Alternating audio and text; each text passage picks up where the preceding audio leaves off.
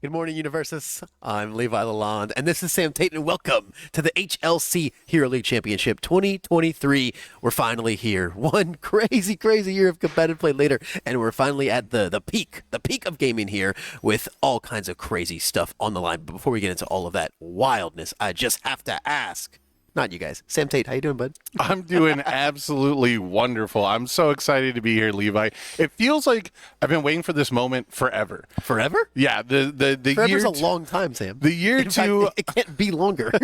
the year two of the Hero League Championship has been such a long and winding road, right? We went through all the regional license exams to qualify. We had the biggest nationals, the biggest event in Universe's history out in Texas, and it all leads up to this moment, our double elimination bracket. I couldn't be more excited, but we got some other stuff to talk about right before the action. Yeah, guys, it's been a crazy, crazy, crazy year of competitive play, but there is a lot on the horizon. So before we get into this exciting, exciting weekend, I want to talk a little bit about what's coming up for Universus in the very near future, because we've also made some really exciting announcements. We have had a whole roadmap video. We've announced set after set. Guys.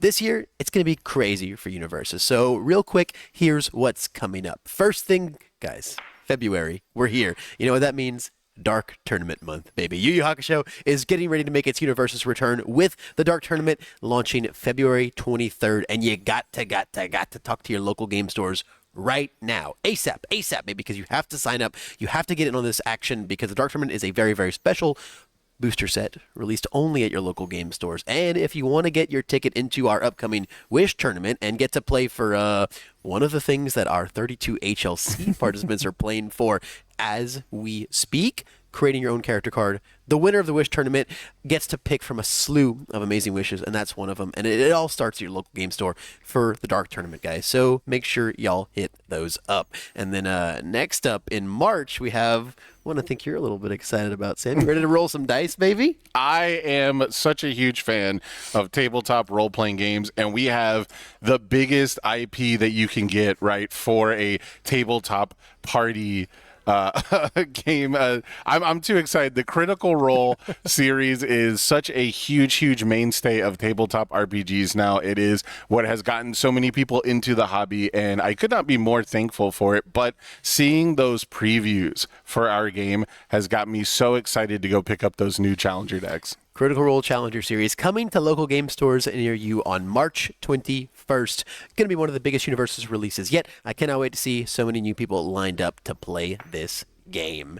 And then, you know, as much as all these new worlds are exciting, My Hero Academia is where it's at, baby. So we got My Hero Academia Girl Power coming to some stores near you later in May. Don't have a ton of info on that one, but be on the lookout because I can guarantee you it is an action-packed set.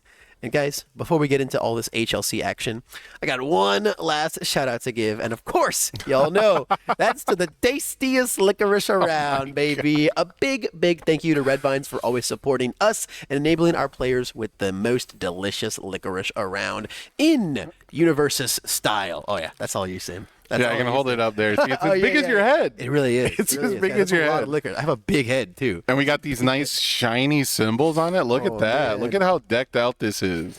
We do have some very nice shiny symbol stickers. And of course, guys, y'all can find those in the Universus goodie bag available this year at the HLC 2023. Absolutely stuffed with all kinds of sweet things. One of the most exciting being these shiny new symbol stickers. Shiny. Perfect for decorating your bag. Perfect for decorating maybe a deck box. Maybe a deck box, such as this. This is my favorite part of the goodie insane. bag for sure. This is actually crazy. Yeah, These look at things this. Are nuts. It's got like the nice UVS Games branding, the bedazzlement. You flip this open, and there's so much it's spilling out. You've got like trays. Spilling out. You've got all kinds of different compartments there for dice and everything. You can hold two different decks. You've got the old UVS Games card divider there for your sideboard. So very awesome stuff. My favorite thing to get for participation prizing is a deck box. box. I do love me a good deck box. Having a good, high-quality deck box is so nice, but it's not something a lot of players want to go and, spend extra money on. It's not something you really splurge on. So getting these one-of-a-kind, these absolutely special deck boxes here at the HLC is just so awesome. I'm really glad to get one. Beautiful. I cannot wait to hopefully see a lot more Universus themed merchandise just like that. Oh yeah, and Levi, don't forget your hat. You gotta rock the staff hat. There we go. I look like a truck driver. You make me look like a truck It is driver. a trucker hat. That's what it's for. It's a pretty hardcore trucker hat. Hey, look, I'm just saying, I haven't mistaken a single judge this weekend while they're wearing those hats. So True. maybe they're on to something. But guys, as cool as all these little things are, we got to get to the real gold, the real meat and potatoes of this prizing. And that's where the actual HLC exclusive pricing comes in, because we have some absolutely breathtaking promos here. Ooh, look at how shiny they are. We got our Chaco and Shoto lined up. Okay. We got Hawks coming in hot. We got the #1 pro hero Endeavor. These are insane. These are so shiny. These are Look insane. at that. We got Bakugo, everyone's favorite hedgehog boy. Hedgehog boy.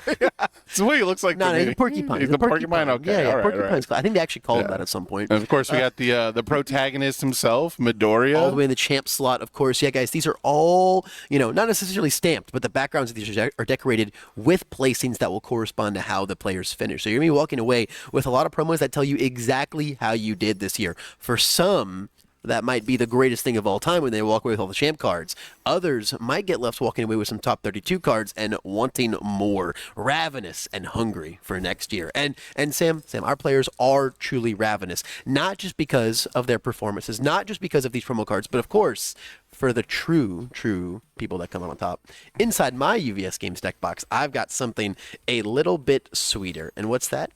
I think it's going to be a massive stack. He's got a rack of chrome rares. I'll never hold more chrome rares in my entire life. So that's why you had the bodyguards coming in here with the box. Okay, that makes sense. Yeah, I was very hidden under them. Very hidden under them. And guys, these are actually insane. These Jetburn chrome rares, except not stamped out of 100, stamped with the placing of the player when they come out on top in the HLC, just like those promos beforehand. And these are absolutely crazy. But of course, the winner is going to walk away with the entire set of them with a champion stamp.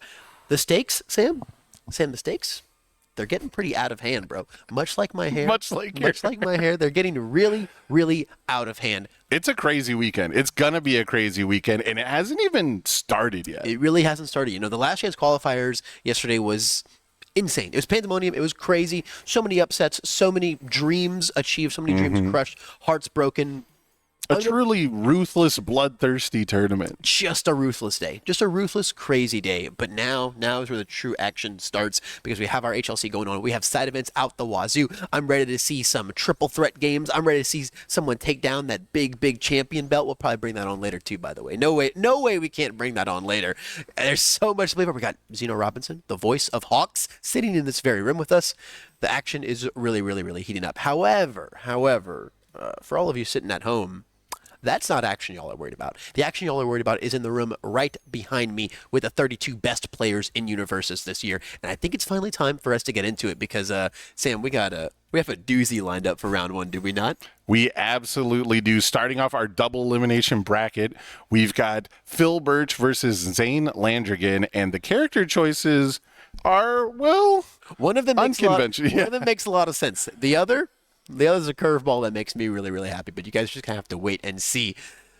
Players, Universus, fans, viewers, and community worldwide, I'm so excited to get into this weekend. I'm going to leave you guys in the super capable hands of my casting team. Sam Tate here alongside Mr. Keenan Meadows and Mr. Barrett Bryant. They're going to be delivering you some lovely voices behind the mic as we get into this. I'm so ready. Sam, it's time to tell these people goodbye for just a little bit as we bring in a fellow commentator for you and get ready to showcase some true peak high-octane Universus gameplay. Don't go anywhere. We'll be back soon.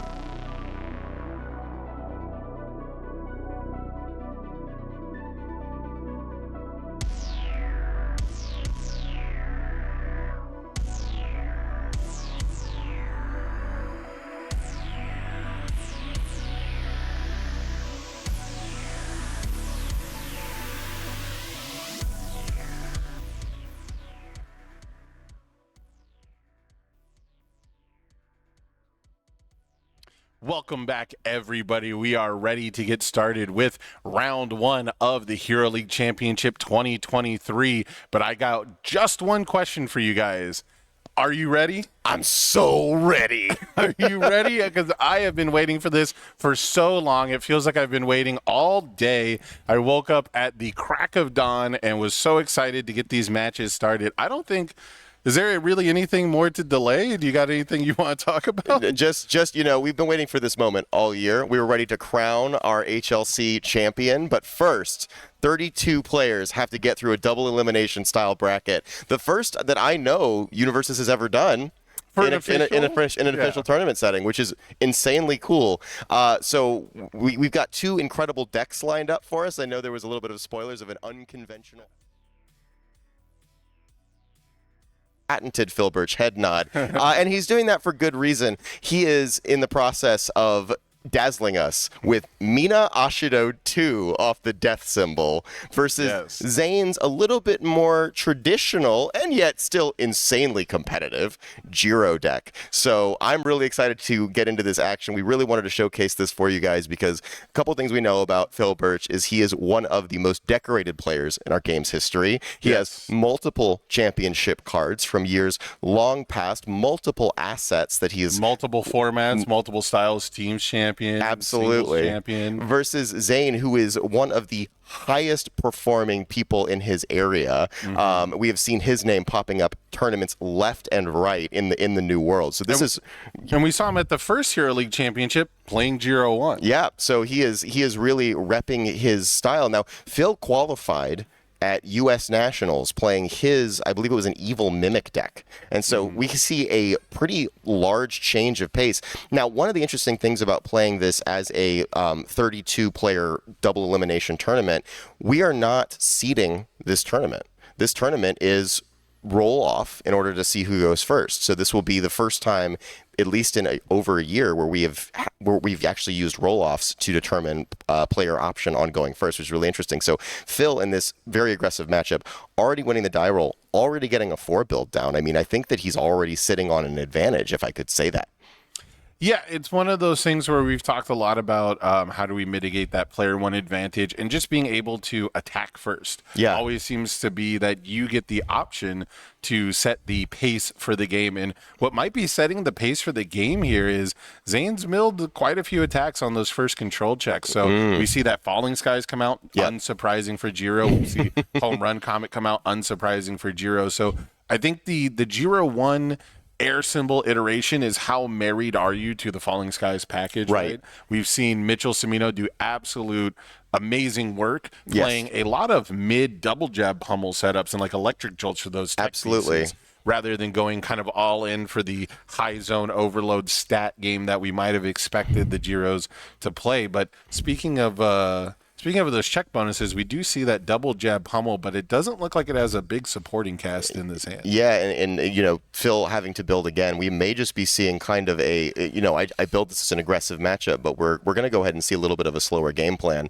Now, looking at our boards here, they're both building up pretty impressive ones. A big key piece of Zane's defense being getting that release down on turn 1. That allows him a lot more flexibility going into the late game where he can, you know, defend a little bit more powerfully than maybe a death symbol deck would be able to do so. Now, on Phil's side, though, I do see we've got a Forcing Surrender down already, which is massive for his offense if he ever needs to, like, clear things out of his card pool, things along those lines. He also has a Maul Day, which Maul Day being one of the most effective ways for him to stockpile a bunch of orange cards and also get additional damage as it goes into his card pool. Yeah, let's talk about the scaling of these two decks really quick, because they're both six-handers. They both have a scaling offense based on their card pool. Yeah, it's very interesting that they're very similar in that way. Now, Jiro also can sometimes get speed, which is, you know, that gives her maybe a little bit more of an edge in this match. But Mina gets to ignore progressive while clogging up that pool. So normally Jiro has this issue of, I have to check well. I have to have bonuses to my checks. This Mina 2 deck can play every card in its hand, ignoring progressive difficulty Yep. if the conditions are right. Yes, and we just went ahead and saw, we've got the Acid Corrosion Breach, I believe, against, and we went ahead and saw the all-day activation, so we picked up another piece of orange. So Phil is going to go ahead and try to get in there as quickly as possible. We're going to go ahead and latent, was that a latent skill activation? Yes. Yep. Yeah, latent skill. He does wait to see just in case there might be a cancel. Was that double Acid Corrosion Breach off the top? I did not see what he was drawing. I was looking at the -2 speed coming down from Zane here with the old Nice Try, one of those now staple cards. I was really soft on Nice Try at first, but you know, the risk-free poke that you get to do, you know, risk-free builds are so nice. And now that we've seen the game kind of detach itself from the hyper-aggressive turn 2 metagame, having those quote-unquote free builds and free pokes is a super essential part of the game plan. Absolutely, and we see Phil taking a very relaxed approach. Now, the nice thing about Mina 2, actually, now that I'm even thinking about it, is we saw him look at his card pool. Double Acid Corrosion Breach. Yep.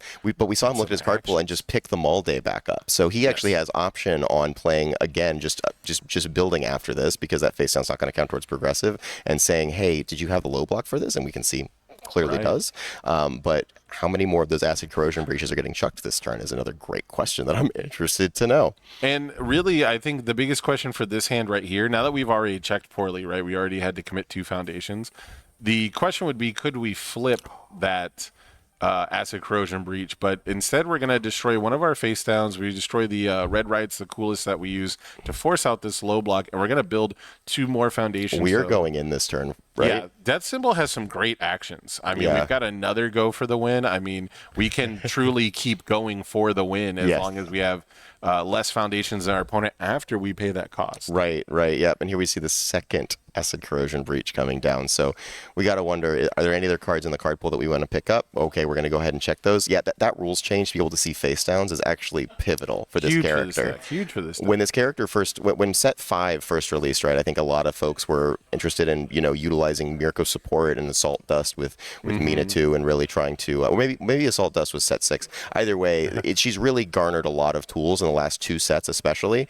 And now that we're here and we've got, we can look at our cards in our card pool now, she's only gotten better because all of these blind draws off the top are just, hey, is it orange? I would love to have that. Is it not orange? Maybe I'll just leave it in the card pool for some extra damage. It just gives her a lot more options on her offense. Yeah, it used to be the kind of thing where Acid Corrosion Breach was one of the only ways to look at the card pool and look at those face downs and choose which one to bring back. But you had to commit to it, right? Now we get to make that decision beforehand. And I want to go back to the scaling offense because similar to Jiro, blocking the early attacks can easily be a mistake. Right. Because as more face downs enter the card pool, these attacks get bigger. And we now see Acid Corrosion Breach, even without the momentum, even without the damage pump swung for 8. We got the burn 2 there. And if we want to play another Acid Corrosion Breach, you know, the low zone might be open, but considering how important it is for this Mina offense, I think we're going to hold on to it for another turn. Yep, and getting the Mall Day back down to just recycle this ability to sculpt an insane offense is just such a powerful option there. Ooh, there's that shiny Acid Fling. We got the special Alt-Art Acid Fling coming in. And, of course, the Tight-Lipped and the Mall Day passing because we ignore progressive on face downs for every card, including blocks. Yep, absolutely. And we went ahead and got a momentum for our Refreshing Slice in our staging area, so we are all set up to try to defend here. Now, the scariest part here is that Jiro's offense is a lot more speed induced than Speaking of, here's +2 speed on the first one, maybe +3 if that's if there's a weapon coming. But yeah, so we're gonna see here if Phil's defense is able to hold up against Zane's incredible offense here. Spiral Wave Surge coming down, +2 speed. It gets +2 more, +4 more damage really. So this is what, a 6 mid for 8.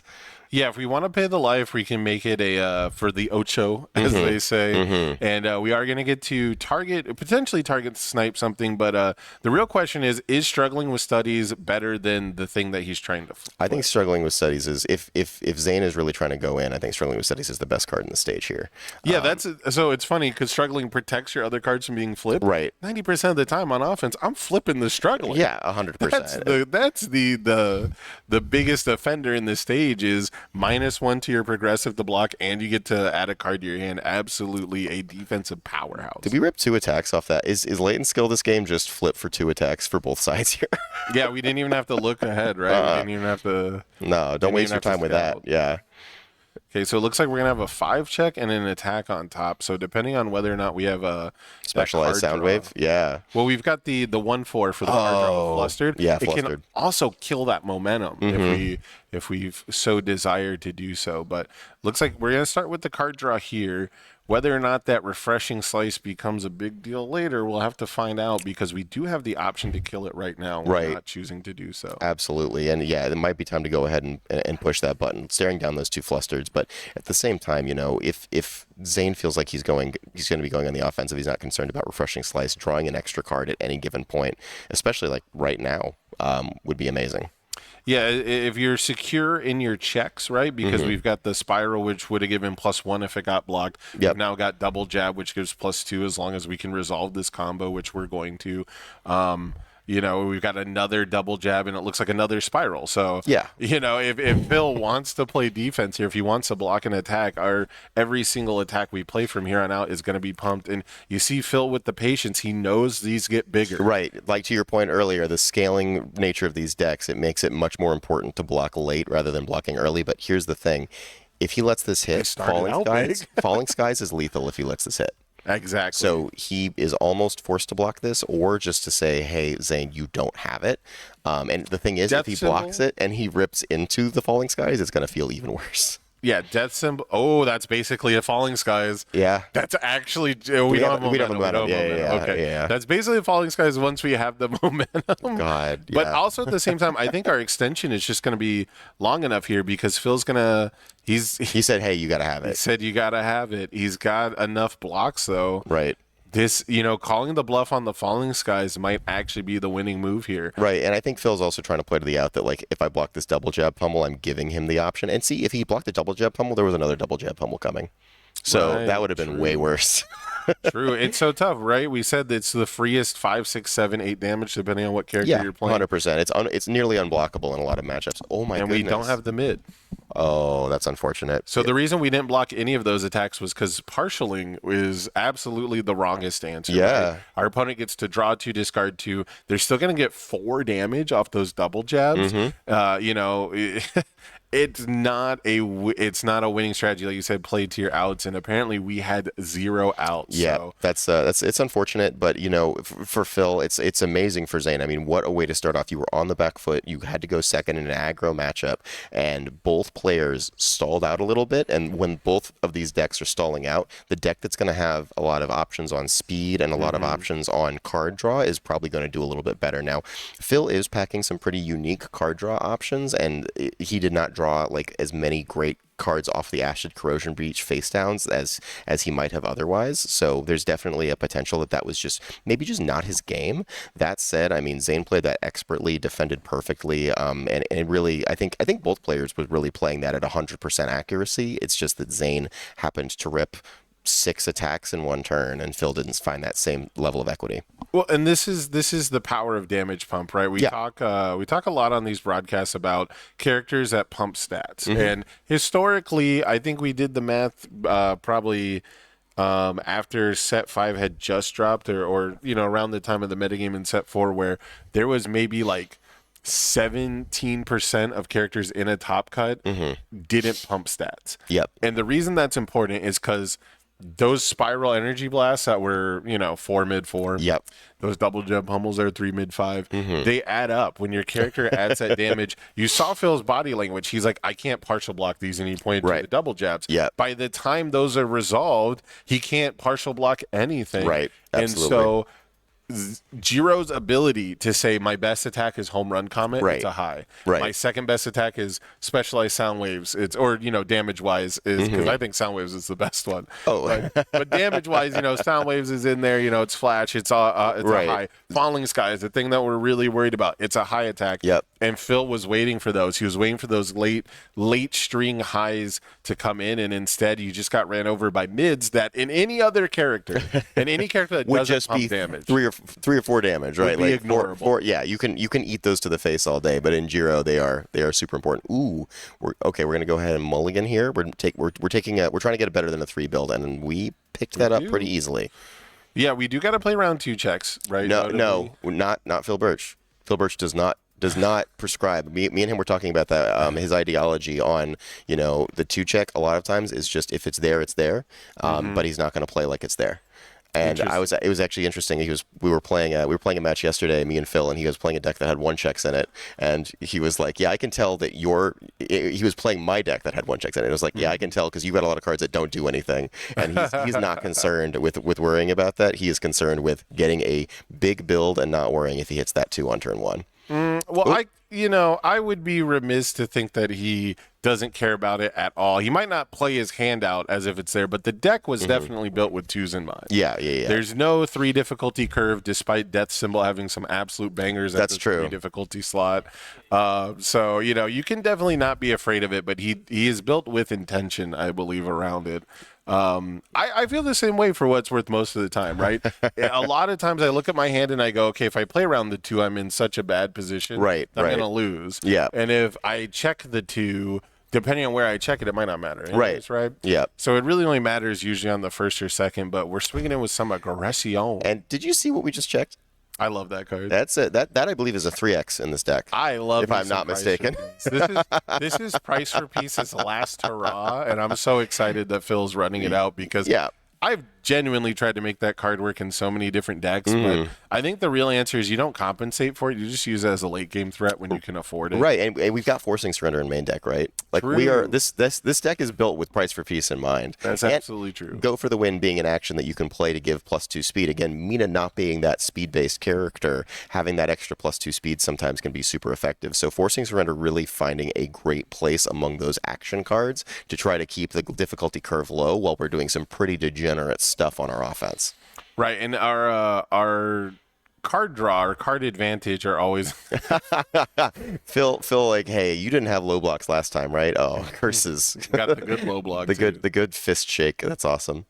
Oh, we went ahead and got some momentum for something. I have a feeling that was the acid fling. I believe. Oh, that wasn't the. I thought it was a corrosion breach. No, Mina's it was cards, not a corrosion breach. Yeah. Mina's cards are. They look similar enough to me that. Yeah, he was excited for the partial block. That's why we got the 2 damage in there. Then we got the burn 1, and then we get our flip momentum. Got it. Yeah, after it deals damage. So interesting to spend the +1 high block not only on a partial that is going to deal 3 damage instead of 4. Yeah. But or 5. But the follow up is at that point. Is it unblockable at that stage? I mean, if we end up taking a massive corrosion breach because we partial blocked an acid fling, that's definitely going to be one to go back, look at the tapes, right? Right. Re-examine our choices here. Now, are we going to go ahead? Yeah, we're going to go ahead and see the refreshing slice here, maybe. Looking at our momentum, also big funny. Oh, I immediately was like, he can't do that because for 10 years, right. I wasn't allowed to do that. Yeah. And I really appreciate. I was actually telling some of our designers recently. I appreciate taking the game of concentration out of the game of universes. It always used to be, hey, what was those cards that I put in what order? And when you're trying to like calculate lines, you're just spending more time like trying to remember what you put in your momentum. And now I can just see it. It makes perfect sense. I love this rules change, genuinely. Yeah, I mean, I'm a little biased because I have a terrible memory game. Like I personally, I feel like I'm very good at the known information. We do have another +1 low block, so I guess it's not that big of a deal. Yeah. But so I personally have a very bad short-term memory, which is crazy. So like long-term, I can navigate the board state. I can make plans ahead. I know all your foundations and the interactions. That's all gravy. Yeah. I will never remember which order I put my momentum in. Yep, never, not in a million years. Time. And then you're like, oh, I'm trying to play these really complicated characters that have cool abilities, but I'm hamstrung by my own dumb brain. I have genuinely said I'm gonna put the card I want to pick up the most next to my character, right? Like it's always like and then cards I don't want to add back to my hand because I played Surveyor Throws. Oh yeah, for sure. Surveyor card that lets you just pick your momentum up on a form on a foundation. So you were constantly having to remember which throws were in there and what was the best throw for the specific situation. And you were not allowed to take notes on it. Yeah. So you're not allowed to put your momentum in any specific order or anything like that. Yeah, there were a bunch of rules about that back in the day. The problem is that after 3 or 4 turns, you forget which one's the right tool for the job and which one, the priority shifts. So 100%. So I would kill myself with my own systems. 1000%. Speaking of killing you with your own systems, we now have Electric Jolt. This is one of the ones we talked about earlier where do you sell out for the high zone overload with the maximum damage Falling Skies? But it looks like the Giro decks have continued to keep this middle zone string tech attack kind of lineup to make sure that we can get to the big Falling Skies. Part of me is actually sad that we're going to be losing Electric Jolt with the standard update, but at the same time, this card has been so ubiquitous in so many competitive decks. Like you see it in Amajiki still, you still see it in Giro. I remember there was a time the biggest offender, the stun 6 Amajiki. He's got tools coming in Dark Tournament that we can't let him combine with, right?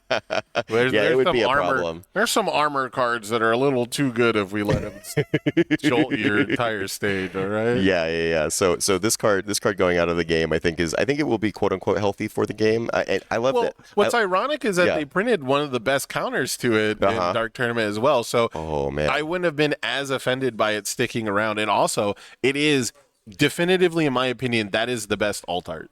Yeah, no, that 100%. is the best promo. It came from the very first regional set, best promo that they've printed. 1000% with you there, Sam. I mean, the other ones that came out, the Wall Cling, it was very nice, but the Electric Jolt is just, the art is gorgeous on that card. Chef's kiss. It's Absolute chef's kiss.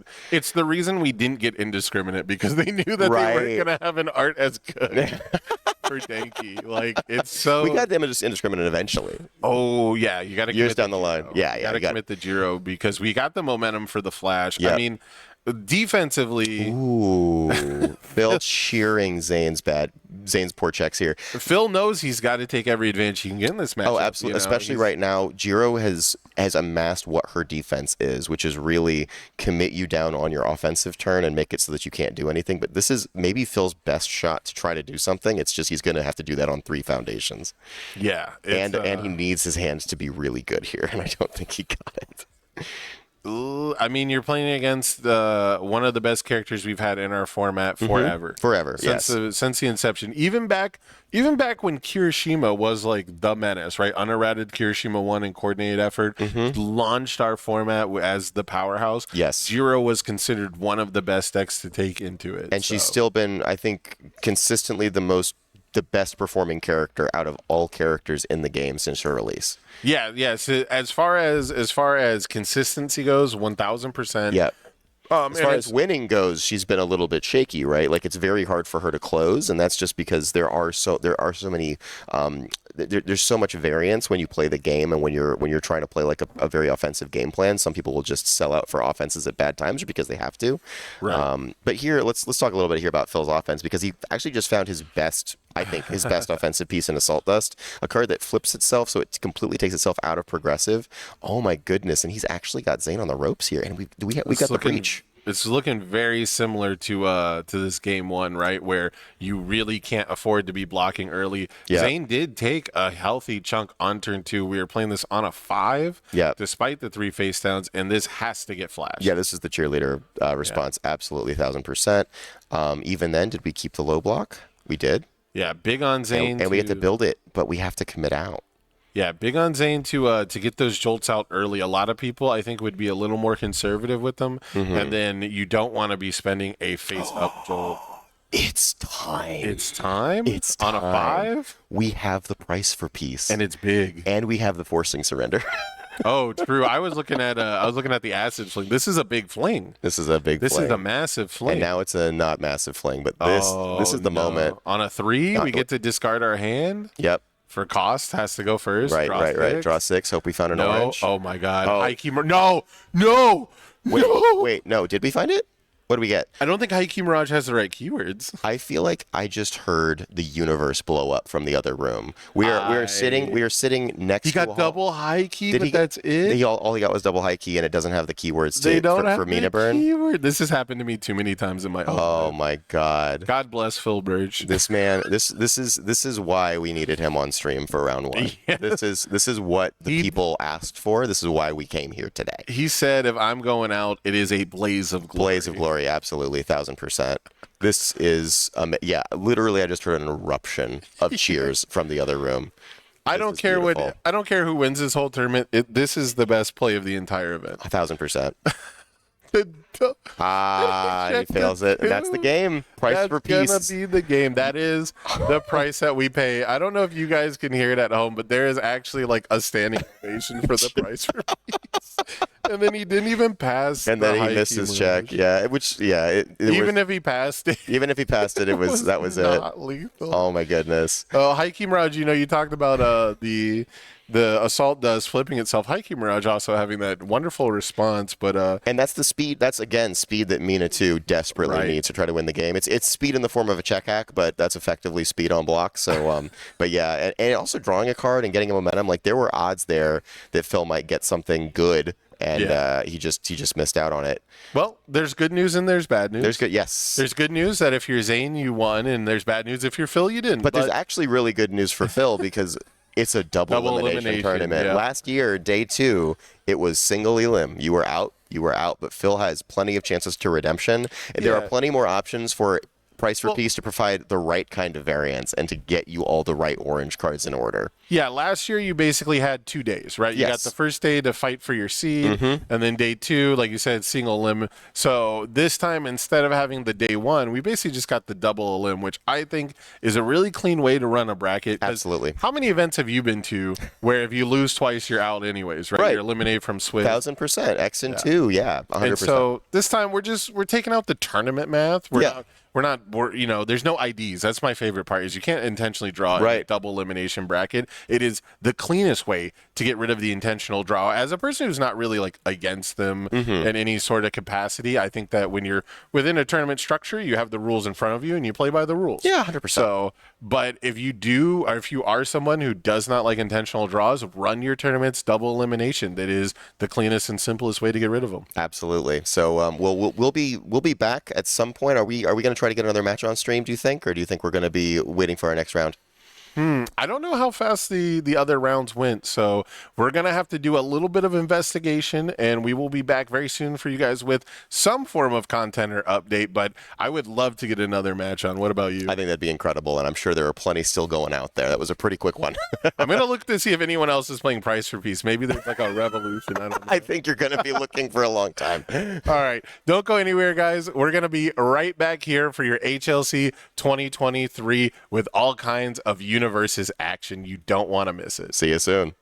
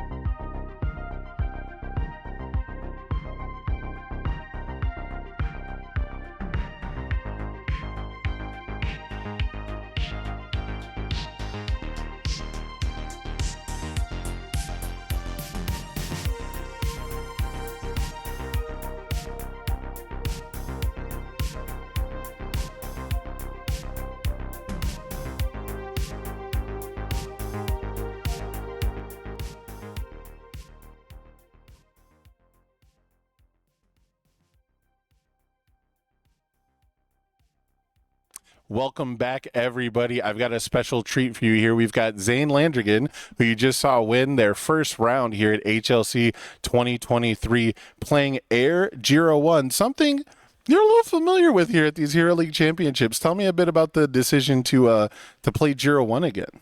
Yeah, mostly just playing Giro, being the super aggressive deck of the format. Get under everyone, kill them before they set up, so we're not dealing with certain large Shoto Todoroki 1 decks. Okay. We're scoping out the field. We're where is that the deck that you're like most afraid to play, or the one that you don't want to play with against the most? It's just going to be a long game, and one mistake can spell the end for it, and don't want to make it go that long. Gotcha. So you value the speed of the Giro deck. You value having that early aggression. Tell me a little bit about the defense. You do have some nice defensive pieces. We saw some excellent low blocks coming in. You've got the release, of course. Tell me, how adequate do you feel on the defensive end with this Giro deck? Yeah, the defense honestly feels like it's more about hand size than the speed of attacks. No one can really speed everything up fast enough to get under. It's just being able to hold enough cards while still putting out offense. Okay. And then I want to talk a little bit about the falling skies. You're not super married to this high zone overload. That's something I was expecting, but you still got the double jabs, you've got the spiral attacks and the jolts. Tell me, what's the importance of these mid attacks in this deck? Just being able to string out into your specialized sound waves strings. Get into the point where the specialized sound waves are a threat by themselves and they're not just ignored. And okay. So you've got the check bonuses, you've got the ability to take away that interaction we saw in that final game in game 2. The double electric jolt was absolutely clutch, Phil running into some bad checks, but those two foundations being committed out were essentially what won you the game. How surprised were you when you saw the price for piece? Was that something you were expecting? I knew it was something coming after seeing the deck list, and I knew it was a possibility going into that turn that he strings out long, price for piece, and go for the win. And he did go for it, and just a couple bad checks got him out.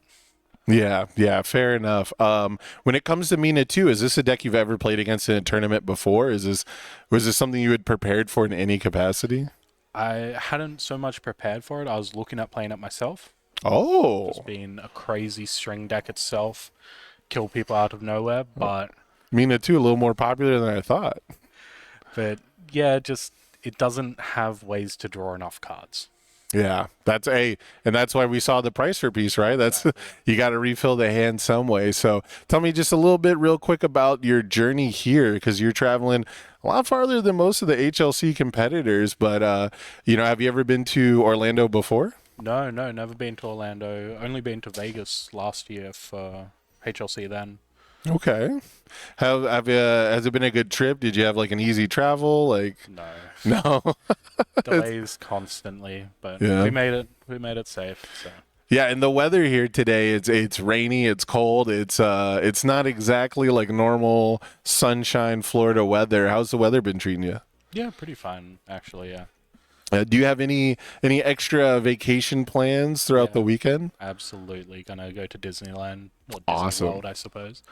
Well, you can't beat that. You get to fly out to Orlando, see your friends, play some awesome card games, potentially win the Hero League Championship, and at worst, you got a Disney vacation out of it? That sounds pretty awesome to me. Absolutely. Well, congratulations on your round 1 win. Good luck with the rest of the tournament. We are going to take a quick break, but we're going to be back with more Hero League Championship. Don't go anywhere, folks.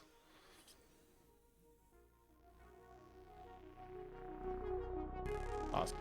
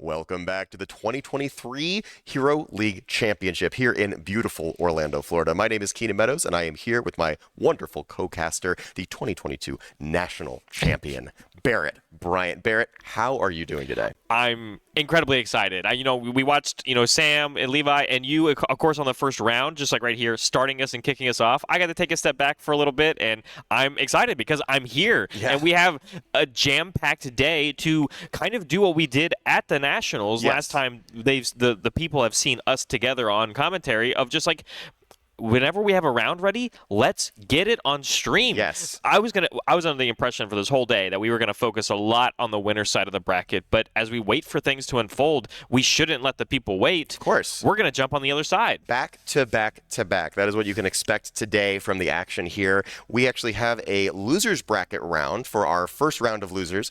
We have Jacob Johnson playing his patented Kamui Woods 1 deck. A character that I genuinely I played back in the day, and I didn't think we were going to pretty much ever see again after some, more powerful characters were coming through the meta. But Kamui Woods 1 has really, Jacob has impressed. He qualified yesterday at the last chance qualifier, and now he is here to show what this deck can do. And I asked him yesterday, I said, he made an incredibly strong call on bringing that deck yesterday.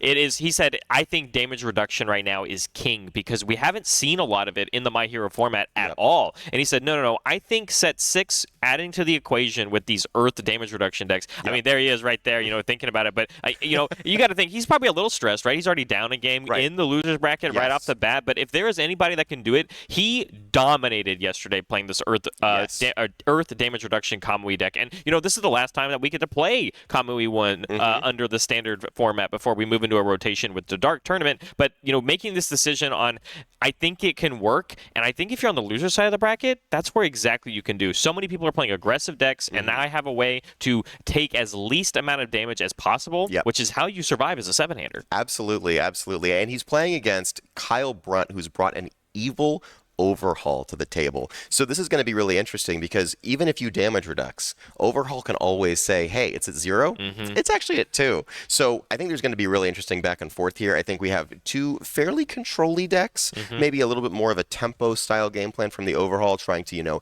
get a throw in every single turn. But I think there's a very interesting back and forth that's going to be going on with this match. So I'm really excited to get into it. 100% agree with you. I think a lot of it even might come down because crazy enough, last time we saw Kyle Brunt playing Overhaul, it was Earth Overhaul, and as we've now shifted to the evil symbol, we have things that might punish this Kamui deck very hard. Having like Nebulous Stare, this card that we get to keep bringing back as it comes down to our stage, and then we're using Overhaul every single time because the amount of damage reduction that you can have as Kamui, it's a ramping damage reduction, right? The more you block, the more damage reduction. And thing is, blocking in this format can be really tricky. Having to worry about cards. We saw it in the last match with Jiro, all these cards that say, hey, if you block, my next check is free. Or, hey, this attack is just 6 or 8 speed. So being able to just say, you know what? That attack is actually not something you have to worry about right now is such a powerful option, and especially in a 7-hander where you get that extra card, you get an aggressive build, you get high DR quickly, and then as you say, as the turn goes on, it's going to scale. Yeah, and just like you said earlier, it might still be a little bit harder even for Jacob here because if he doesn't have that quick high burst of damage reduction to start the turns off against Overhaul, it's like you said, Overhaul on demand gets to decide, I'm going to flip a foundation and this is going to get an extra 2 damage and then also gain a life if it hits you. This deck, I will say, is the downside of Jacob's list is it can play a string. Kamui can play a string, but you have to have a lot of foundations, and then also you have opened yourself up pretty vulnerably. But starting off pretty strong. I mean, Twisty Surroundings on the first build. Ultra Regen, he went 2-5, or he went 0-5-5? Yeah, it was That's amazing. I love that. I love that play. Right, you guarantee at least one in case you get wrecked by 3s. But that was gutsy. I think is what we see that Jake is on the play here, having won the die roll. So I think sometimes it's just what you're dealt, right? I mean, an asset and 2 foundations, one of which is a 4 difficulty one, right? Like it's not something you ideally want to see. As we saw, I saw seizing the advantage. Having these cards that are sometimes blank in the beginning of the game. Yes, but now hopefully it becomes a foundation that lets us pass our checks later. So it's we're going to go ahead and build another one here, and we've got we got all kinds of options. So we also had a hardened jab down, but I'm wondering if we're going to be trying to cycle that in our hand. Yeah, that's what I'm thinking as well. I don't think Jacob's deck wants to see this many attack cards or non-foundations exactly in the beginning of the game. Beginning the selective flip here might be really good. I want it. Yeah, the reconstruction. I'm wondering. No, he says I need to stop any sort of damage pump because that is going to be the reason why I lose. Right? I'm playing the damage reduction deck. And it's interesting because I was talking to Jacob about his last match loss. He was playing against Bailey, and Bailey was playing Toru too. And one of the things Jacob said was he only got offensive hands. He kept ripping into these, like 5 or 6 attack hands on turn 2 and just sort of forced to deal with it. This deck actually really wants to set up because the longer that staging area looks, the more of those give -2, -3 damage, the more defense we're building up, and we can win whenever we need to. We've got scaling offense, we've got scaling damage on top of scaling DR. It's almost like an exhaustion type deck, yes. right? It's it has the ability to play a good. I mean, it's still playing great cards. Like we have the hardened here. I saw there's the jab in the hand, right? The barrage right there, right? That got blocked with the vile seizing on the other end for a breaker. But I mean, like it has a fine attack stream. I mean, it's even playing things like Titan Cliff in this list. Oh, very so cool. like which is a very swingy. It's it's a lot of stats. That card is powerful. I mean, Mount Lady powerful, but like it is a big stats deck that builds you a selective 6 check from your discard pile, right? So wait, did we just? Oh, did we see it? Was it? Oh, Twisty came down. Okay. Twisty. Okay. Yeah. Okay. Cool. Yeah, we're just like, hey, I want to stop that one. And he says, yeah, I'm just going to take the loss here and just go straight into the blue flame, which we also checked a 3 on. So this is that, the more attacks we can stop Overhaul from slinging, our defensive control deck is going to be a little bit stronger. Right. And speaking of aggressive hands, Kyle also ripped up a hand. I think there were 0 foundations in Kyle's hand. So we saw a bunch of actions. We saw a bunch of orange. But the nice thing about Overhaul is he always has that option to build down. So both players ending up on, suboptimal hands for controller style gameplay, but still able to mitigate that with enough additional build because of their really unique effects that allow them to do that. Reconstruction enhance coming in here as we have that nebulous stare that we checked to play this blue flame. And yeah, I mean, now that we've started the nebulous loop essentially by just having the reconstruction enhance come in, like that's scary because not only is it a throw, but if we get enough damage on it, it's constantly going to be this thing that Jake has to always have enough damage reduction for because you're going to take damage from it. And Earth is not known to be successfully defensive against throws. Right. And it looks like Jacob did not start this turn with a low block, so he's actually just going to be finding the best way to take this to the face with all the DR he can muster at the moment.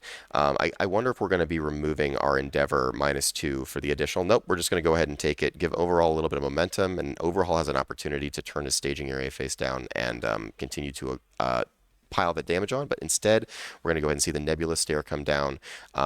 It's a throw. We weren't going to be able to block it initially in the first place, but it's really unfortunate not being able to re-ready Kamui, not being able to get another stack of that -1 down. I think Kyle right now he's finding the right kind of offense to play against this deck. I agree. I mean, just like you said as well, not seeing the low block come in on the blue flame says, well, do you have one for this? Granted, again, throw, you can mid block this and feel fine about it, but like, I mean, could you imagine if all the cards that are in Jake's hands are only high blocks? Right. Like that hardened jab that we know is there. Like, I mean, that just means this is some crazy amount of damage. Just like you said, we can't ramp the combo because we didn't even attempt to block. We didn't even get things moving. So now checking the 3 here on the side for Overhaul, even on the once per turn, playing this from our stage, like only leaving this cooperation offer. Like you said, though, there's not a lot of gray in the hand of Kyle, so it's just a build 1 pass angle after because we just can't keep attacking. Oh, but we do get the build too because Nebulous Stare is really what makes Evil Overhaul tick. We had talked a little bit with Sam last time about Surveyor and throws, basically a way for you to continuously have an option on offense, and so being able to utilize Overhaul to continuously build Nebulous Stare and then play that as your card. Jacob needs to get his additional damage reduction pieces down very quickly. He's already at 13, and that is only going to backslide if he cannot find the right DR pieces very soon. I do love the jab here because regardless of what you end up picking up, like if it is, let's say, a hidden damage reduction piece that's been flipped in our stage, we get to rebuild it and essentially have that use again. Yeah, being able to jab up Ultra Regen is a really interesting option, but I also think at this stage in the game, we're a little bit worried about Overhaul trying to create a super turn. Yeah. And so at that that stage, maybe that's a little bit too high difficulty. And you know, taking away Overhaul's face-ups is very useful when it comes to not like mitigating damage. That is actually effectively DR. It is. You're correct. I mean, I didn't even think about it until you were literally saying your sentence that you know, flipping all of Overhaul's stage is inherently giving minus damage to every attack. Yes, because Overhaul's flip for +2 totally off the table. That makes the deck a lot less threatening. Oh, and Overhaul's going to go ahead and just eat our 5 damage from the jab to the face. I think that's pretty unusual. A lot of times Overhauls are pretty happy to block, but maybe, you know, we're a little bit scared of the remaining offense here that Kamui can present.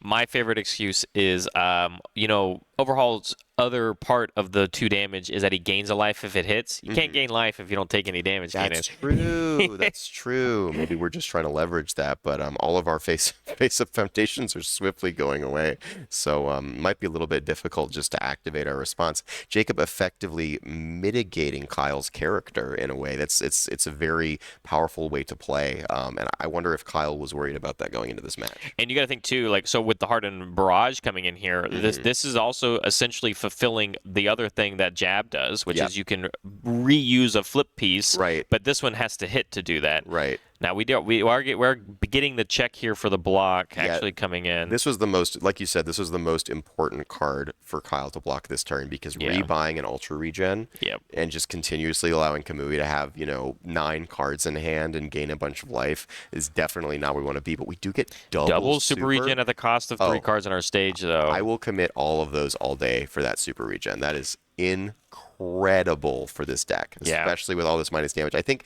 Jacob's really onto something, and he's getting to the point of stabilization. And for Kyle, what he's going to need to do is he's going to need to find some face-ups, and he's going to need to be able to try to string some attacks out. So it's funny enough you bring that up, because I agree with you. I think I felt like one of the only other people that was playing like a damage reduction style game plan, and I was doing it with things like Eat It Too, which is and that's only because he could backswing somebody because he can give 4 speed to something. And he's also a 7-hander, so you're more liable to be able to build them if you have a larger hand size to draw them. So I prescribe to those same kind of philosophies. But I want to kind of allude to what you just said. I mean, this is the beginning of a deck like this seeing, I think, a lot of competitive play. I mean, we are at the HLC of 2023 HLC, right? And a damage reduction deck got him an invite. This deck got him here today.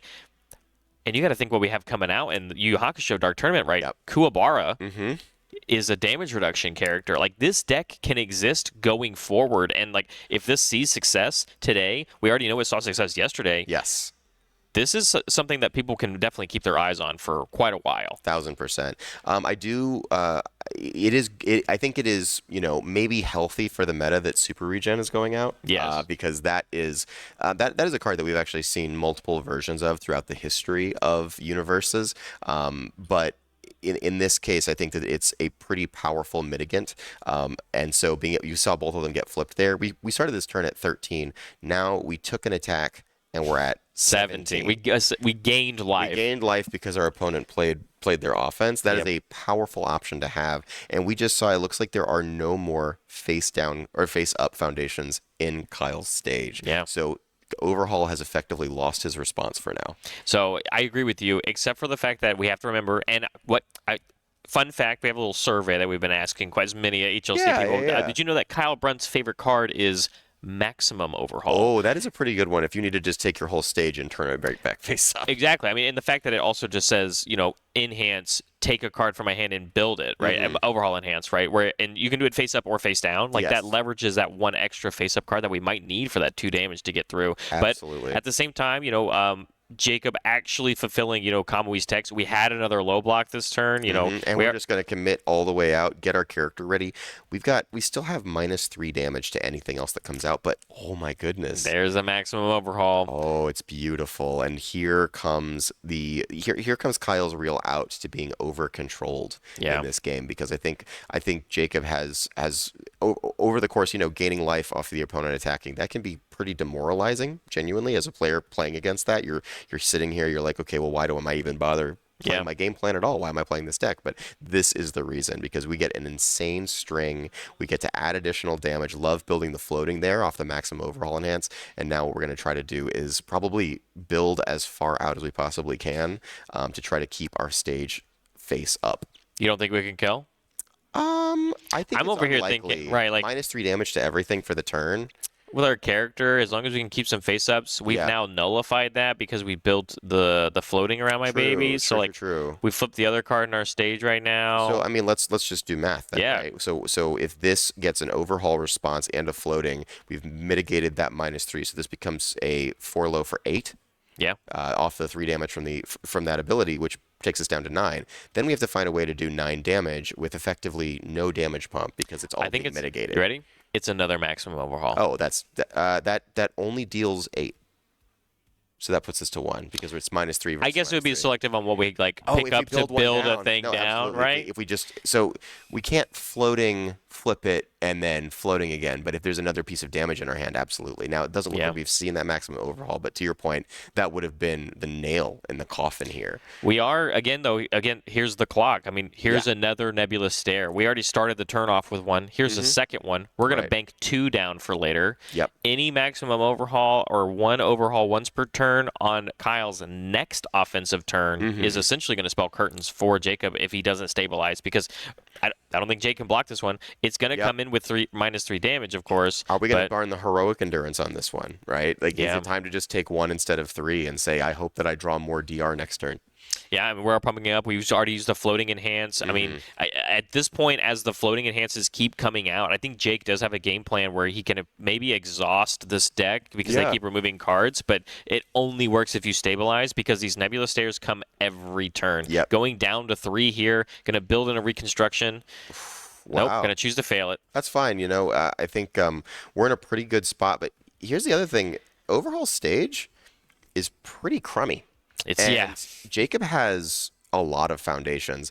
This is the time. And I was talking to Jacob yesterday when he was in the process for qualifying in between rounds, and he told me, I'm playing this hyper defensive deck into an aggressive meta, and what I'm getting is a bunch of people committing themselves all the way out just to try to kill me, and then I get to backswing them because they didn't respect Kamui's offense. His offensive potential is on face. And he's essentially just taking the game plan that the Earth symbol has been doing since set 1 of My Hero, which is essentially just building foundations during the attack turn. We're playing Jab. We're unflipping things with Harden Barrage. We're playing Titan Cliff. That builds a 6-check from our discard pile. We're building foundations in the middle of our attack turn, which essentially decreases the difficulty and raises our efficiency. And I mean, so here we go. Yeah, we're going to pick up something, build another card face down. We're getting a seizing, it looks like. And hopefully we're hoping for something cool coming off the top. Unfortunately, it was a tight-lipped. But if we can get some momentum, maybe get some Twisty Surroundings activations for later. I mean, our ability to block is pretty decent. We've had a little bit of a difficult time blocking Blue Flame Torments and blocking lows. So yeah, it's useful to have the momentum. I just don't know, is Jacob going to withstand the throws that you were talking about last time? And you can tell he's going for it. That was a Petty Squabble enhance where we pitched 2 and drew 2, which is actually how Kyle ended up drawing this card after he had ended up, I believe, pitching he had a cooperation offer in his hand, I believe. So I wonder if Jake actually just fishing for as many attacks as he can. 1,000%, right? But I mean, as long as they're jabs, they feel almost very free. Yes, right? Yes. There's a pretty high discount on what you have to do in order to get these jabs working. Looks like we're going to go ahead and squabble again. Double sealing the advantage. Actually, feeling pretty bad when it comes to my opponent's foundations are already face down, but we found another piece of orange. We did. And we're kind of hoping we get another block and we may be able to squabble for 2 attacks. But I don't really know how much further Jacob can swing in here. His card pool's getting a little bit full now. Yeah. And his attacks, he's not getting the Kamui damage pump off because he's forced to draw. So maybe he's just trying to sculpt for what damage reduction foundations can I find so that I can mitigate a kill next turn. Kind of seeing, I think, a little bit of frustration, I think, too, with the head rep there is like, he's looking for very specific damage reduction pieces, and instead he's drawing things like resistance, which might not. It's got damage reduction, but it's for the next one, right? Yeah, so you still have to deal with the first one because we're at 3. And because Kamui's already committed, he's already lost his first -1 damage. We have to block. His scaling damage is already mitigated there. So yeah, it's really like if Kyle can find an attack so that he can enhance with Overhaul next turn, figuring out a way to deal with the Nebula Stare is going to be really interesting. But because Nebula Stare is coming out as the second attack, unless he rips one off the top, the resistances are actually going to come in pretty clutch. And I'll be honest, Keenan, I think the flash that I saw on the side of Kyle's hand when we drew off of the first petty was a maximum overhaul. Oh, so wow. now we did have to then, I think, pitch it from the second petty squabble in hands. Oh, but, fair. Okay. So I there's don't -1 know. maximum overhaul. Yeah, so I don't know what this other mystery card is. Oh, it's a tongue definitely whip. a tongue whip. and everybody knows it now, too. But fair enough, tongue whip is one of those ones that Jake, I think, can play around. Oh, he's but, got clasp. That's game. Oh, yeah, it's a very strong throw. And he checked one, too, so Jake knows that they exist. Why did he not lead with the clasp? I think it's just to see what Jake has to answer. It might be baiting out a twisty. It could be a bunch of things. Being able to cancel, here's the thing, those resistances can come down now, right? But I don't know if it matters at this stage. It's just, I think that getting that clasp active, and it looks like we lost a little bit of our camera feed here, but getting that clasp, the response on the card to cancel the damage reduction. Yeah. He has 2 momentum. Yeah, you're right. He can literally cancel both enhances on heroic endurance, and then what can Jacob do? I don't think there's a single play. Nothing, right? I think you just lose because that card deals 6 damage. I agree with you. I think this is the beginning of the end, I think, right here. And so my question then is we can kind of already start thinking deep in the tank of, how do you adapt? Right. What do you bring in? And I'm hoping to see more things like Faith Shield coming in for the side of Jake, right? Because we know now the Nebulous Stairs, flipping it while it's in the card pool is the best way to stop that card, right? Absolutely. So it doesn't build at the end. And then if especially if we lose this game due to that invincible clasp, we're going to need something that's going to keep us alive even more. And so I almost wonder if Jake's deck becomes stronger in this specific matchup when we go to games 2 and 3. Yeah. But seeing the half block here. Oh no, this is perfect. We're getting the super regen off. Yes. And maybe do we have the ultra? We do not. Do not. Okay, but we are getting the super regen, so we're actually going to go. Wait, did we not activate it? How did we take nothing here? Oh, we made it a mid. Oh. There you go. We made it a mid. We were talking too much. We were. And we did lose feed. That enhance might have been played while we weren't looking, you know. But I'm assuming it was a twisty, and I knew we had 2 momentum, but we've now lost 1. So. All right, so Nebulous going down to 1 damage here. With the Kamui activation and double resistance. This is actually great, taking 1, gaining 3. I think that Kyle may actually have he may have potentially blown a win at this stage. I think leading with clasp was a guarantee. That said, Jacob is still on the back foot. But as of right now, this clasp doesn't kill. Yeah, it doesn't because we've damage reduction. We've gone back up to 5. Yeah. We don't have a way to, like you said, with the resistances coming in with the mining, you're giving Jacob more time. Now again, Kamui still being committed here because we haven't blocked. We're only giving -1 damage across the board with that. Right. But you know that as soon as the invincible class gets played, that one's going to get twisty surroundings. So you either pay heavily for it, right, and or for to not win you the game. Yeah, exactly. Right. So it's just how many times can we set Jacob up to do that backswing that you were just talking about? And here's the thing: if Kyle passes and Jacob doesn't draw a win on the spot, then Kyle wins next turn off clasp. Yes. Clasp is literally the best card in this matchup right now at this point.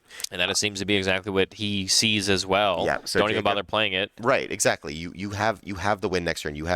It looks like he didn't keep any momentum from the turn, so he's still only sitting on 2 momentum, but that's all he needs to cancel all the effects on his heroic endurance. Yeah. Yeah, it makes sense, right? I mean, we full blocked the tongue whip and then the nebulous we want back in our stage. Right? All right. Well, we did find the orange as Jacob, and do we still have the seizing to flip? I don't think so. Yeah. I think we did get. Yeah, I think we pitched the seizing actually as our review, but I wasn't too sure. Ooh, we're gonna go ahead and get rid of some of that momentum. The clasp is no longer winning us the game on the spot. So a very good turnaround.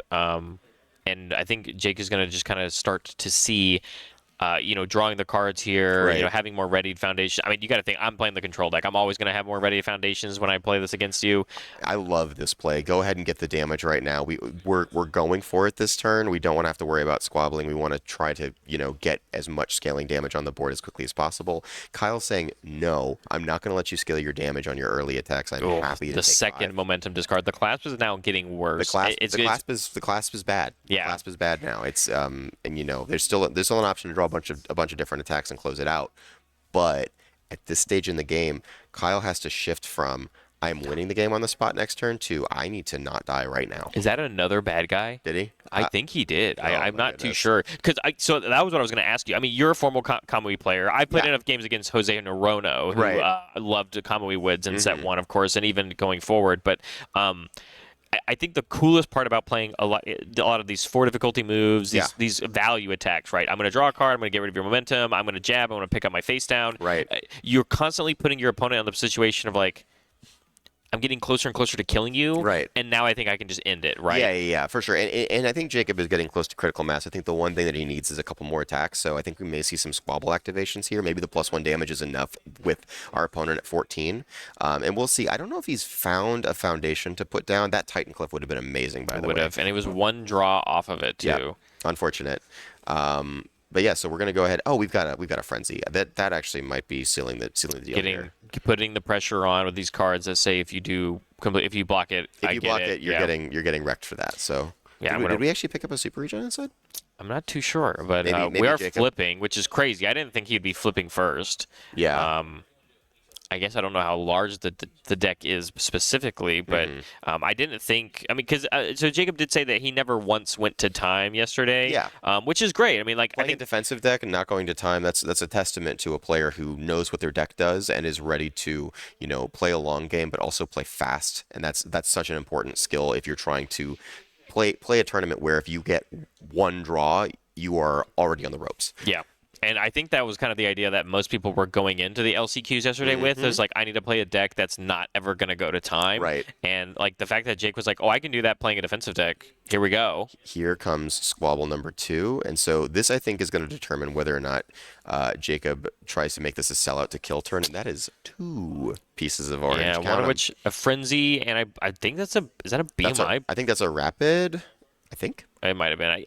I know that he also plays like BMI Buster in the deck, but I don't think it's main boarded. So. Oh, and we're partial blocking this jab, or did we twisty? Nope, we're partial blocking it. So we this is the worst of both worlds, right? Yeah. We took a bunch of damage, and now We can Kamui's ramp ready, again, and- whether it's more petty squabbles or more damage to our moves for the turn. I think damage to the moves is correct here because now you're just going to force more blocks. You're basically forcing every block, or maybe Jacob is saying, you know what, I don't want to continue selling out to this turn, but I genuinely just would be so afraid of like at what point do you just like. I mean, Overhaul's deck is looking very thin. Like, Right. I mean, this is open deck information. Right. Like we have. Yeah. Look. So as a Kamui player, here's where I'm at right now. I want to give it damage one more time, and then I want to use him to fast checks for the rest of the turn. Because the second that Overhaul has to block everything, you just have to use an extra old foundation. head term, Shinobi tradition, for the rest of the turn. A foundation that continuously re-readied every single time you played an attack. It was not fair. And your character is that card. That is actually nuts. You don't need more than 2 damage on these moves. 6 damage moves at this turn are tantamount to winning the game on the spot. You just have to clear 2 of them. And basically that gives you +1 to your checks for the entire turn. Like, this is a really great time for us to choose to go in. But Jacob said, you know what? You cannot clasp me anymore. And I just got -5 damage on board. My Kamui's still ready. And it's really interesting. We do not care about deadlock. I think that may have been a scan to see what kind of offense do I have to worry about. Not a lot in Evil. Yeah. Specifically, not a lot in the Evil Overhaul lists that most people are playing. Again, they got to look at each other's decks. We see the Vial Seasoning right here on top of the Remove from Game pile. Right. I think we did a Vial Seasoning check. That was a Vial Seasoning check for sure. For sure. Boom. And did you find the last one, or is this the one that we really have to worry about? But how bad is Vial Seasoning when you damage reduce? I don't think Is it it's bad? it's probably not terrible, to be honest, because +2 speed, but I don't have to block anything. I really have to block a few things, right? And if I block a few things, your later attacks are probably not even block required at all. Overhaul has 1 piece of damage bump on his stage right now, which is Cooperation, Offer, Enhance, flip it for more damage later. So he can activate 2 +2 damage effects, but unless we see a maximum Overhaul come down, that is it for the turn. And so Jacob's objective here is, how can I mitigate?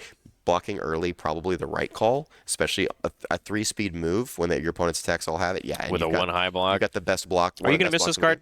No, not at all. I absolutely despise that card. Oh, fair enough. Genuinely, and we got double. Oh, the okay, double now buy. we got a problem. Okay, the problem now is, we're maybe only going to get 1 more proc off of Kamui, which means we're essentially banking on the rest of the damage reduction that exists on our stage. Yep. And I don't think that's enough. Like, I know, so we did respond here with our Twisty Surroundings. Yep. We went ahead and passed it. We're flipping decks here, just to keep track of what number we have. Like you said, we only have the one face-up foundation. We still have an overhaul once per turn. And that's kind of where I wanted to applaud of, like, I think we were over here, trying to smell blood in the water for Jake last turn. But I believe Jacob could have gone it. I mean, and I am also greedy and thirsty for blood when it comes to this kind of stuff. So I would have tried to go with it, but Jacob is here and I'm not. So yeah, that's fair. My big thing is, like, and I didn't realize it until he had passed the turn, but like, you have to remember, like, overhaul can once per turn grab any block he wants from his stage, and I think that would have 100% happened, and it would have been just enough the reason why Jake wouldn't have won. And maybe. so I think he's got a lot of speed on face, but at the same time, not having to worry about card pool. Yeah, there's definitely other things to consider for sure. And Jacob has probably played this into a lot of overhaul if he's comfortable enough bringing it to this tournament. I was talking to one of the players yesterday, and they had said, I think there might be 16 overhauls. I don't think we hit those numbers, but we didn't hit that kind of numbers. That was confidence in their voice when they were doing it. And they were the ones in the HLC. So yeah. Today specifically, also one of the most represented characters next to 0-1, of course, if you want a little sneak peek there. But the coolest thing about this tournament is, like, there's a lot of, like, 2-ofs of random characters you didn't think would be in here. We saw Aminatu already. We've seen a Kamui Woods. I mean, what else are we? I'm excited to see the character breakdown. Absolutely. And really get an idea of what the whole format looks like. But yeah, I mean, essentially having +4 speed to all of Kyle's moves this turn. Is gonna be bad because Jake is essentially gonna get one more block, I think. Right. Maybe 2 if he's very lucky. Ooh, and we're rezoning. Rezoning with Twisty. Whatever zone we really want to block this thing with. Interesting. I'm wondering if we're thinking about trying to partial and gain our life off super regen here. Yeah, I think that would be the fear. Oh no, did we just what's happened? I don't know. Did we take it? Or was it 0? Was it 0? It may have been 0. We did not make a check, or did we pass the check? I don't know. But Tongue whip, though, with essentially +4 speed on it. And Kyle hitting, like, the worst possible check as a result of that. More tongue whips here, I think, spells pretty well spells Doom for Jacob. But less if we only have, the tongue whip and a couple other piddly attacks that are getting DR'd enough, then maybe it doesn't matter. I think here's the crazy thing. I think I love resistance right now on Jake's board because I think as soon as overhaul presses the once per turn, I play a thing for my stage. You just go like, hey, it's going to come in with -4. Yeah. I think it's probably going to be this maximum overhaul. It's probably this thing I'm not going to be able to, like, actually hit or block with or block.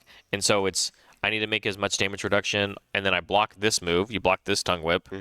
Have your character ready. Give it -4 damage, and then sit at that 5 life. Yeah. Ooh, yeah. You're gonna DR this one down to oblivion as well. Absolutely. You're like you said earlier. Like, you're in a position where you want to be able to pass your block checks. You may not be able to pass another block check, but what you can guarantee is if this one doesn't do a whole lot of damage and I don't have to worry about it, I can potentially super regen off of it, go all the way up to like a 7 if we can get it down to 1 damage, and then after that, a large attack coming later, we have a chance to check well enough that lets us pass that check. Are we going to go fail this out? We're definitely failing this out, right? Failing it out. We got rid of an attack off the top of our deck. Perfect play. So the question is, do we overhaul respond with a last face-up foundation? Okay, so we would have gone to 1 if we'd overhauled that. Yeah, which we did not. So instead, we've essentially gained a life, just like you said. Right, and we're keeping cooperation offer on the board because we want to be able to activate that +2 damage later, right? Yeah. Next thing, and help me. Correct me if I'm wrong. The 0 difficulty foundation right there from the Ochako deck, it is flipped for -1 damage. It is doesn't flipped it? for -1. I believe that is exactly what that card does. But it was a nebulous stare. We did not have. I was for sure thinking it was going to be like a maximum overhaul here. Right, and it's coming in -4 damage. We can give it +4, which makes it a little bit scary, but not lethal. And can we pass anything? We can pass something after this if we check really well. Pumping the damage with cooperation offer, the hidden text on that card that a lot of people will use when it's lethal situation, but right now this isn't. It's right? mega not. For, I guess, rezoning again. Interesting. So it looks like we may only have high blocks in hand right now. Oh, we're just gonna eat our 2 all day. Yeah, so it went to 0, and we survived another turn as we check a maximum overhaul What did we here. drop that momentum for? There's something I think that's damage reducing with momentum, and I don't know what it is. It's ultra regen. Oh, isn't that tenacious? No, it's not. It's the not, 5. It's the It's 5. not ultra regen. Oh, it's the 5 diff. That's Yeah, right. yeah, It's tenacious something. This card is called Dangerous Hybrid. Dangerous Hybrid. And yeah, it's like to Jacob's point of the deck, the thesis statement of this deck is there is a lot of DR in this format, and especially as the game gets later and later and later and later. We just dealt with a double Vial Seizing turn because we just had all the DR on board we could ever hope for. The last one is flipped, and Kyle's stage has never looked. Kyle has never felt more open right now. Vulnerable, Yeah. and in deadlock, right? Yeah, this is why Jacob took this deck to qualify, because people will continuously just pile offense in on him, and if he can just live at single digit number, very low, that's all he needs. He just needs people to make a little bit of a miscalc, and then suddenly he's off to the races, and that's exactly what we're seeing here. I'm loving all of this right now. I mean, so it's, we've built the foundation because of the seizing response. We're getting the 1/1 on this. We've enhanced with Kamui. This is for half your life. You're not allowed to block it because the deck plays hard in jabs. And now you can't block anything. Now you have to block everything for the rest of the turn. And now it's just like you said, Kamui Woods is an extra reusable foundation for the entire rest of this turn. Does this one not do 6? This one doesn't do 6. That's unless wild. Should we? Well, quick. Asui Foundation. Does it also flip for +1? Oh, the Does it? I don't know. Great question. Lot of Warm and bubbly. What it do you flips do? for. Oh, if you've taken, it flips for -2. Oh, Whoa, wow. that's Oh my way God. better. Yeah, Sorry. Jacob really cracked the meta with this one, huh? I'm sure chat was blowing me up because I said -1, yeah. but whatever. Yeah. But yeah, it's when you take damage. So that plus super regen. and we have to partial on an 8. Oh no, we're Yeah. getting a card draw here for Jacob. Here we're getting our character Character ready. take 3. Yeah, I mean this. No. This is flat game. Interesting. I think if that's the case, why did we not spend a momentum to make this a mid? Great question. Twisty Surroundings is playable by either player. I also think I would have just eaten that one to the face if it There it doesn't kill is. me. Oh my goodness. Yeah. From the trenches, I think. Jacob Wow. Johnson coming back and winning game 1. And Kyle had a straight shot to win. Yeah. Invincible clasp on that 3rd or 4th turn was doom. And so I think Kyle may be kicking himself a little bit if he goes back and watches this. But I think, if he's thinking about that right now, this could be very useful for the future. Oh, absolutely. This matchup is far from over. Kyle came very close to taking Jacob's very single-digit life total down to absolute goose egg. And after getting a chance to play against this, Jacob's playing in an unconventional style. This is a new kind of deck. Yeah. This is not a deck that has been seen at any of our winter warm-ups, our winter clashes. Any of the new meta has been exposed to this deck yet. So this is a really, Kyle's in a weird situation where now he is trying to deal with, how do I pivot and understand this? Are we thinking about taking clasps out of our deck? He just put one down. If I'm on the side of Kyle, Yeah. again, deck knowledge, Uh-huh. they know everything. Right. Do you think your throws are less effective as soon as your opponent is bringing in their faith shields that we know Jacob is probably touching? I think you still have to say you have to have it. And because we know there's only 2 face shields. Yes. So that's not the end of the world. I also think that's a feels bad moment to but me. that's a feels good moment. That feels the character. That fully takes the problem off the table if you can get it to deal damage. Chronostasis trigger. Yes. I'm sorry. I was looking at Blood Curdle. And I'm like, that's a feels bad moment. So he actually has the answer, right? Yeah. He has to get it to deal damage, but he can rezone it because he's evil. So yeah, I mean, there's definitely a lot of back and forth here. I think you have to keep clasp in. What he saw last game was I got all this momentum and then I got all of it discarded. But what he didn't see was the turn prior to that, if he had used that momentum and clasped first, that was the game on the spot. Yeah. So I think we have to keep that in, but I definitely think considering Chronostasis trigger is huge. If we just want to get the character off the table, because just mitigating some of that Kamui Woods DR, he's going to be doing the same thing that Jacob was doing to him, taking out his character efficacy, taking that off the table and saying, hey, my offense matters. Yeah, no, incredibly strong card. I mean, it's a secret rare for a reason, right? Yeah, And, characters like Overhaul play that card very well. Absolutely, because you can call on it whenever you need it. Yeah, absolutely. Just dash it away and say, all right, Here's my offensive breaker turn's block. done. Yep. Yeah. And then also offensively, I need to stop you from doing something, I need to right? take your character off the table as soon as possible, and now I've turned on all of my maximum overhauls for the turn and everything. So yeah, that card is efficacy in this matchup for sure. Again, big shout outs to Jacob, because remember, we started that game building 0 diff, 4 difficulty foundation into an asset. Yeah. And then climbed, right? Yeah, we for just sure. climbed, and we took a ton of damage very early on, and again, we stabilized, slight not playing necessarily the right moves at the right time on Kyle's side. And I mean, but it was one error. Yes, it was single one. It was a single error that cost him the match. But like otherwise, I think Kyle played that perfectly. Absolutely. I mean, this is the HLC, right? I Yeah, mean, these are our 32 best players in the world. That's we've right. got players from Australia. We've got players from New Zealand, the UK. Our Austrian has come back to us, Philip. He's making his return. Literally all corners of the world, the best players are here to fight this out. So yeah, and misplays happen. And I was talking to Kyle earlier, and he said, he's feeling a lot of pressure. There are multiple players here who are feeling a lot of pressure right now. Yeah, so absolutely. This is the time now.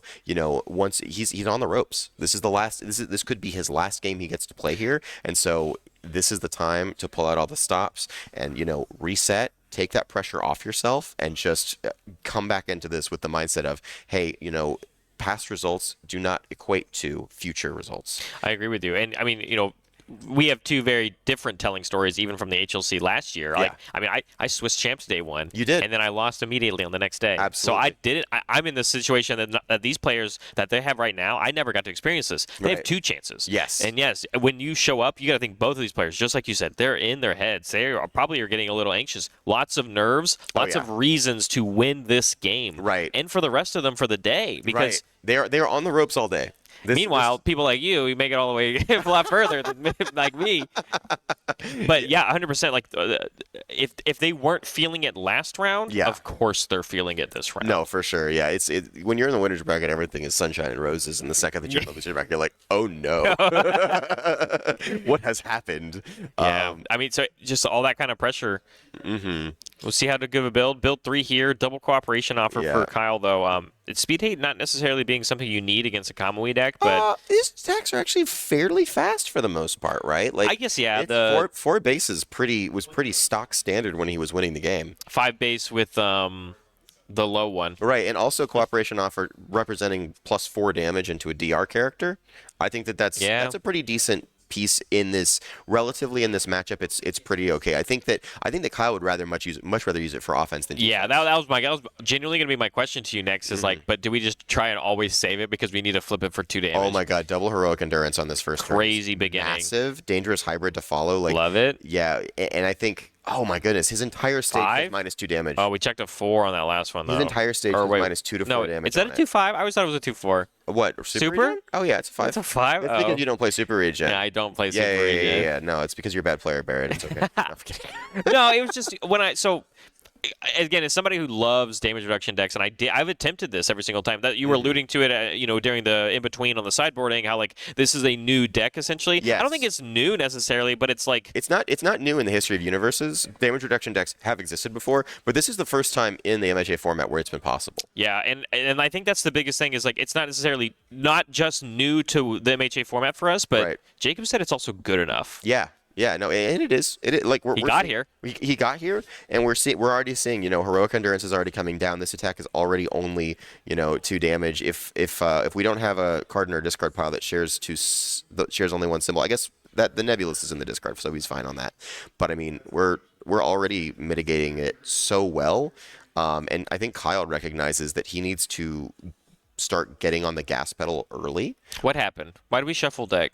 Great question. There's not a lot of things that do that in this game, so I don't know what happened, but I don't think it's a big deal. I don't think it's a big deal either. But we definitely shuffled the deck. Interesting. I wonder if there was just like a card that got flipped or exposed or something like that. So the question is, do we just make this guy for 0, right? I mean, I think we're happy taking a little bit of damage. We actually I think would be.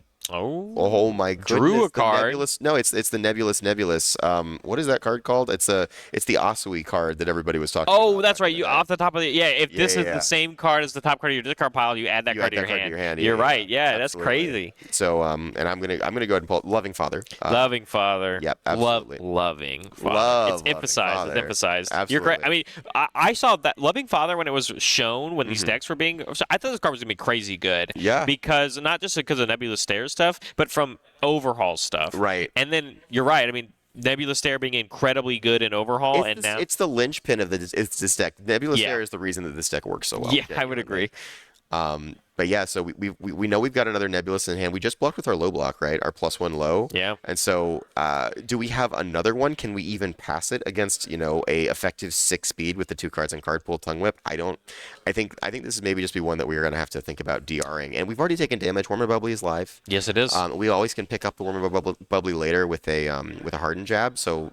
No, we actually. We just have another one low block. We're using our character, and we check a 5, and we're in. Ready combo. Oh my god! That's what's so cool about that character. Genuinely, yeah. Being able to repeatedly pass checks with a constantly rereading piece. We're going for so it. Powerful. We checked a 3 though. No, don't care. I think we're pumping. Oh, this is from our stage. Oh, we put this there. Okay, we're pumping co-op into this 100%. Yeah. We want to get damage on the board now, because if we let it keep going, we let Jacob continuously find his pieces. A couple super regens come down, and I think Jacob's going to feel unkillable.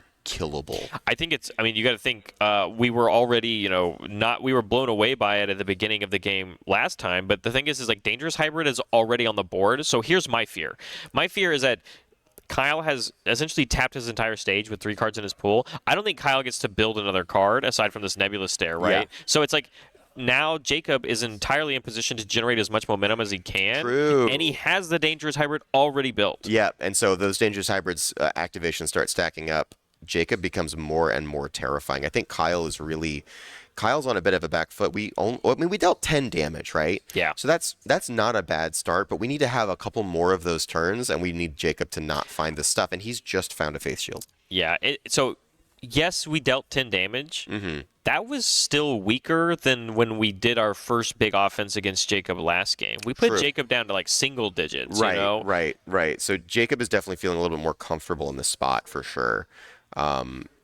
And so we did not Warm Bubbly last turn, so we get the option to just build a freebie, which is very nice. And it was a mainly passionate guy, which you don't really need in this matchup. So Right. it's genuinely just like a free card you get. Mm-hmm. You don't want to ever like loop that one with our jabs. That's not the one we want to pick up, right? Right, for sure. And it looks like we went ahead and got a reconstruction on a Tongue Whip. So we've got, we can always audible the Tongue Whip. We're going to take a little bit of damage, like you said. Yeah. Overhaul wants to use his ability not just to add damage, but to gain some life. Correct. And we could have tried to search our discard pile. We've got the Hawks action, the new Fierce Wings. Fierce Wings. Thank you. I've actually played that card a lot, and I'm grabs a 3 diff or less, correct? Yeah, 3 diff or less. But any mid block in our discard pile is fair game for that. Yeah. I'm wondering if we're going to see that come down, or if we maybe just don't have the right block for it right now. Yeah, because this is, double jab is always pretty solid, especially when your opponent's committing out. I have a feeling we're going to see both of the cards out of Kyle's hand here. We're gonna go ahead. We're gonna grab us a mid block, and then we're going to breaker and say, "Hey, please stop attacking me." Yeah. Here we go. There it is. Boom. The double action play here. Mm-hmm. But I reckon Jake just wants to draw anyway, so like getting Kamui back here is not really an issue. Yep. I actually was like questioning even tapping Kamui for the 1 damage on that jab, but effectively were getting blocked anyway. Right. And it's interesting because like you throw out jabs to get blocked. Yeah. Most jabs are best effective when you want them to get blocked or you have enough speed to make them matter. That's why Eraserhead is so effective. Yeah, that was going to bring up. Takes that issue away, and he says, "Hey, if you block this, I win." Yeah, because it's essentially a +1 damage 2 difficulty floating. move, right? Yeah. Because you get to ready your character basically. Exactly. So yeah, there's a lot of reasons that Hardened Jab is a good resource in this Kamui deck, but being able to just say, "Hey, I don't care if you block this or not," is one of them. And here we see the same thing that we were kind of seeing last game, right? Mm-hmm. Is that Kyle's entire stage is already face down. Yep. And so this his character's response off the blank. table. Yeah. And we actually have a lot more DR on the board from Jacob. Now, this getting this damage, I've been playing a lot of Blue Flame Torment recently, and I'm kind of in the camp where I'm pretty happy to pass those checks to not allow a 4 Foundation stage character to get an easy attack as their next card. I'm pretty sure there's a Nebulous in Kyle's hand. Oh no, we're just gonna go with a Vial. Amazing. We're already in deadlock. I'm just checking. Nope, we're at 9. No, yeah. I know in this deck it definitely could have. That'd be wild to already be in deadlock. I also love that Vial is, I think, regarded as the most terrifying deadlock piece in the game. I would agree with that. And Jacob has played against it enough that he's like, you know what, I truly do not care about this deadlock. Absolutely go nuts. But and I totally lost my train of thought from what I was saying earlier. No, it's okay. Blue Flame. You were talking about Blue Flame and like passing the checks Passing the versus checks, free attack. I would much rather my opponent, lose a little bit of the efficacy on because we know that Kyle's playing a lot of 5-diff moves. Yeah. So if there was a Nebulous coming through, forcing him to commit a little bit more on his attack turn on his already taxed out staging area feels pretty good to me. But I mean, in this case, we got we got to go ahead and get some build going on here.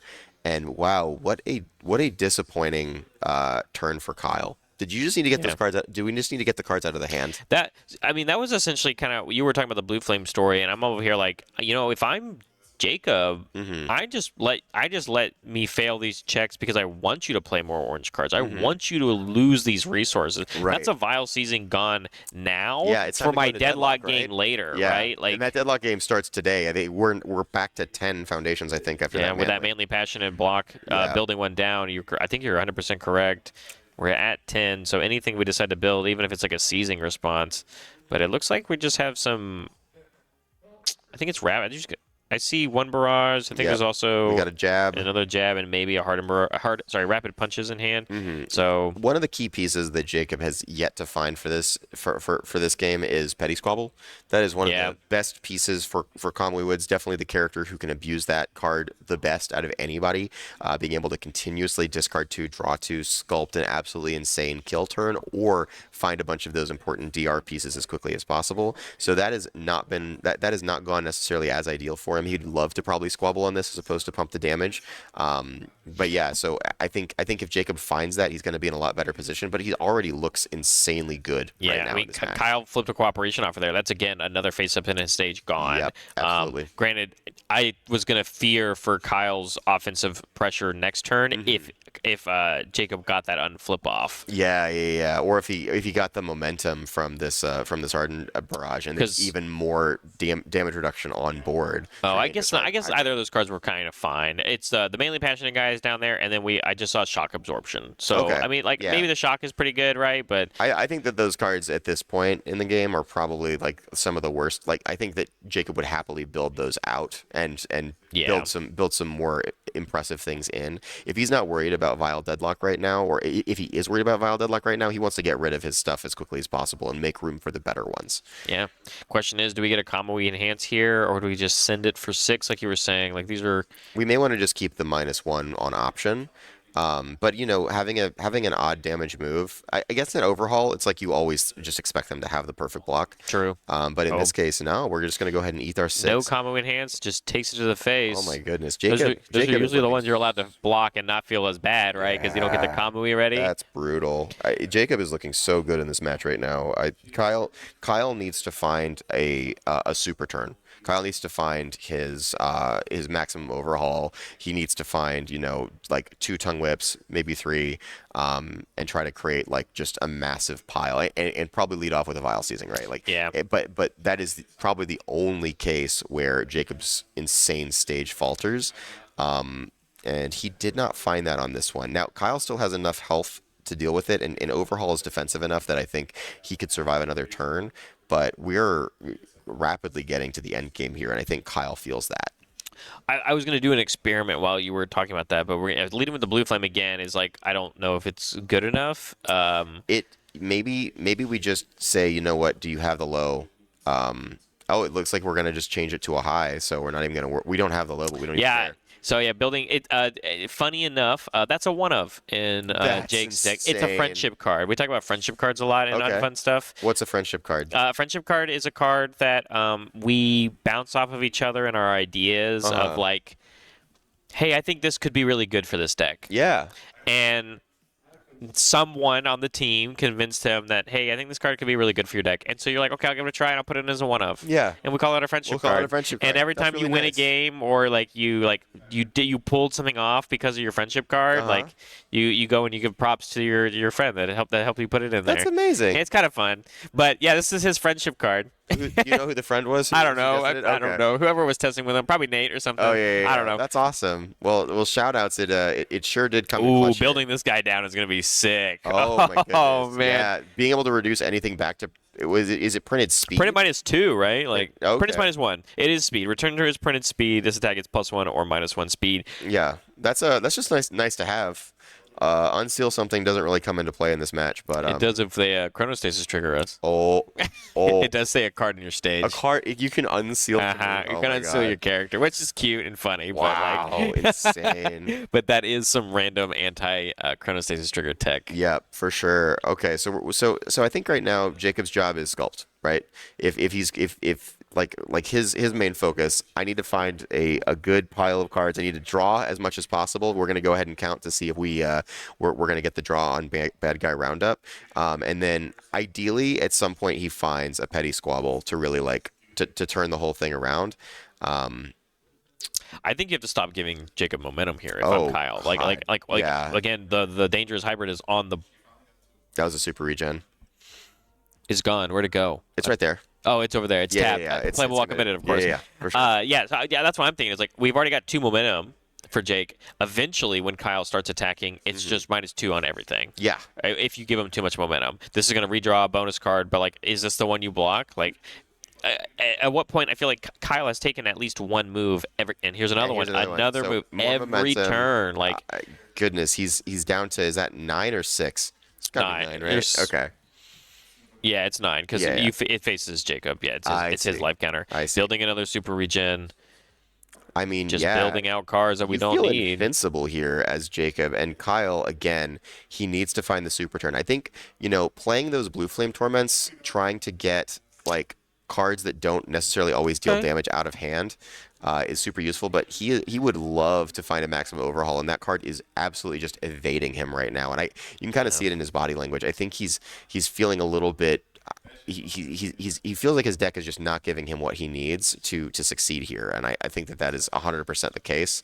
I do feel like I've seen him check a lot of maximum overhauls. Yeah. Even I think even in the last game, like when we found 1 or 2 of them, the rest of them ended up in our discard pile, and Right. there's nothing we can do anymore about it, right? Like, Yeah, Jacob's stage just feels insurmountable, and not being able to have access to things like stun, things like abilities that allow you to like anything that seals a foundation, that can be really difficult at this stage. And Evil does a really good job of putting a lot of stats on things, especially with things like Brute Strength and Mastermind's Apprentice and Overhaul in this matchup.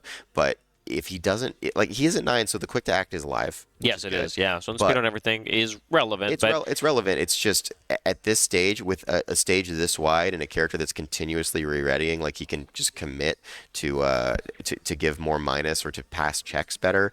It seems like it's almost impossible for Kyle to break through here. And I think at this stage, maybe he's just trying to see, like, can I get to okay, here we go. We at least got to throw out. There we go. Is this going to deal damage though? I think we've had that face shield in our hand since the turn Jake drew it. Oh, turns right. and turns and turns Yep. ago. Yep, there it is, flashed. Like, I mean, this is the one you face shield, Yeah, right? for You sure. can't build it at the end of the turn. Flip Like, it face down. We're not having to deal with this repeatable throw over and over and over again. This thing that is the linchpin of this overhaul deck.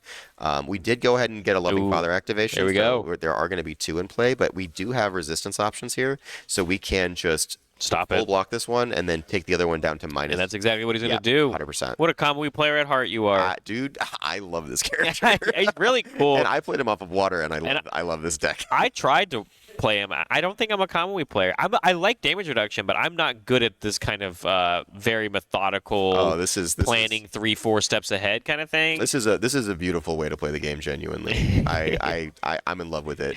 That Nebula Stair should be face down. And I think we know that it's going to be. Yeah. We get another tongue. I love this though. Like, hey, what happened to Jacob's stage?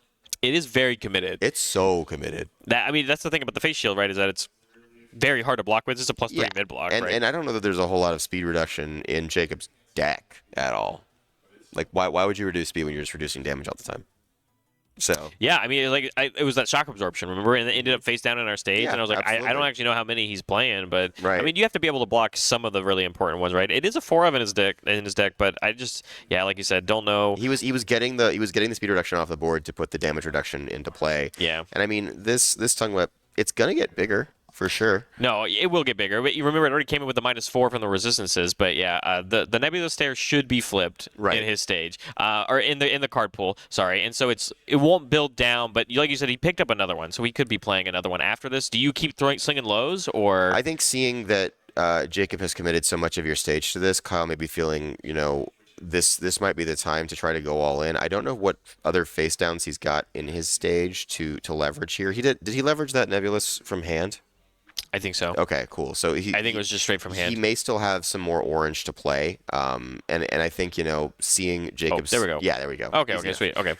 Seeing Jacob's stage just in its committed state, I have to feel, if I'm Kyle, that I don't have a better chance than this to try to go out and try to win the game. I think we very much got that one to 0 damage, Yeah. which is crazy good. So. Yeah, especially when it got +3 from the card pool, and, Overhaul could have made it bigger.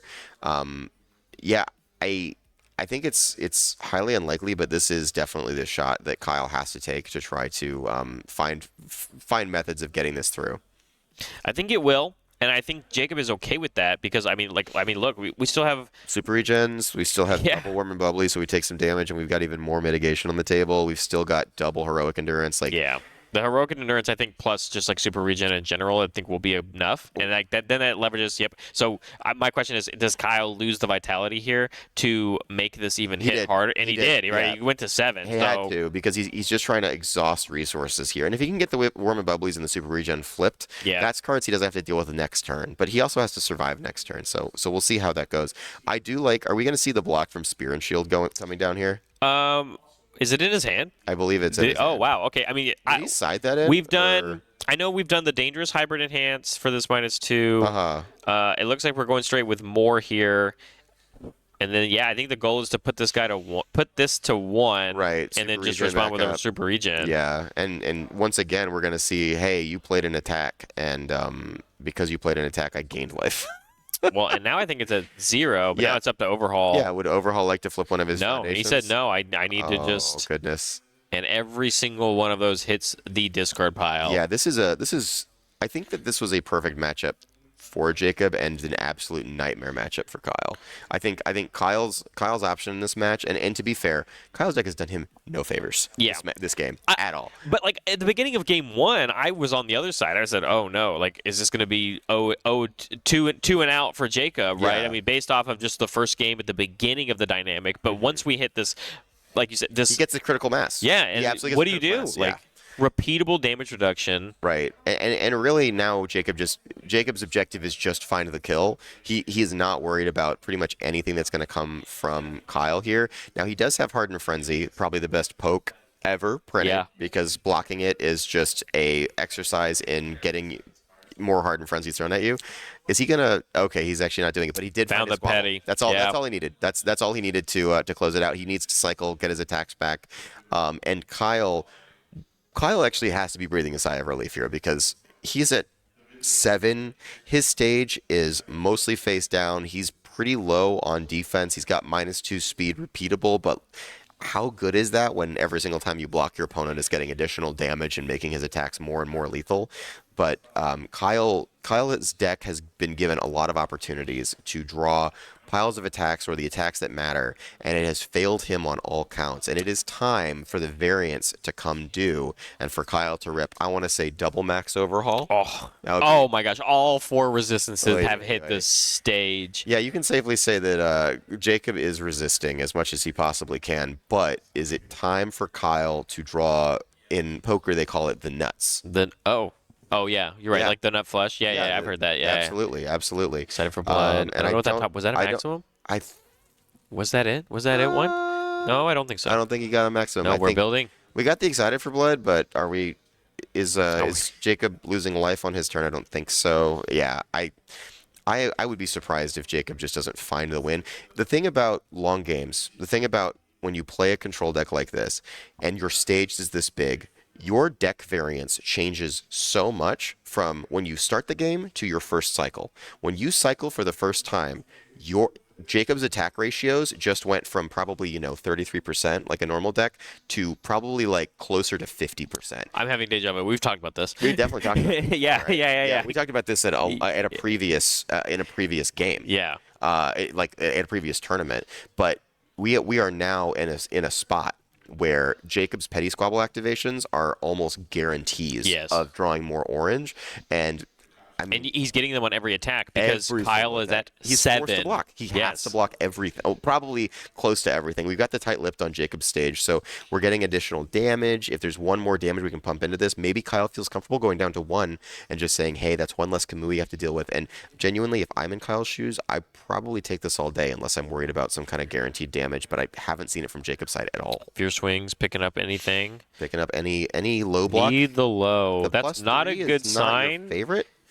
And gives it 2 damage. It has an offensive ability. Okay, so yeah. Friendship card coming in. Friendship card is literally defining piece of. And then you flip it for that extra damage too as well. So hey, you've got to deal with this. This is now a problem, and you picked the wrong block zone, and you took the high block out of your hand just to block. Yeah, that is brutal. It's very unfortunate, and you know that Fierce Wings play though, that's sort of what ends up happening there anyways. Like, I don't know that there was any other version of that besides just holding onto the Fierce Wings, but then if you can't block the low, then you die anyway. So yeah.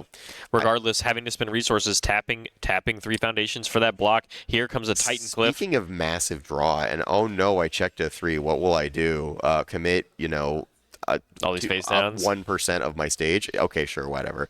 Yeah. Having just flipped though, I do hope that there's a 6 check somewhere in our discard pile, or we at least have a way to take one of these committed cards, or one of those cards that we just discarded. Oh yeah, we've got Ultra Regen in play. Is there a way to destroy it? Probably not. But yeah. That is part of the value of this card, right? Yeah, that sure. You want it to be as cheaper as possible, right? Yeah. But I think for Jacob right now, the value in it is just, hey, let's find the ones that win us the game. For Kyle's situation, I mean, he's got another. I think he's got another high block in his hand. Printed speed though, +1 after we've used the minus speed on Kyle's side. It fast. We're gonna go ahead and give it even more speed with Dangerous Hybrid. That's right. Card, not just a DR card, but Jacob's. That is the sign that Jacob smells the blood. That Jacob has determined that this game is over. Yeah. And that we're just gonna go ahead and put whatever we can into it. We've got plenty of opportunities to squabble later. We've got more draw on the table with Rapid Punches and Chivalrous competitors. Like, I don't see an out here for Kyle. No, I eventually, we may block this one, but at what cost? Now, Did we discard our card for Overhaul here? We do have to discard a card here for Overhaul, and we've now cycling our deck, so we need to kind of, we better discard that card right now. Yeah, before we. I guess you can always shuffle it back in, and that maintains game state. But after you start removing, we're gonna have some problems. So we do want to discard that card. Or maybe he did discard a card. Oh, okay. Yeah. Or I thought we had 2 cards in our hand. Genuinely. So I actually think we did. But the question is that did we pitch the 3 low that we picked up from the Fierce Wings, or is it something else that we don't know about? Right. It's okay. We know that there's a low block and there's only highs in Kyle's hand. So from Jacob's perspective, this is pretty straightforward, and there's no more blocking. And that's the thing. Yeah. You play base 4 speed moves, base 5 speed moves. You play Seizing the Advantage. Your attacks are just too fast, and even Overhaul with his -2 consistent. Is that a Blue Flame Torment in our hand? I mean, this attack is too fast to block, right? Yeah, especially coming in with the seizing. I mean, it's only a 3-speed move, right? Right. So it's 5. Yep. And that's the handshake. That's going to be it. Wow. Incredible. I mean, Jacob here has, I think, given us a very good offering on, hey, this is a new, very real deck in the game. Yeah. And you need to pay attention to this. And again, even after cycling, even after Super Regen goes away, we are still going to see this kind of deck pop up, and it's only going to get more prevalent. Yeah. You're going to see not just, Kamui's going away, but 5-handers coming back in saying, hey, I don't have Kamui's scaling damage reduction, but what I do have is a whole bunch of life to sit on and just make your attacks not matter forever and ever and ever. This is going to be a new way to play the game, and Control players rejoice because you have even more options to getting to a state where your opponent is going to be looking at you going, there's nothing I can do.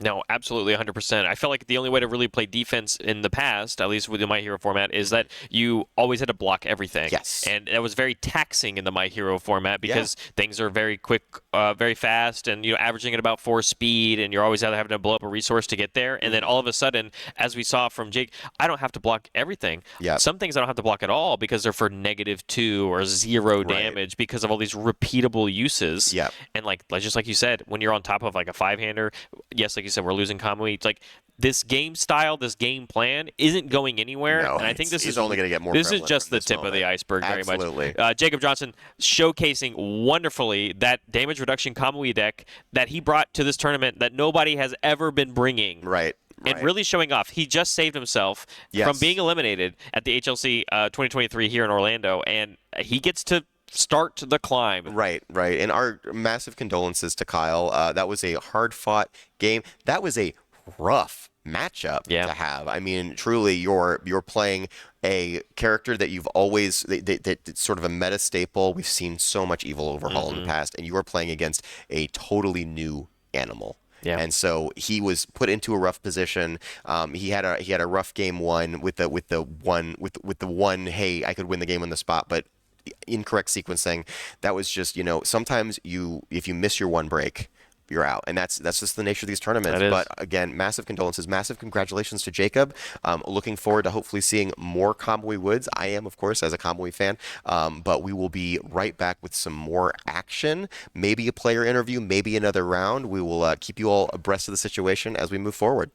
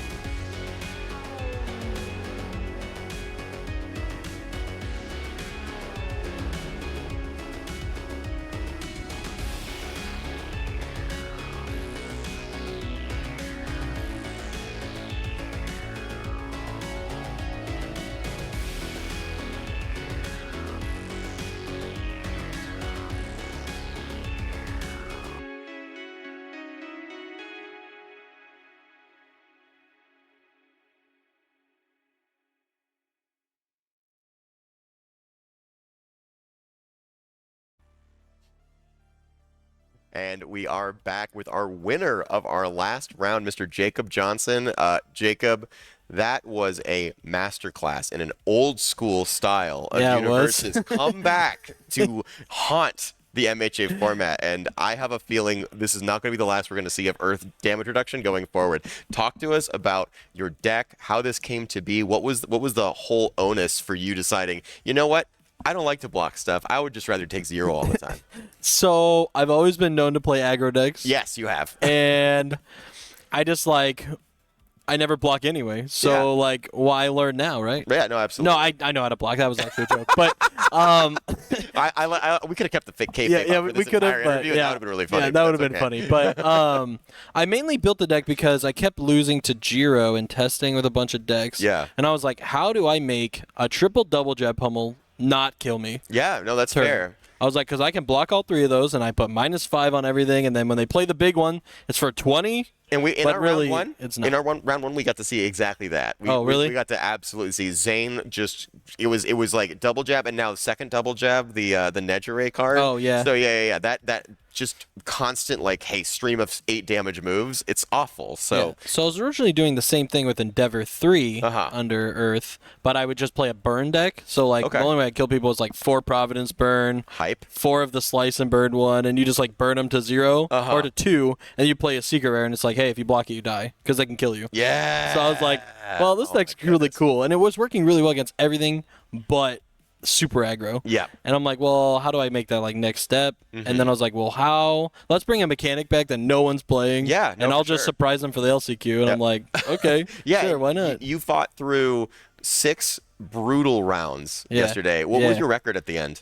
501 because I chose the ID. You chose because I was in number you were 1. Completely undefeated after. Wow, Yeah. incredible! And this tournament not being seeded, it doesn't really matter if you. It doesn't That's matter what I was how thinking. You finish. I was it's like, just, hey, I just got to get there. Yeah, absolutely. Yeah, that's incredible. Well, talk to us a little bit about that match. So, what did you think about going into that match? Were you worried at all about Overhaul's offensive potential, or knowing that it was on evil? Did that give you a little bit of? Did that ease your feelings a little bit? It eased my feelings a little because I knew it didn't do as much damage. The evil one is slightly less damage than the other ones. Right. It doesn't have as big of a kill turn either. The evil one. It doesn't go super far as long as I'm dealing with blue flame, how you should. Yes. So I knew that going into it, and I knew if I build enough DR, the throws don't matter to me. Right. I can take 1 or 2 and just super regen it back or ultra regen it back. The number of times where he attacked into you and you said, you know what, I'll take it, and then you went up instead of down. It was 3 times in game 1 was or brutal, something. yes. Because I was playing the jabs to pick them up and rebuild them. Right, Because exactly. I'm at 5. I need to stabilize a little bit. Yeah, that game 1 was very tenuous. Yeah, I played 2 attacks, built 2, built 3, passed. I'm like, okay. Hopefully you don't have a big kill turn. So when you went into sideboard, did you side anything, or did you just keep it? I did. I sided face shields in because obviously they're playing all throws. Of course. Or a bunch of throws. And then I sided BMI Buster because his sideboard had 8 actions in it. Oh. When I got to look at it. Interesting. So I was like, oh, if he sides it all, and we don't get to know how many they side before you side, Right. So I'm like, I'll just side in this BMI in case he puts anything in his deck. For sure. And I mean, we were looking through his sideboard, and we stop on Blood Curdle, and we're like, okay, well that doesn't really do anything, right? Because it stops -1. We were talking about it too. He's like, maybe I should side Blood Curdle. I'm like, I don't know. Commit 1, discard a card for what? -1, +1 damage on all your attacks. That's probably not worth it. I mean, it's definitely something to consider, but then you're also what are you taking out of your deck? To do that. I exactly. mean, yeah, you're gonna take out Barrier Shield. Your only way to block, really. Right, Fierce Wings. Right. Which and really quick back to Fierce Wings. There was this amazing play where you're playing a low attack and he Fierce Wings up a low block, and then you're like, you know what, make it a high. And at that point, Barrett had mentioned that this Ochako card that you put in was actually, I think it was called a friendship card. Yeah, so me and Nate do friendship cards where we pick 1 card and throw it in as a 1-of for our decks. And that card, not only on defense, it's super good. That card is actually amazing. Yeah. And it has a 6-check, so you can build it off the Titan Cliff. Right. So you're like, oh, this card's actually really... I should have played 2 of this. But, playing it the whole day. And then last night I was going to change my deck. I was adding an extra one of those, and I was adding the Kirishima Assistance card to stop them from dealing with my stuff. Yeah. And I was like, I don't know how to edit that on the app, so I'm just submitting the same deck and going with it. I was like, I'm not actually going to look it up because I was out and about. I'm like, nah, I'm good. Oh, well, you got to get back on that app and play around with a little more. Yeah, I do. You could, clearly. Jeez, that's awesome. One other thing with the match, I thought of something a second ago when I was talking about it. I forgot. Oh, it's fine. It's Yep. fine. So what kind of deck? So I know you said that you built this for Jiro. How much Jiro testing have you done? A lot. A lot. Okay. I play with Mitchell, Chimino, who plays it a bunch. Yeah.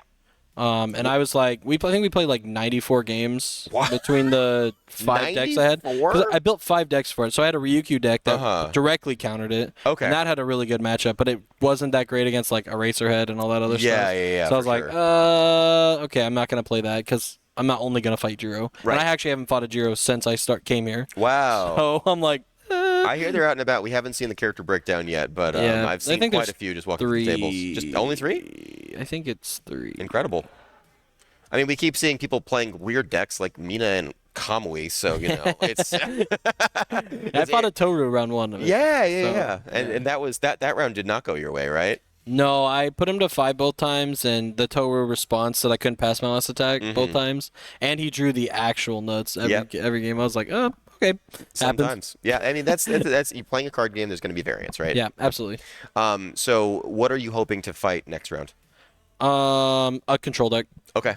I mean, my deck excels at beating control decks that aren't deadlock-based control decks. Right. They're like early game control to beat the aggro decks and then backswing you. Yes. My deck's insane about fighting those ones. So Yeah. like the overhaul was kind of doing the same thing. Right. It breakers you and then it plays a big string after it. Okay. So like that was a good matchup for me. I knew that going into it. yeah. And so I was like, okay, I'm okay with this. I thought Toru was actually a good matchup. It probably is in a different variant, Right. but I know. You had said that your deck just gave you the ultimate. it gave me a bunch of angry gas. attacks, and I was Yeah. like, this is not what I want Right. in this right. matchup. We actually so. saw that game 1 with you against the overhaul. Yeah, where you see both that of you guys- I threw 6 attacks back, Yeah. and then I drew like 4 3 attacks in a season or 4 attacks in a season. Yeah, something like that. And then I was like, okay, on a 0, on a 5, on a 5. and then you got paid for it, and I was just like, this guy is. To be fair, it's paying you back for the bad variance of the last match, right? Yeah, So yeah. it's just the universe balancing itself. And I knew out. I wanted the foundation over the asset, so I was like, I'll play the 0 div first and hope I check 2 5s. I don't so play sick. any 4 checks on my main board, so I knew nice. that I was safe on that. Yeah, for sure. They're only on my side because I have Urso Obvious and Face Shield inside. Yeah, So for sure. Well, incredible, wonderful game, Jacob. That was a pleasure to watch. Me and Barrett were waxing poetic because I played a lot of Kamui in season 1. So it was wonderful to see that character Yeah. still doing things. It's sad that he's going away. I But know, right? Like I said, we are going to see that Earth damage reduction package Oh, in a lot. a lot more stuff. It's actually really huge in one of the new Yu Yu Hakusho decks, I think, that Really? I'm playing. So Excellent. It'll be back. Don't well, worry. looking forward to seeing more of that. Congratulations again on that win, and hopefully we'll see you later this weekend. Yeah, absolutely. All right. Talk to you guys soon.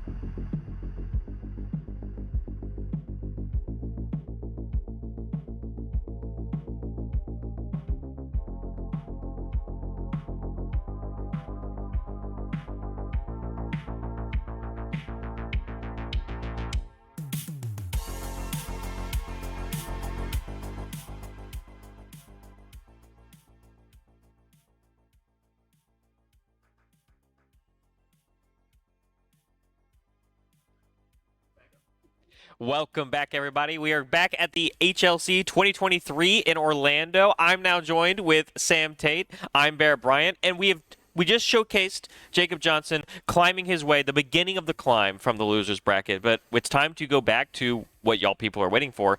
We got to figure out the winner of the winners bracket eventually at some point today. So we're going to jump back over there, waiting for this. We are now officially in our top 16 on the winner side of the bracket. They're still allowed to lose a match, I should say, and they're still in the tournament. But these are the people that have essentially climbed from the top half of the 32.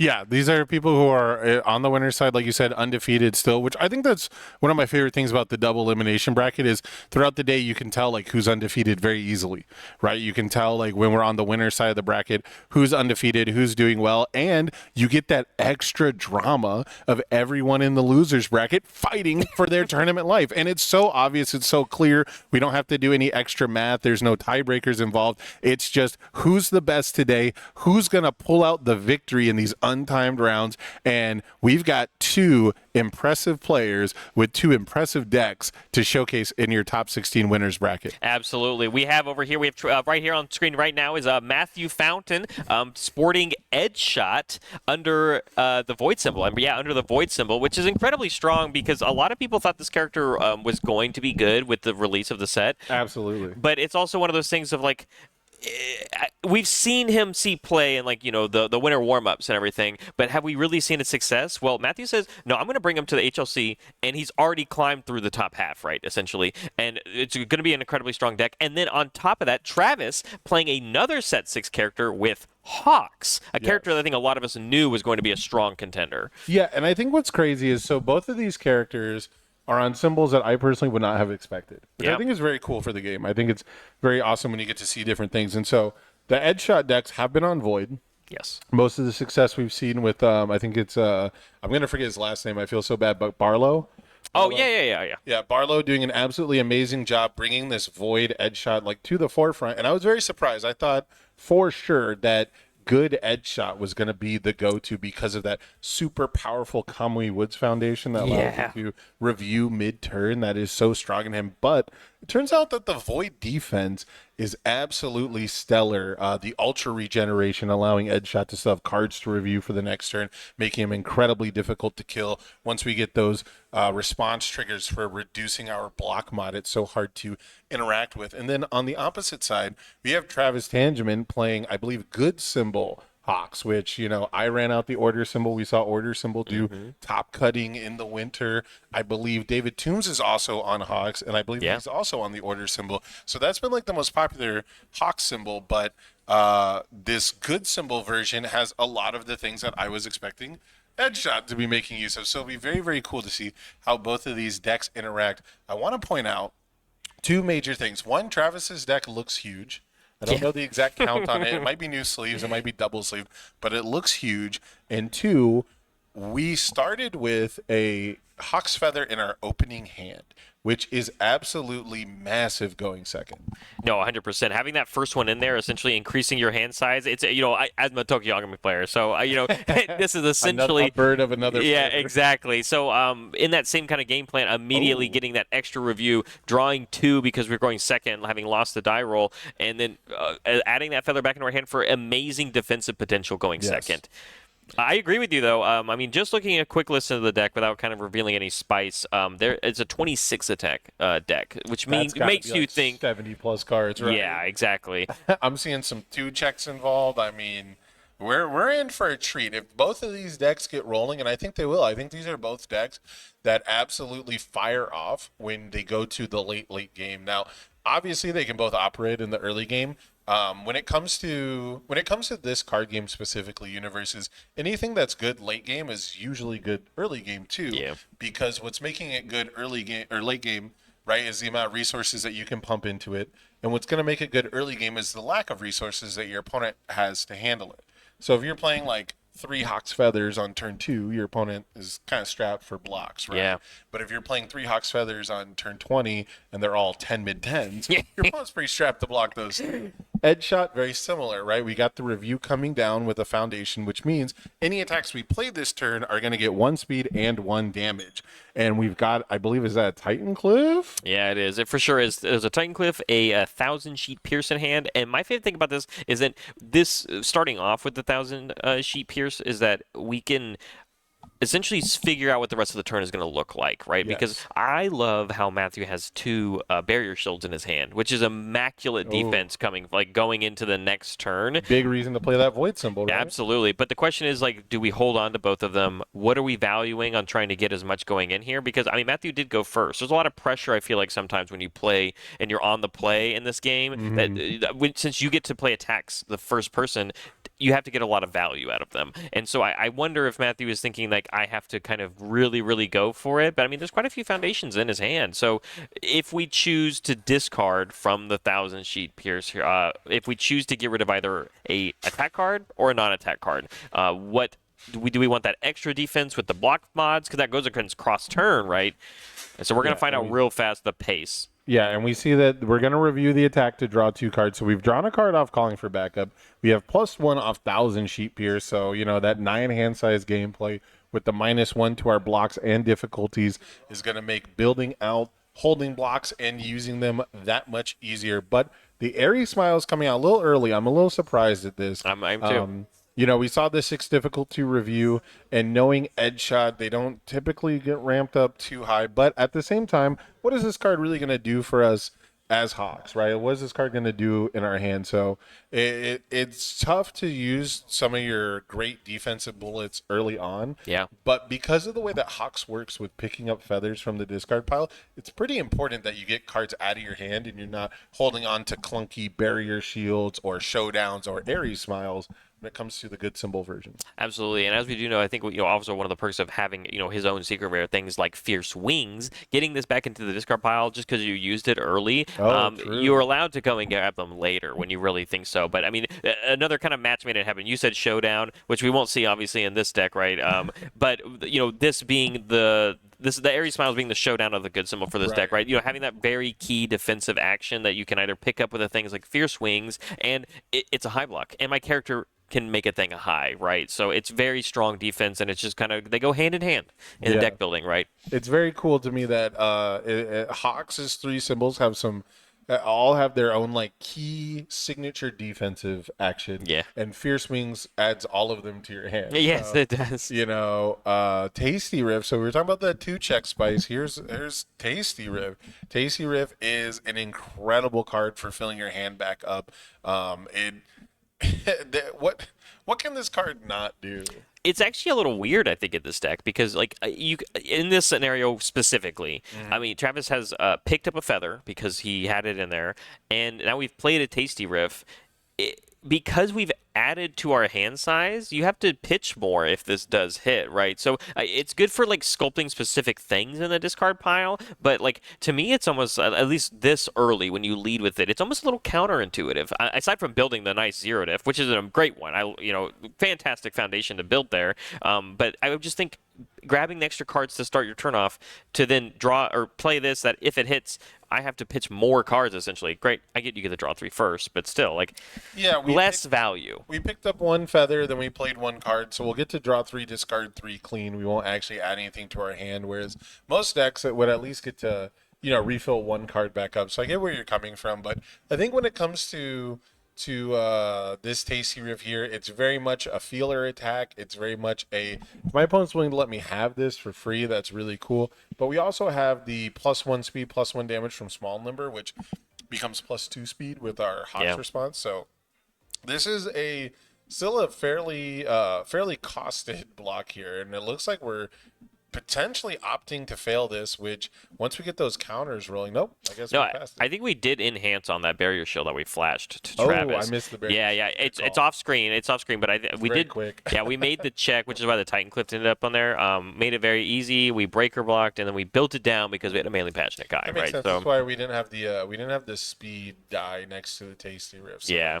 Just kind of, we've given up on it, right? Yeah, which, again, that's fine, right? We got the Airy Smiles out from our rival on our poke and build.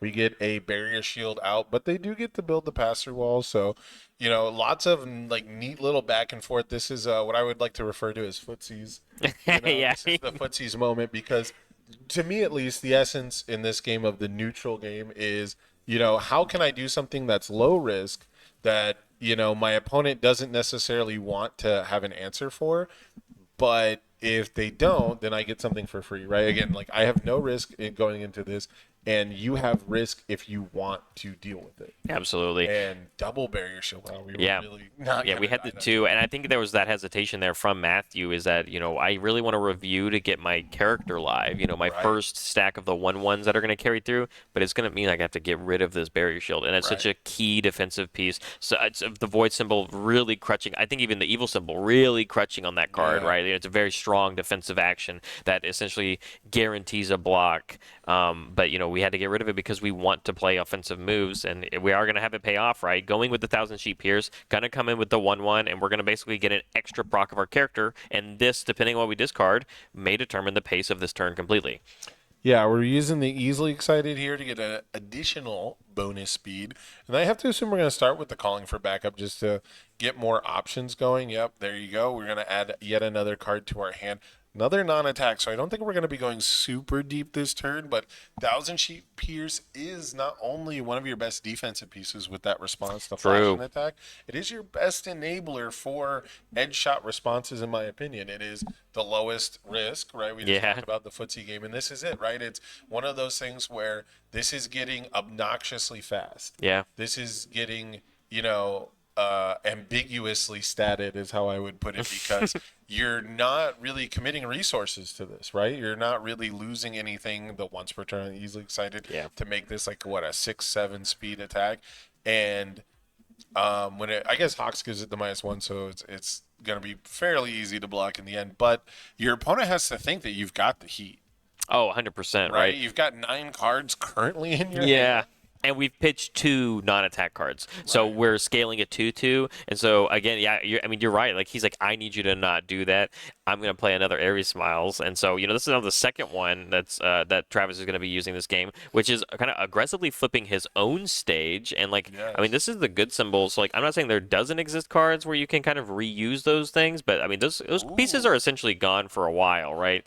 We're debating on the elasticity, which is very interesting because we're going to have to play a non-attack as our next form and then go into another attack. Using this offensively here seems like a big risk. It seems like we're, you know, we talked about the zero committal. We're committing resources to this, right? So I'm a little surprised to see it happening here. I think Travis is very happy to see it here, but like you said, that stage is getting chewed up just a little bit. Flipped an elasticity, built an elasticity because of the Aries Smiles debate, and I for sure see the Lurker's Strike coming in. This is the promo kind of, I like to call this card the final piece of the Lurker's puzzle. And we checked another 6. Yeah. Back-to-back 6s, meaning that we don't actually have to commit anything for this.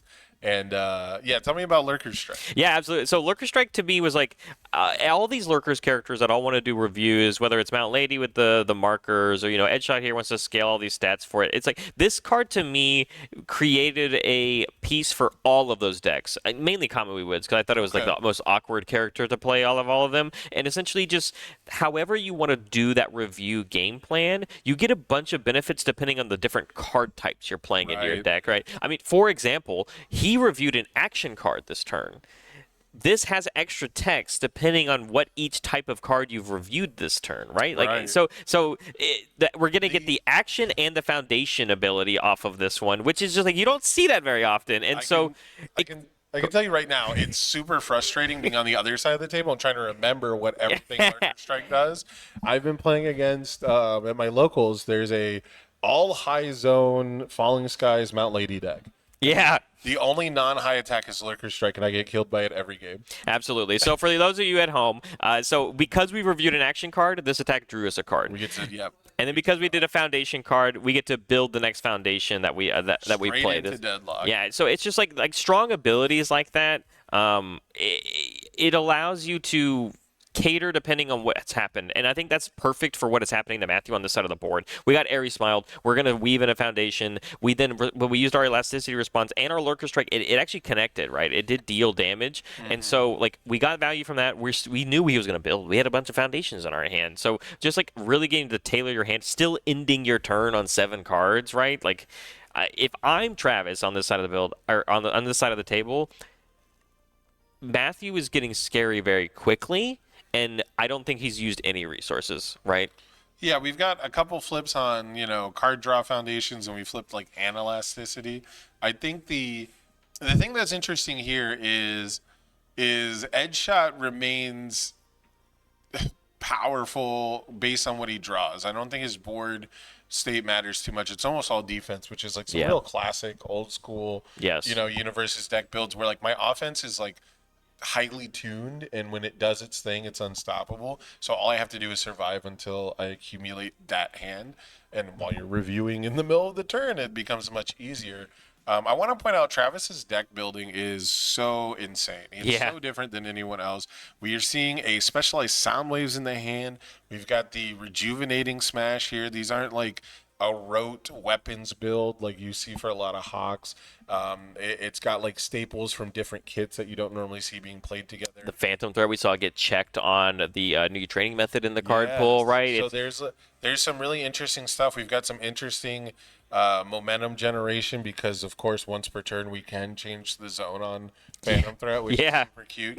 I don't see a discard outlet in our stage yet, but you got to assume that there's going to be one because of how good. Momentum is so important to this symbol and to this deck. I'd have to assume that one of them exists somewhere, but we haven't seen it yet. No, absolutely. I definitely haven't seen it either, 100%.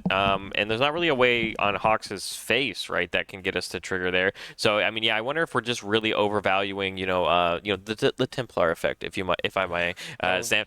Start with okay.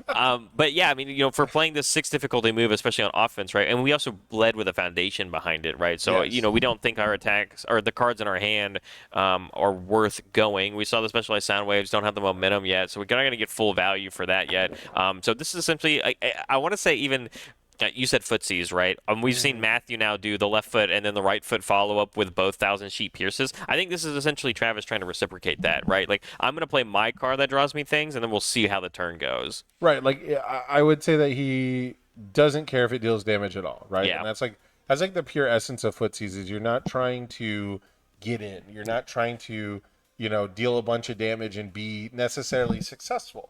What you're trying to do is you're trying to prevent your opponent from being successful. Yeah. And that is such a difficult thing to assess in any game. In any strategy, any tactic that you're trying to do in anything competitive, whether it's sports, whether it's chess, whether it's card games, trying to figure out what your opponent wants to do is usually a huge part of your game plan, right?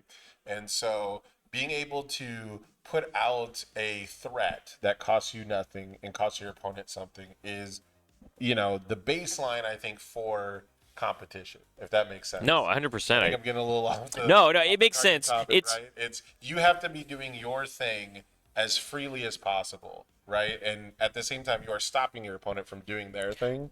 And it comes down to who is off-put more, who is thrown out of their rhythm, who is sacrificing more.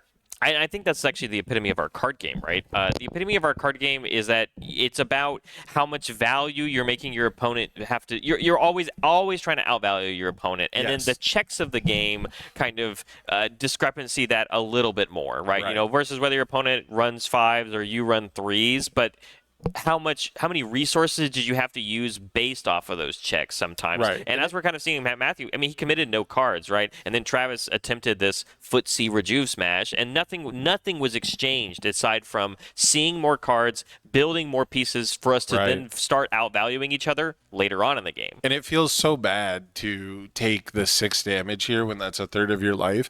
But it almost definitely feels bad to block an attack when you know that you're not necessarily going to lose this turn. Yeah. But if you're not necessarily going to win next turn, all of a sudden that 6 life is a big deal. Yeah. That 1 momentum is a big deal when we've seen that this attack lineup.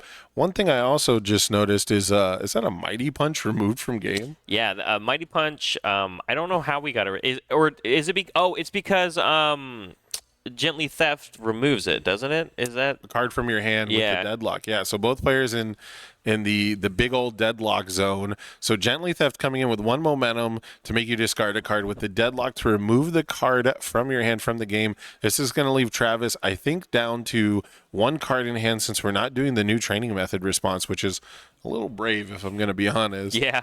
But so this could get really weird. I mean, Edge Shot not having an opener, like an Edge Shot, a review card, I guess a Lurker's card, you could call it. Yeah, that makes sense. Yeah, I called the Chi Hasaikai attacks like Yakuza attacks. So I'm down to call these Lurker attacks if they review for you. But we don't seem to have any extra fuel in that sense. But we did have a massive hand rip. We did have a massive hand tax here. So again, we're seeing like these really cool things. Like Travis Tangeman drew 2 extra cards on his turn, had the extra Hawk's Feathers, and now it looks like we're down to 1 card. Yeah, we do have a Passing the Torch built, though, on the side of Travis. So, I mean, that's always one of those key pieces that we may be losing, you know, Right. that a lot of people, I think some people are upset about it. I think some people are happy about it. But, you know, being happy to block with every card that we have, going down to 0, checking the 3 here is going to be a little rough.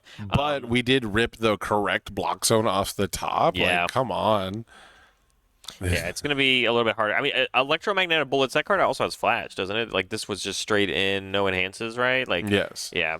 I can't remember the downside of this one. You have to flip a foundation after you play it. Yeah. So a lot of the biggest Matthew's deal. It's not the biggest deal, although I will want to say that it may become relevant because as a Void player, aside from playing things like Hardened Jab, you don't get those back. Like, you just don't. Yeah, it's you also don't have like the best destroy 1 foundation cost. Yes. You're not going to get it back like long term like that either, or like reduce your stage, which again, I don't think either player right here is super worried about reducing their stage. I guess the question becomes, Barrett, who do you think has a better deadlock? Good Symbol Hawks with this very, I'll say, eclectic attack lineup. You know, in fact, I don't think a single attack in this attack lineup is like from the same kit. No, absolutely not. I would 100% agree with you. I don't think that any of these attacks are like from the same theme. They almost none of them share a keyword, and I don't think any of them have like a particular synergy that you would consider part of the same kit. Is this good stuffs? This is good Hawks stuff. Yeah, that's fair. This is Hawks.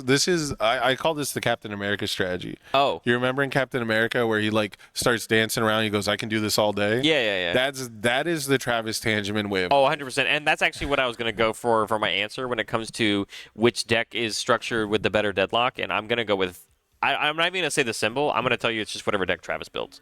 Yeah. I think Travis is totally fine to always build to Oblivion, even back in his Kirishima 2 days, and I know this Right. because I played against him at Nationals, but like he was more down than any other Kirishima player to play the longest game if we needed to, and he would eventually get there because Right. the more foundations that Kirishima 2 has, he can just play all of the attacks, not just the 4 or 5 that he got and readied a couple foundations, but pre-errata days, but he's playing things that are specifically about, I'm going to make my stage massive and then still get value while I'm going and doing that turn. And I think that's just the epitome of this attack package, as well as all the deadlock abilities he does have interspaced in it.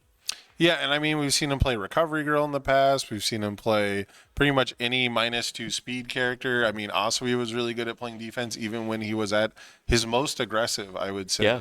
But it's very funny. The first time I ever met Travis Tangeman, we got paired randomly in Swiss at the first Las Vegas regional license exam.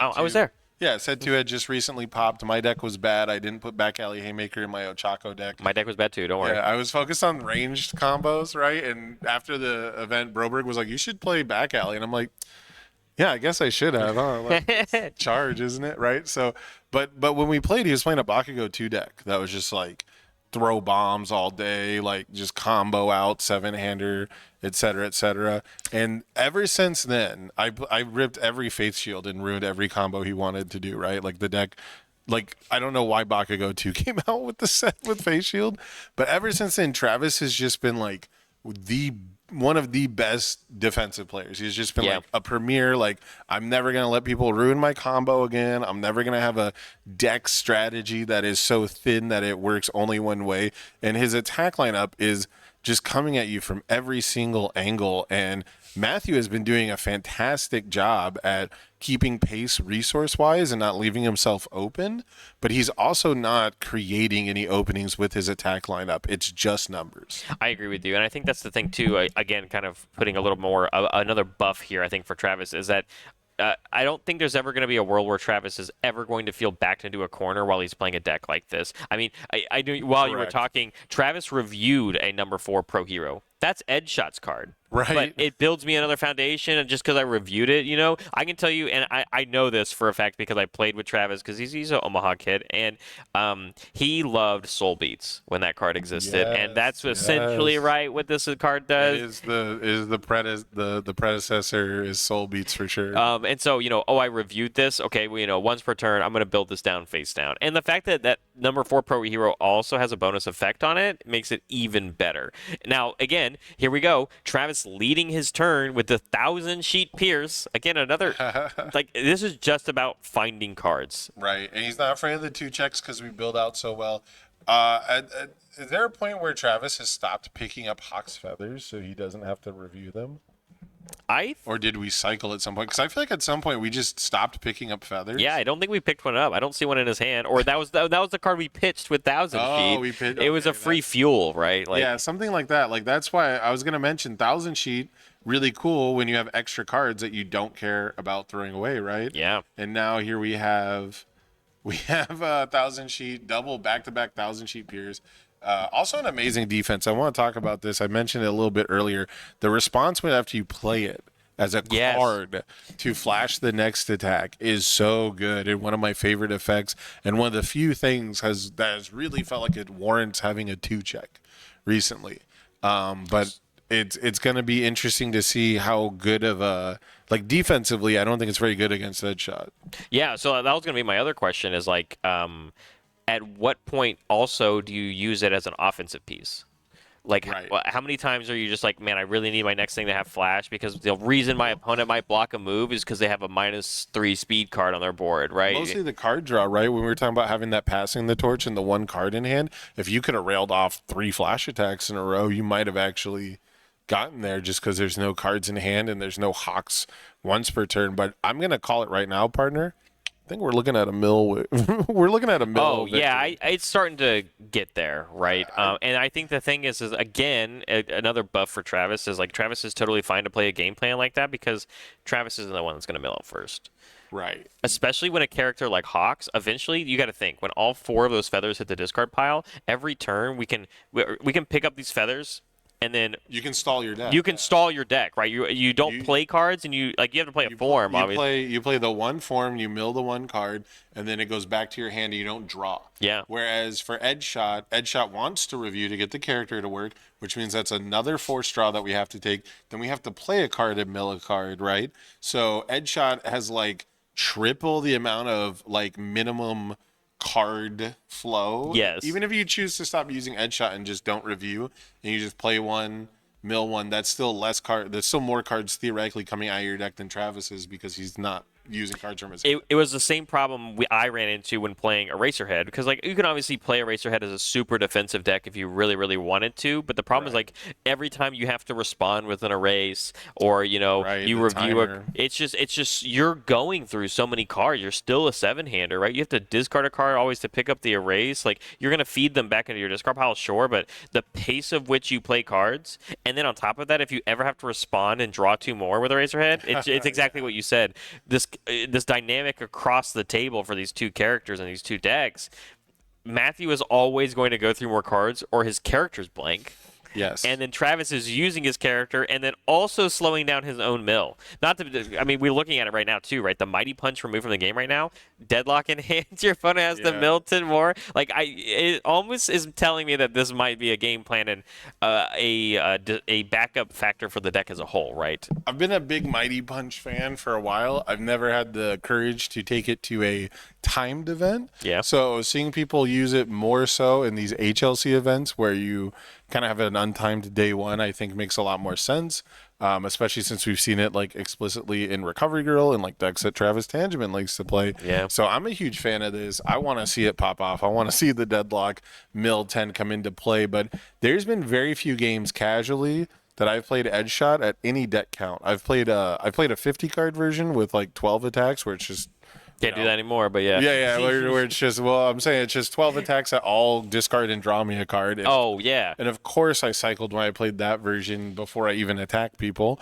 And then the 70 card version I've played now that we've, had to bump things up and it's, normal 18 attack count. I cycle almost every time I play that deck. Yeah. So it's going to be pretty interesting to see. Is this an aggressive barrier shield? I think it is. I think we've definitely used the enhance here on that Travis can't add cards to his hand. I don't know if that was just like a really quick jump the gun, or I don't know why it would have been used necessarily. Like, I understand there's a passing the torch on the board. I guess I just don't know what ability we were specifically trying to stop. A Fierce Swing's defensive. Like, I get it. Like, there are reasons to play it, but Right. If there was if we had already played a card this turn for the rejuvenating, right? If we were trying to prevent a rejuvenating because it's during the block step, that's still during this attack. oh, that is fair. I didn't think about that one, but I don't think we'd have. I don't think we've played a card Yeah. unless it was a barrier shield. Yeah, Travis hasn't played a card yet. No, he's under the good symbol. I don't know why I said that. Yeah. I'm sorry. It's kidding. The only other thing I can think of off the top of my head is you're really scouting that sound waves draw.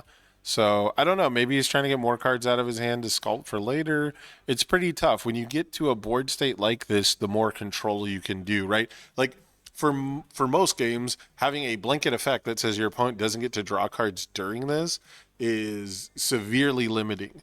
But for the game state that Travis is in, I don't think it affects him at all. So we'll have to see how it pans out. It might be the secret sauce that you and I are just missing because Yep. we're all the way up here and we got 10 million things to look at besides our hand. And I had to keep reminding myself, not also Keenan, but I had to keep. I mean, these players get to look at each other's decks. Like, this is Right. open information, right? Like, they know there's no tricks, there's no cute things. So, like, Matthew knows that this is a 2-check deck that Travis is playing, and it's a bunch of good stuffs just being thrown at there. But I mean, Matthew's also kind of leveraging himself to have a really strong turn this turn. Like, I mean, the Titan Cliff ability, 3/3. We reviewed a card at the beginning of the turn with Edge Shot or just our character 4/4. Everything is currently on the first move because of how strong Titan Cliff is at 4/4 of stats, right? Like, Yeah. And now we see what's interesting. We see the Manly Passionate guy build the number 2 pro hero down. And then is that number 2, right? Am I tripping? yeah, it's number 2. You're Okay. correct. Yeah, his own. And then there's the passing the torch that gets committed. So deciding that we're not going to need that extra card draw later, instead preferring these effects. And I mean, we've got the Best Genius Foundation, one of my favorites from the set, that says response destroy. After an attack is played, the damage can't be modified, which not so great against Edge Shot, who's stacking up those floating bonuses. Yeah. But still incredibly powerful. Just in a general sense, right? To say, okay, well, I can take one vanilla move. Yep. So Edge Shot not throwing too many vanilla moves. I don't know if we'll see that come out. I don't think that we've even seen damage pump from the Edge Shot deck that isn't the character. And that is one of the weaknesses, I believe. Oh, there's Candy Can. That's we actually just played one too. Yeah. So I mean, this would be one of those cards that you could use that on, and it's like, okay, you're only going to get the 4/4. Yes, you will still get the review triggers, but less of the damage from those symbols. So where I was getting to it, right, is Candy Cannon is, I think, the reason this card was printed in the set. Because it's a printed 3 that becomes like minimum 6, you know, average 8 damage. And it's so frustrating. A 5 high for 8/5 diff, right? And it seems like it does so little. And yet every time it's coming at me, it's pumped by Edge Shot. It's pumped by Mount Lady. It's being pumped by I've seen this in I'm blanking on the name now. Not Kamui Woods, but I've seen this being played in all kinds of Falling Skies decks. Oh, for sure. Yeah. I was going to say, you ready? My favorite thing I like to do with this right now is that it is a kick. And so I like doing it as a predecessor before you go into high acceleration kick in the void kick decks. Oh, okay. Yeah. But it also has Earth, so... Yeah, it's another Earth kick. Earth was looking for kicks for a long time. Yeah. I think it kind of might have missed its window. But yeah, I've definitely seen other Earth decks play this with Falling Skies. Yeah. Just because it's one of the higher damage. And there's a few decks that need to fill up their discard pile, right? So this one is one of the few attacks that just mill for cost. So even outside of characters that care about the review element of it, it's been really important. But being able to lock it at 3 damage has saved me more times than I can count. Yeah. Yeah, like you said, though, not exactly the case for this edge shot deck. Right. And, like, this is getting very fast, very quickly. And, I mean, Travis even tapped out quite a few resources to get that. But it looks like, yeah, we are going for a flip the foundation, reset its speed. I don't know what happened. No, is there another ability on number 2? There's a discard of momentum to cancel a stun ability, and then there's pay a life for -1 speed. Okay, so then I'm not sure how we got all that minus speed on there, but yeah, we're going instead here, which looks to be for the mid block, a half block. Gonna get our draw because the special is. Oh, it's only. It's only during that attack. last thing. Yeah, it's not for the now whole turn. It makes sense. Now I we thought. understand. Okay. Matthew thought it meant you couldn't do it for the turn. Right, and it is only during that singular attack. So that makes sense. If barrier shield locked you out of adding cards in your hand for the whole turn, oh yeah.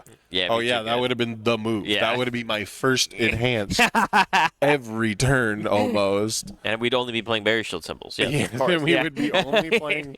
Yes, absolutely. I guess it's also non-character, but yeah, still I would. Yeah. So if that were the case, and Travis kind of buying into that, right? Travis kind of plays into that maybe misconception. I don't know if maybe Matthew said something, but when we committed that passing the torch, that seemed like a little risky. I mean, we do have cards in our hand. Don't get me wrong. We got the area that we're sitting on, but not having the right block zones is really punishing. So unless we were super confident in our block zones and things like that, because, we're blocking with so many attacks. Oh, and we checked a 2 there. I mean, it giveth and taketh, right? And this is what I would be afraid of, though, too, is the flash attacks weren't going to let me use passing the torch anyways.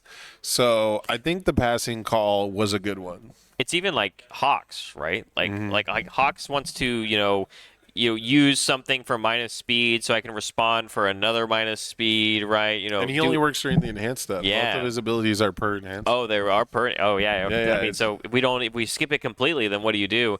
Not checking too hot here for Matthew, though. I mean, look at all those face down committeds, and even with going to build this foundation. That's a big deadlock, though. It is a big deadlock, and like Void has some good ones, but you have to be pretty selective on which ones you put in. Yeah, that Can't Escape Me is going to shut down most of Travis's attacks. The one theme that seems to be coming through with his attacks is that they almost all draw a card. Yes, they do. And almost all of them draw more than one card.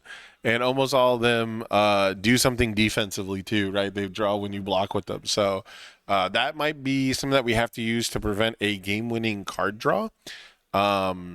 But I do think we're picking up one feather. Just one. That seems to be always the case. We always just pick up one. There's more than one in the discard pile. I promise you. I've seen them. And you don't want to get your hand jammed. As someone who played Order Hawks and definitely lost a game or two because I would pick up 2 feathers because I was afraid of dying and then play 1 foundation and pass. My turn would come around. I'd go, oh, I still have these 2 feathers in my hand. Can't get rid of both. I only get 1 review. Yeah, so the tempo of this game and the way that Travis has been defending, right, the way that he has not felt pressured, picking up more than one is probably a mistake because it's going to clog your hand for later. And absolutely. Speaking of deadlock. Deadlock powerful 7, right? Yeah, I don't think that's going to happen. Yeah, I don't think so either. But again, yeah, just like you said, another card that's going to refresh and fill our hand. We are still only at 0 applause counters, though, so this is going to grab us a 0 diff. Another deadlock threat, though, another good one to find. Yeah, definitely a very solid deadlock on that 0 diff. And this is why, I've been one of the biggest opponents of deadlock as a keyword, and I can't stand when people talk about deadlock not being powerful because do you know how many games I've lost to back alley haymaker building one of these cards? Oh, absolutely. My 0 diff is a jolt. Like, come on. Come on, no. And also just can draw you cards. If you match up, right? I mean that's not the deadlock effect. Yes, but I'm just like the power of that one card, and hey, that's what I'm saying. Like this, it's so good. It's so good. It doesn't cost you anything to really put it in your deck, and we have a bunch of different ways to kind of set up our discard pile too, with all of our different EX moves. We now have the deadlock powerful. We even have stuff like specialized sound waves that can set up a control check and set up the top card of our discard pile. So there's a lot of really cool stuff we can do with that E-flip draw card. But I got to imagine, like you said, Travis is usually stacked with deadlock. I have to assume it's there primarily for the deadlock effect. Yeah, 100%. And like you said, just like selectively being able to build it in here. We lost Back Alley Haymaker, but Tasty Rift has the same text essentially, and Yes. maybe more, right? If we do ramp on applause counters. This, of course, also being a charge attack, we are unloading our. I wish I could remember the name of the card. The 1/4. Right. Small numbers. Yeah, smaller numbers. Thank you. And so Yeah. you have to think too. He's going to be blowing up a foundation somewhere at some point to get those readied again. It looks like Travis is going for game here. We got our opponent down to 9, and we're turning. So here's the thing: our 0 diffs, you're finished, were one of the only things that we had to interact with pass-through walls. Yeah. Which cancels the area that might have kept us alive, right? So we're committing offensively. We're spending quite a few resources. We've got the fierce wings coming down. So I have to imagine that Travis feels like he can lock things up. And with that specialized sound waves in his hand and the can't escape me committed, I think we're going to see an end to our game 1. Yeah, I think so. I think you're right. I was over here thinking like, man, this Tasty Rift is very fast. And then I was also like, oh, we can actually deadlock powerful this for game. But then I'm like, oh, we use the fierce wings and pick up a specialized sound waves. That's a way better turn, right? Like, And our rival committed 11 foundations for us along the way. love that play there. We picked up our number 4 pro hero, which was because our card left our stage, we get to ready our small number. Right. And we also get -2 speed when we use that ability. So, That's also a perfect card to just destroy. yeah, I mean, but here we go. Yeah, right here, like enhance at the stage, the feather enhance coming in. He's trying to get him to commit out to block this lethal Tasty Rift. Yeah, So the real question is, can we get Tasty Rift to 9 damage without spending that momentum? I don't think we can. But Have we seen a throw from Travis yet? not that I know of, and I'll give you a quick deck list scan as well, just to kind of see. Sound Waves is not. Oh, dude, does he have an additional momentum? Oh, he has 2 momentum. Oh, he's 2? I thought he only had 1. Me too. He's got the big old Well, chrome slab. This on is there. cake and eating it. Yeah. No, if we get to do the powerful 7 to make this lethal, and we get to do the Sound Waves, I mean, you got to imagine that that is enough to close a game out, especially when your rival finally took that risk, right? We finally took the risk. So Yeah, you're right. And then, having this one Hawk's Feather, and then there's the fist bump. Looks like, yeah, man, that's It's too too fast, and it's for lethal. So it looks like we're going to go straight into game 2. And, like, I'll be honest with you, Sam. I'm watching Travis play this deck, and I'm looking at the deck list, and I'm seeing the way that he's playing it. Obviously, we're in the winner's bracket, so he won his first game in top 30, first match in top 32. This deck is a massive puzzle, and I think Travis has solved it. Do you know what I mean? Like, I don't know how you beat this deck. It's genuinely is kind of what I'm getting at. yeah, it's tough. Again, I've had a lot of experience watching Travis play. He's spent a lot of time at top tables, right? So Yeah. we've gotten to watch him win quite a few events, and he's done an amazing job. And most of the time, that puzzle is him surviving turn 2.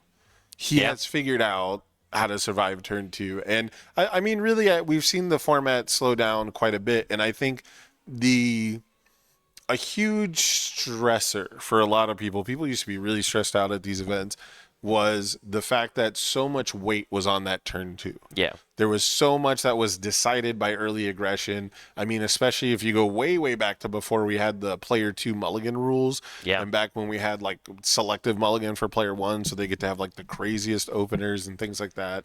And I think once you get past turn 2, turn 3 in this game, once you get to 10 foundations, the game is open. Yes. I think the game becomes more free, and it becomes more about how you can position your pieces rather than necessarily the quality of your pieces. And both of these decks are really good at having big open-ended pieces that you can put together in an overwhelming amount. And we saw with Travis, it wasn't necessarily the string. He just put overwhelming stats on something the minute you left yourself open. Yeah. And I think that that's really cool that he can capitalize on any mistake that you make with any attack. Granted, Deadlock Powerful 7 did a lot of work It there. did. But, and I do want to know, that was the only attack that Travis actually started his turn with. Right. So obviously the Fierce Wings, which Pseudo got us another one, but like And you get to pick up the free feather. I mean, again, we don't know how. I don't know exactly the total size of Travis's deck, but like again, 26 attacks in this deck, and you can only imagine how large it is. Right. So him drawing one attack a turn might not be an uncommon factor, but the way that he's designed his deck is, I feel comfortable going to Deadlock. I'm going to make you kind of do it as well. And not that I don't think Matthew was necessarily afraid of it, but like the Deadlock Powerful 7 came in, and it was good enough to make that attack lethal. Oh, by the way, here's a specialized sound waves for something for me to do after, right? Like, so it's just all the pieces together. Sam, I don't know if you knew this, but I did look it up real quick. Did you know that Travis is only playing 2 feathers in his deck? Yes, because we didn't see him ever pick up more than 2 from his discard pile. Yeah. And he almost never picked up 2 either. And it's very funny. I got a lot of heat because I didn't play the Hawks 1/4 that entombs that I goes know what and you mean. searches your deck. I would have said Foolish Varial. Well, I don't think I'm allowed to. But so so the Hawks Foundation lets you search your deck for an attack and put it directly into your discard pile. People were like, "Well, what do you do if you don't see a feather? How do you gonna guarantee that you have a character with your feather?" And I'm like, well, my character says -1 speed every time you try to modify speed, so I don't even need speed myself, right? Like if you're playing vanilla speed moves. And my character swaps stats once per turn, so I'm going to survive to that point. His symbols are really good with the addition of things like Barrier Shield, right? Like all 3 of his symbols are very good at surviving till turn 2 or turn 3. And if you're building your deck to play a lot of cards, which look at what we're playing. We're playing Tasty Riff. We're playing Rejuvenate. We're playing Sound Waves. We're playing a lot of cantrip attacks, right? Mighty Punch even, right? Draws cards. True. Yeah, like it does technically draw cards. It's a 7 mid for 3 that draws 2 cards. Yes, it is technically. Yeah. Right? 8 mid, actually, you swap it and then respond. Modify. Right? So 1,000 Sheet Pierce, that's a +1, right? Like all of our attacks are trying to plus us cards. Yeah. And so that's more cards that we play. There's more cards that we discard and filter away. So I think he's just done. This is you know what this shows me? This shows me that Travis has done the testing. He has done the work. Yeah. I mean, he's had a lot of time, right? I mean, Travis being, we didn't have to worry about the last chance qualifier. He got the qualification from Nationals. He is a 2-time HLC appearer. He was at it last year. Great run last year in the competitive season. Great run this year. He's had the time, 100% he's had the time. You set 6 format, a lot of people, I don't even know if he was playing in the warm-ups, but... I can tell you my experience playing the deck on a different symbol. I didn't feel like 4 was super necessary. Okay. So the reason I had the 4 was it just seemed like foolish not to, but people thought it was foolish not to run the 1/4 foundation that puts it in the discard pile for you. And, if I was willing to not play the 1/4, which I really wish I could remember the name of now. I can't either. It's okay. But so if I felt confident that I would see them by naturally milling them, then Travis feeling confident that he will see them by naturally milling them, despite the deck being so big. Or drawing them, right? Yeah, or just trying them, right? Yeah. So, and I mean, we saw going second, had one in the opening hand. Like that's half the battle. Right? Yeah. As a Tokoyami player, you know that you got that summon and you're going second. You're good. You're chilling. You're reviewing other cards, right? You're sending back. You're mulliganing other cards and keeping that one. So, I mean, I think it's just not super important. It's not the whole character. So I kind of want to then ask that as the next follow-up because, let's talk about sideboards as they go into game 2. Obviously, Travis broke serve. He lost the die roll, so we're going to see Matthew go first again here. Right. It's both characters really quick. Yeah. Edshot, amazing at going second. Yes, 100%, yeah. If Edshot wins this game 2, then, we might see a huge reversal of fortune because Edshot can really spin the narrative on you and change the momentum because of how good he can build early. Yes, that's 100% true. But so specifically for Travis's sideboard, the only reason I bring it up is because his deck is so large. Correct. Which does start diminishing the value of even putting in cards in your sideboard. And a lot of these cards, specifically in his, I don't think do a lot, right? So, do you think you just leave it as is and you just kind of shuffle it up and run it again? Considering the nature of his sideboard being all tech piece interactions. Oh, he saw it again.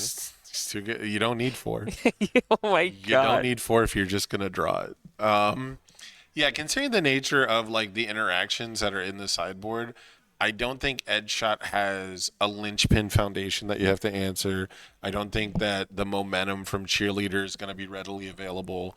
Right. And then I mean, he's got the Anna voice in the sideboard, which is super cool. Yeah. But that's his throw hate, I'm assuming. I would, yeah. Just from, I don't want to get thrown out of the game. Like the evil overhauls that might be showing. I mean, we saw one on stream last match. I know that there's at least one more. I saw them running around. It's also really nice when your opponent has like a super fast poke, and you can swap the speed and damage so that they have like a really slow, really high damage. And it's like, well, now that's 10 damage, I can get the response take off as an nothing. Omni block. Yeah, that's pretty good. You're right. I didn't even think about that, and I mean, hey, that's why they're better than me. I'm almost convinced it's a Falling Skies specific answer. That's pretty good. Yeah, I do like that.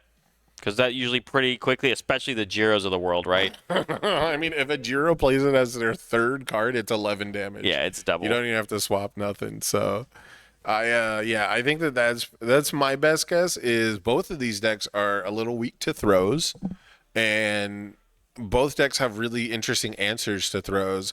But I would assume that Travis's is a bit better. Yeah. Just being a 6-hander for one, but and also the swap once per turn. Yeah, and then having the swap, and then so like Anna Voice comes in for like Falling Skies, I'd have to assume. There might be something else like off the top of my head. It would be good against Canyon, which is very funny.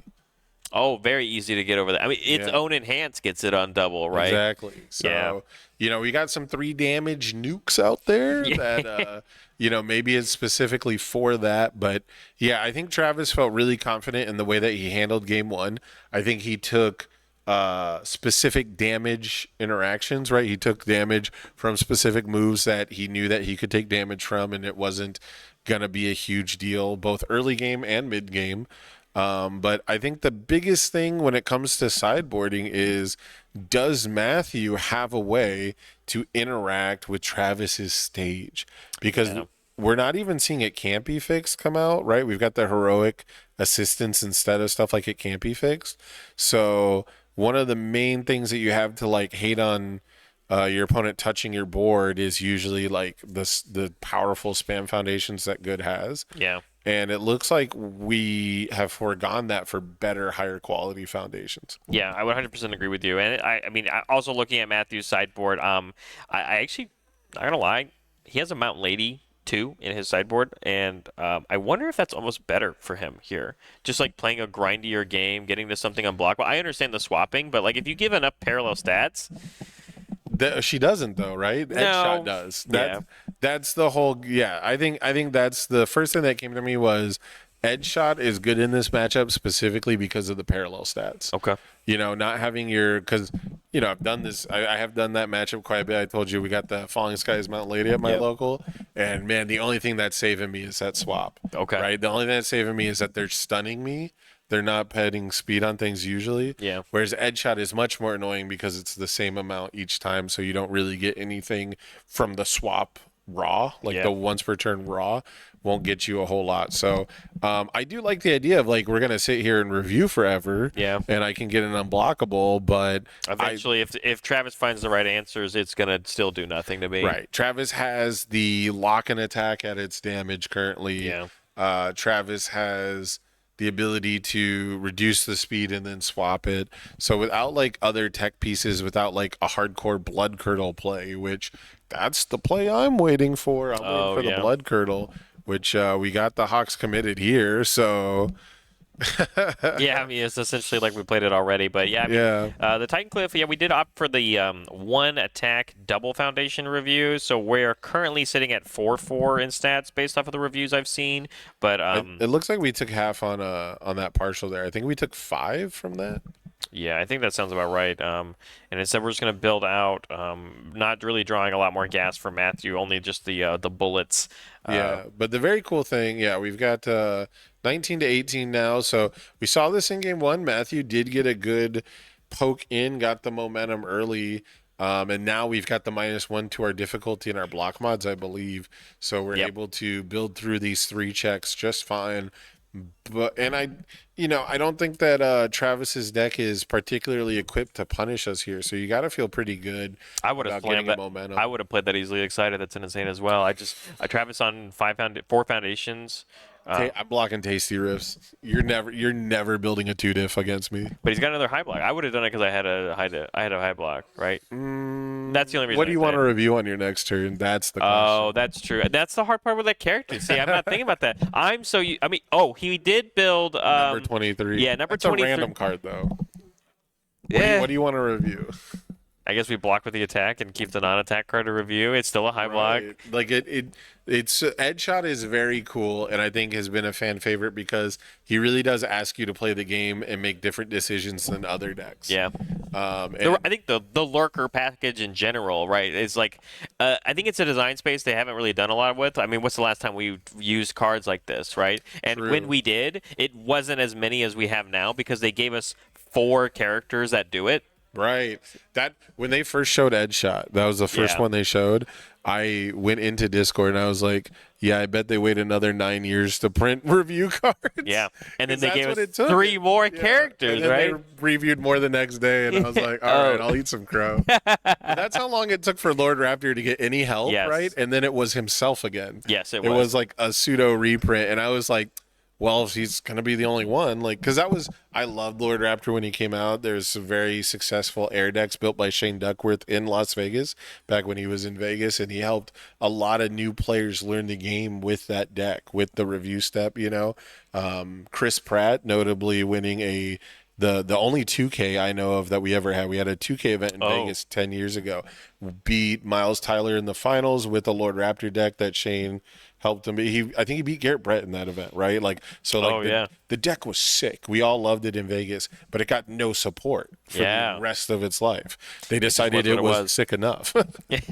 So that was my concern. I was like, are we going to get more review support? And then we did in the same set, and that's very cool. Absolutely. Travis going just with a build turn, and then we've gone back over to Matthew, leading off with another Titan Cliff, and we did bink the 5 on it. So, we reviewed a non-attack, and so I'm excited to see here. Oh, we built our 6th chip. We got our patient observation coming in.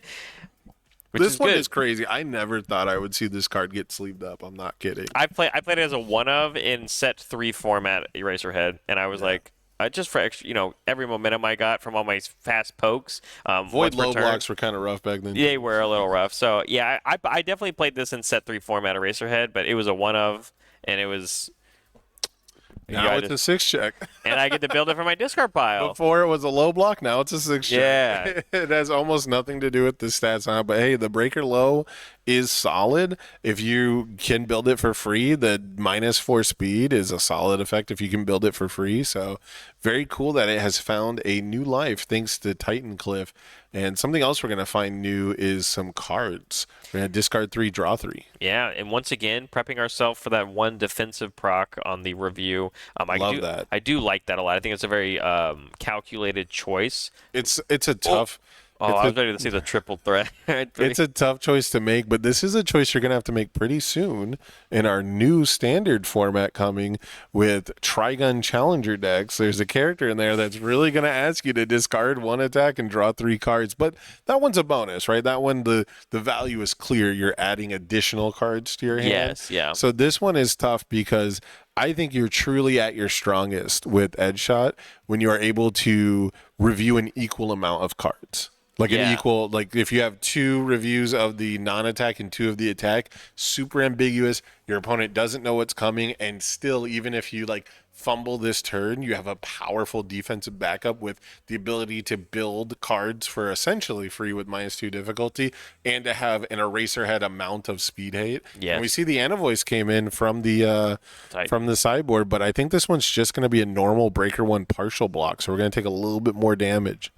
Yeah, going to be getting closer and closer, and I do think Matthew might smell some blood in the water this turn. I mean, we haven't committed any pieces aside from the, essentially committed none. And he hits the 6 on the Breaker 1.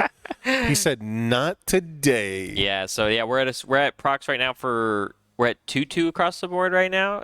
Yeah, we should be at 2-2 and then -1 difficulty.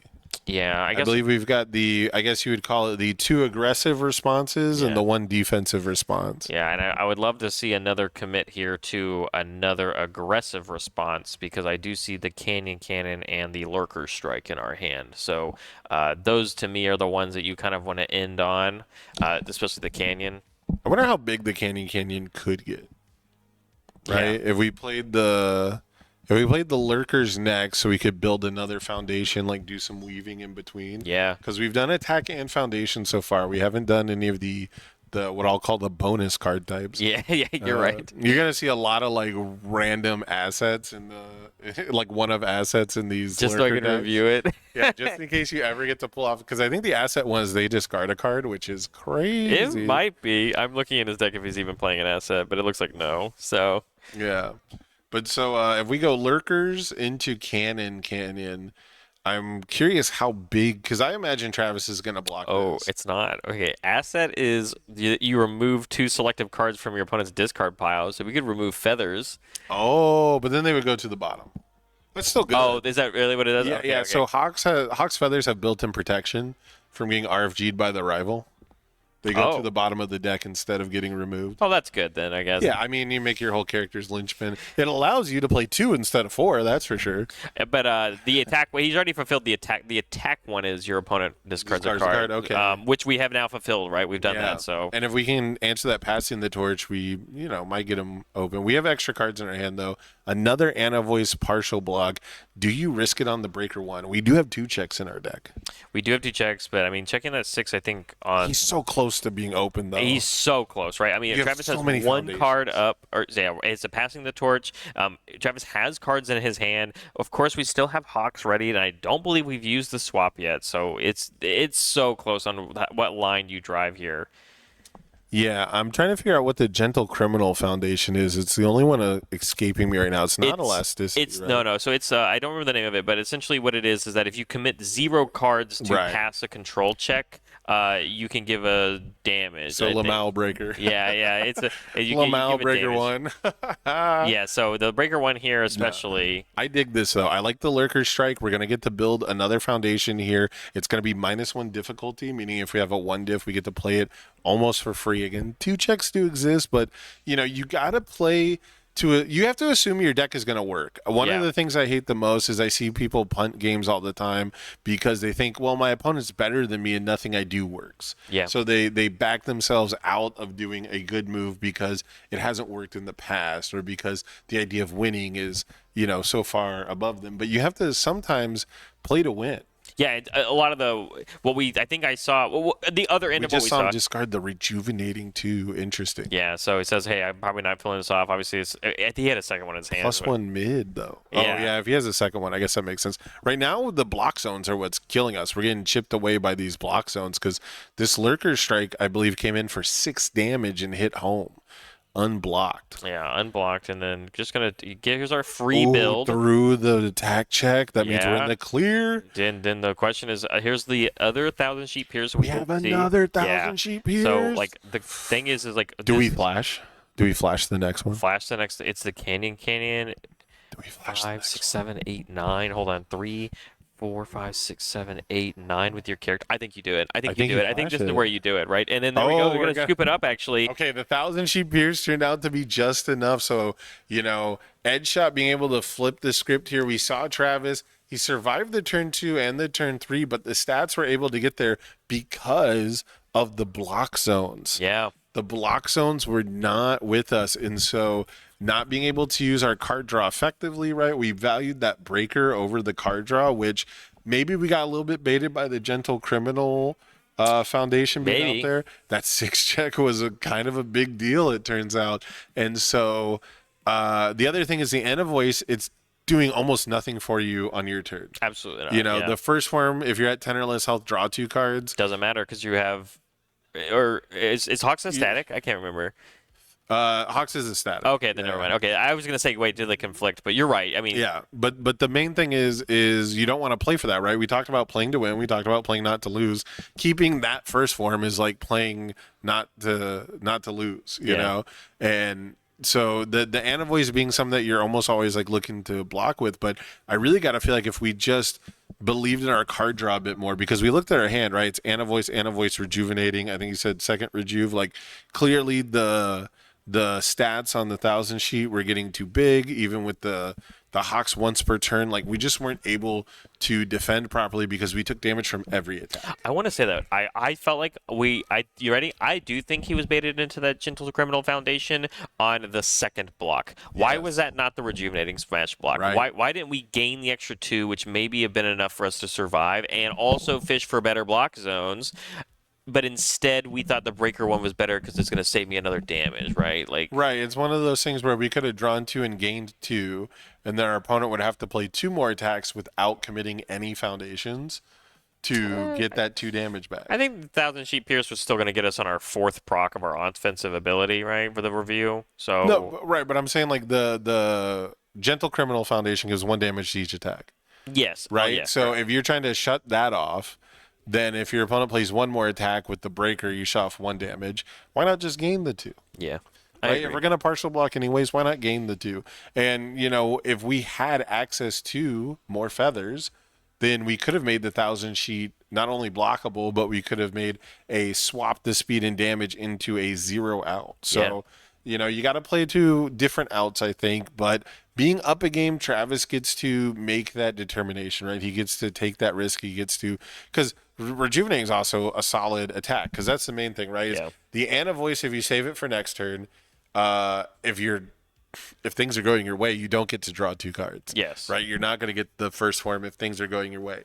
If you keep the Rejuvenating for your turn, not only did you get the Breaker on the last turn, but you'll still get to gain 2 and draw 2 on your own turn as an attack. Yes. So I get the value assessment there, and that's why we saw him discard it, right? That's why I thought that's exactly what I was going to say. That's why he discarded it from the Lurker Strike ability, because he's like, oh, I have another one to play on my turn. Right. But the thing is that we weren't thinking if we had played 1 defensively to gain 2, and then we do survive that turn, and then we gain 2 also offensively, right? So it's where we could have stretched it further. I think the biggest thing is you have to look at the block zones that are in your hand, and I think he was looking more at the fact that he didn't have a lot of speed hate, and I think he was looking at the idea, well, if I do draw a high block and it's a +3 high block, I can't block with it. Still have to block with my +1 mid. Yeah. And so I've been in that position. It's one of those lose-lose, it doesn't matter how good you play it sometimes, right? Yeah. Like that's just the reality of card games. It's the reality of all, games with any amount of luck in it. And so we're seeing a total reversal here, though. We've got a bunch of zeros and we've got the new training method. So there's those that can't be fixed. So the zeros matter right there. Boom. That was a 0 diff on a 2 difficulty. We checked a 2, so that's why it matters. And now we get to free build in our passing. Great build. Yeah, so we've got tons of stun hate. So I was talking earlier, I don't know if Edshot has a way to mess with our board. We're never touching this board. We're never stun wanting. Hey, I asked Keenan last match, are you going to miss that card? It can't be fixed? Yeah. That's very funny because he said he almost misses Electric Jolt. And I'm like, I mean, if we're in a world with Electric Jolt, maybe, but no, I'm not going to miss. Okay. He said the same thing. I'm never going to miss a 0-5 with a +1 or +0 block that doesn't have a drawback.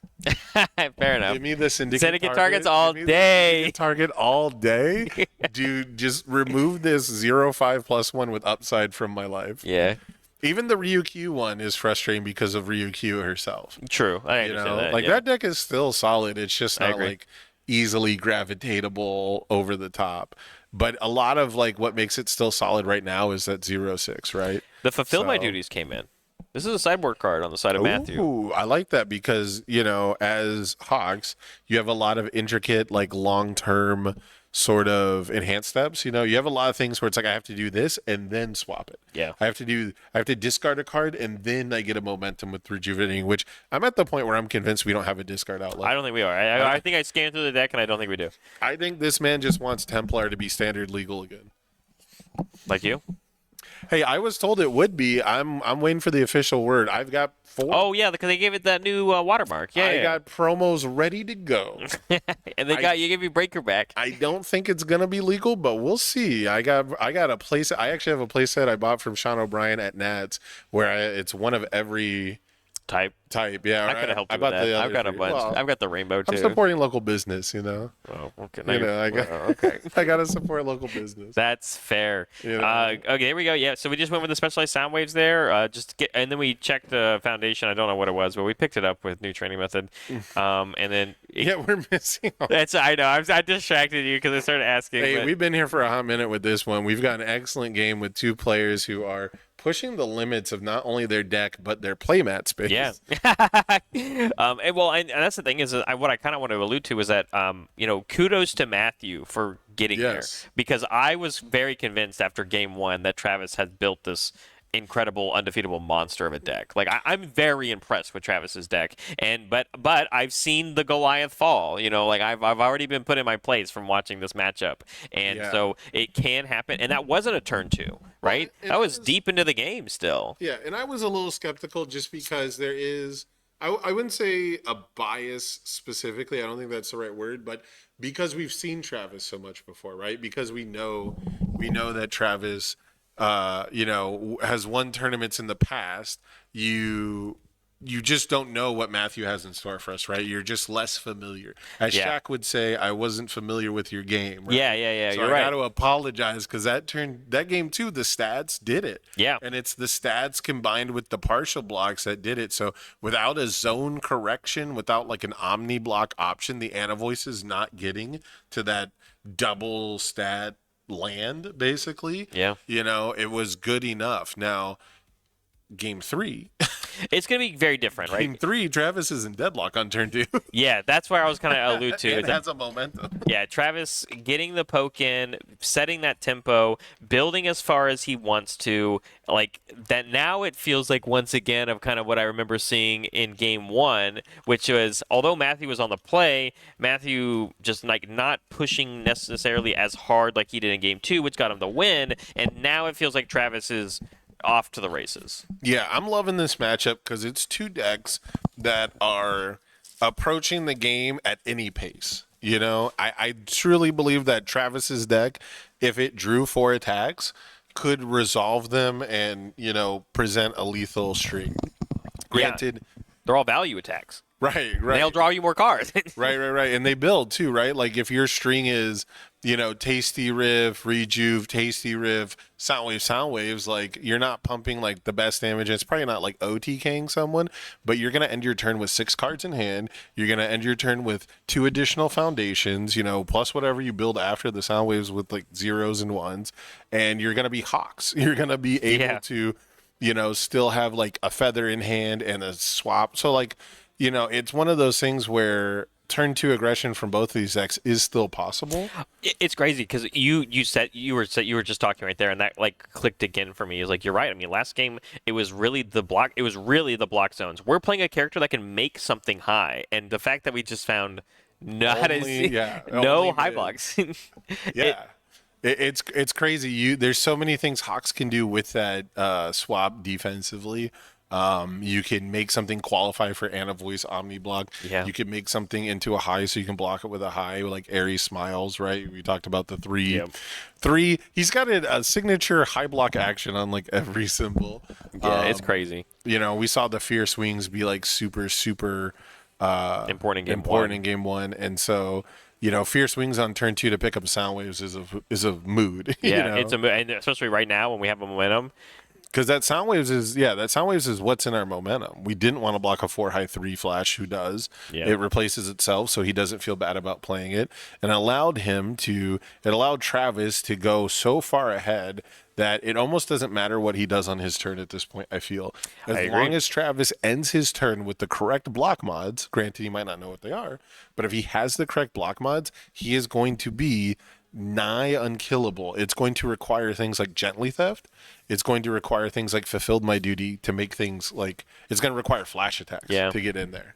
Yeah, and I think that's exactly what I think he has learned and adapted from game 2, because I think we're already seeing that again, right? We're now seeing a lot of the same play pattern that we saw in game 1, where eventually it's just going to outvalue Matthew's deck. I think the value that Travis's deck brings to the table is going to always outpace Matthew's, whereas Matthew will always be able to dish out more stats. And the question is, how how much value can Travis accumulate before Matthew can dish out those stats. Yeah, and if Matthew, unlike game one, if Matthew doesn't assume that risk, if he never dips his toe in and commits out too much while playing footsies, then it's going to come down to what block mods or block zones, I should say, Matthew has, right? Yeah. Because Matthew doesn't have as much defensive card draw, and he doesn't have the ability to sculpt his blocks the way that Hawks does. Yeah. The Hawks has that zone change. Hawks has, the Ana Voice Omni Block option, and Hawks has passing the torch and rejuve and sound waves to all draw defensively.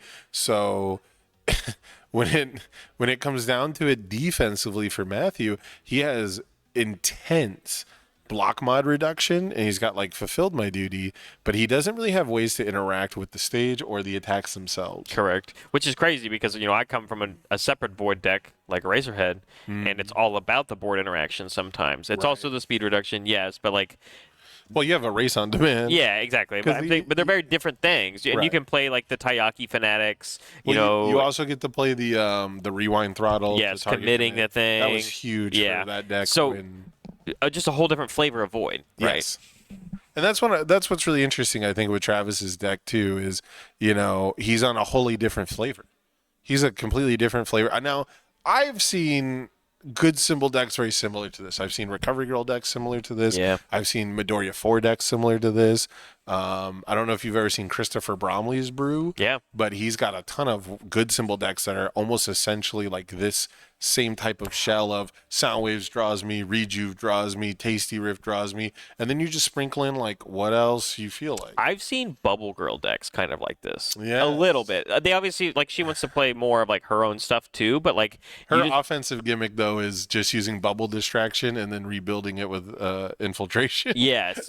but Bubble Girl, adding things with things like also like Tasty Riff, like on top of it, and then eventually if you get enough applause counters, you build in your distractions, and then it's already fast. I can make it faster if I name it for the turn, right? A lot of what Travis is doing, I've seen in other, just like you said, a character under the good symbol that can play a generically good package. And we see here again, Travis is only adding one feather to his hand. I don't know.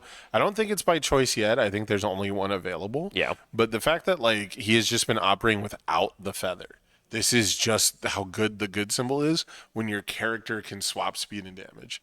That's effectively all his deck has been doing. He's using all the most powerful set one. You said good stuff, right? Yeah. We're on a good symbol, good stuff deck. And I mean, look at the stage, right? It's like the best good symbol foundation from every set. And then a bunch of set one staples. By far. It's the best speed reduction from set 5. It's the Gran Torino foundations that are super important from set 2. He does have going out to fight some villains, which I think is a slightly underrated card if you have the good symbol. He used it in game 1, actually. I remember watching while we were talking, and just the fact that it's like straight speed hate. Oh, and I'm also Hawks, right? Like it can just get you there really fast on either a swap to 0 or the easiest block of your life, right? And now we've seen the evil symbol attacks become way more prevalent. Right, so before the damage reduction effect wasn't going to be a big deal because Chaos decks weren't getting played after the set 3 bans, basically. I still did it. Well, I know what you mean. I know what you mean.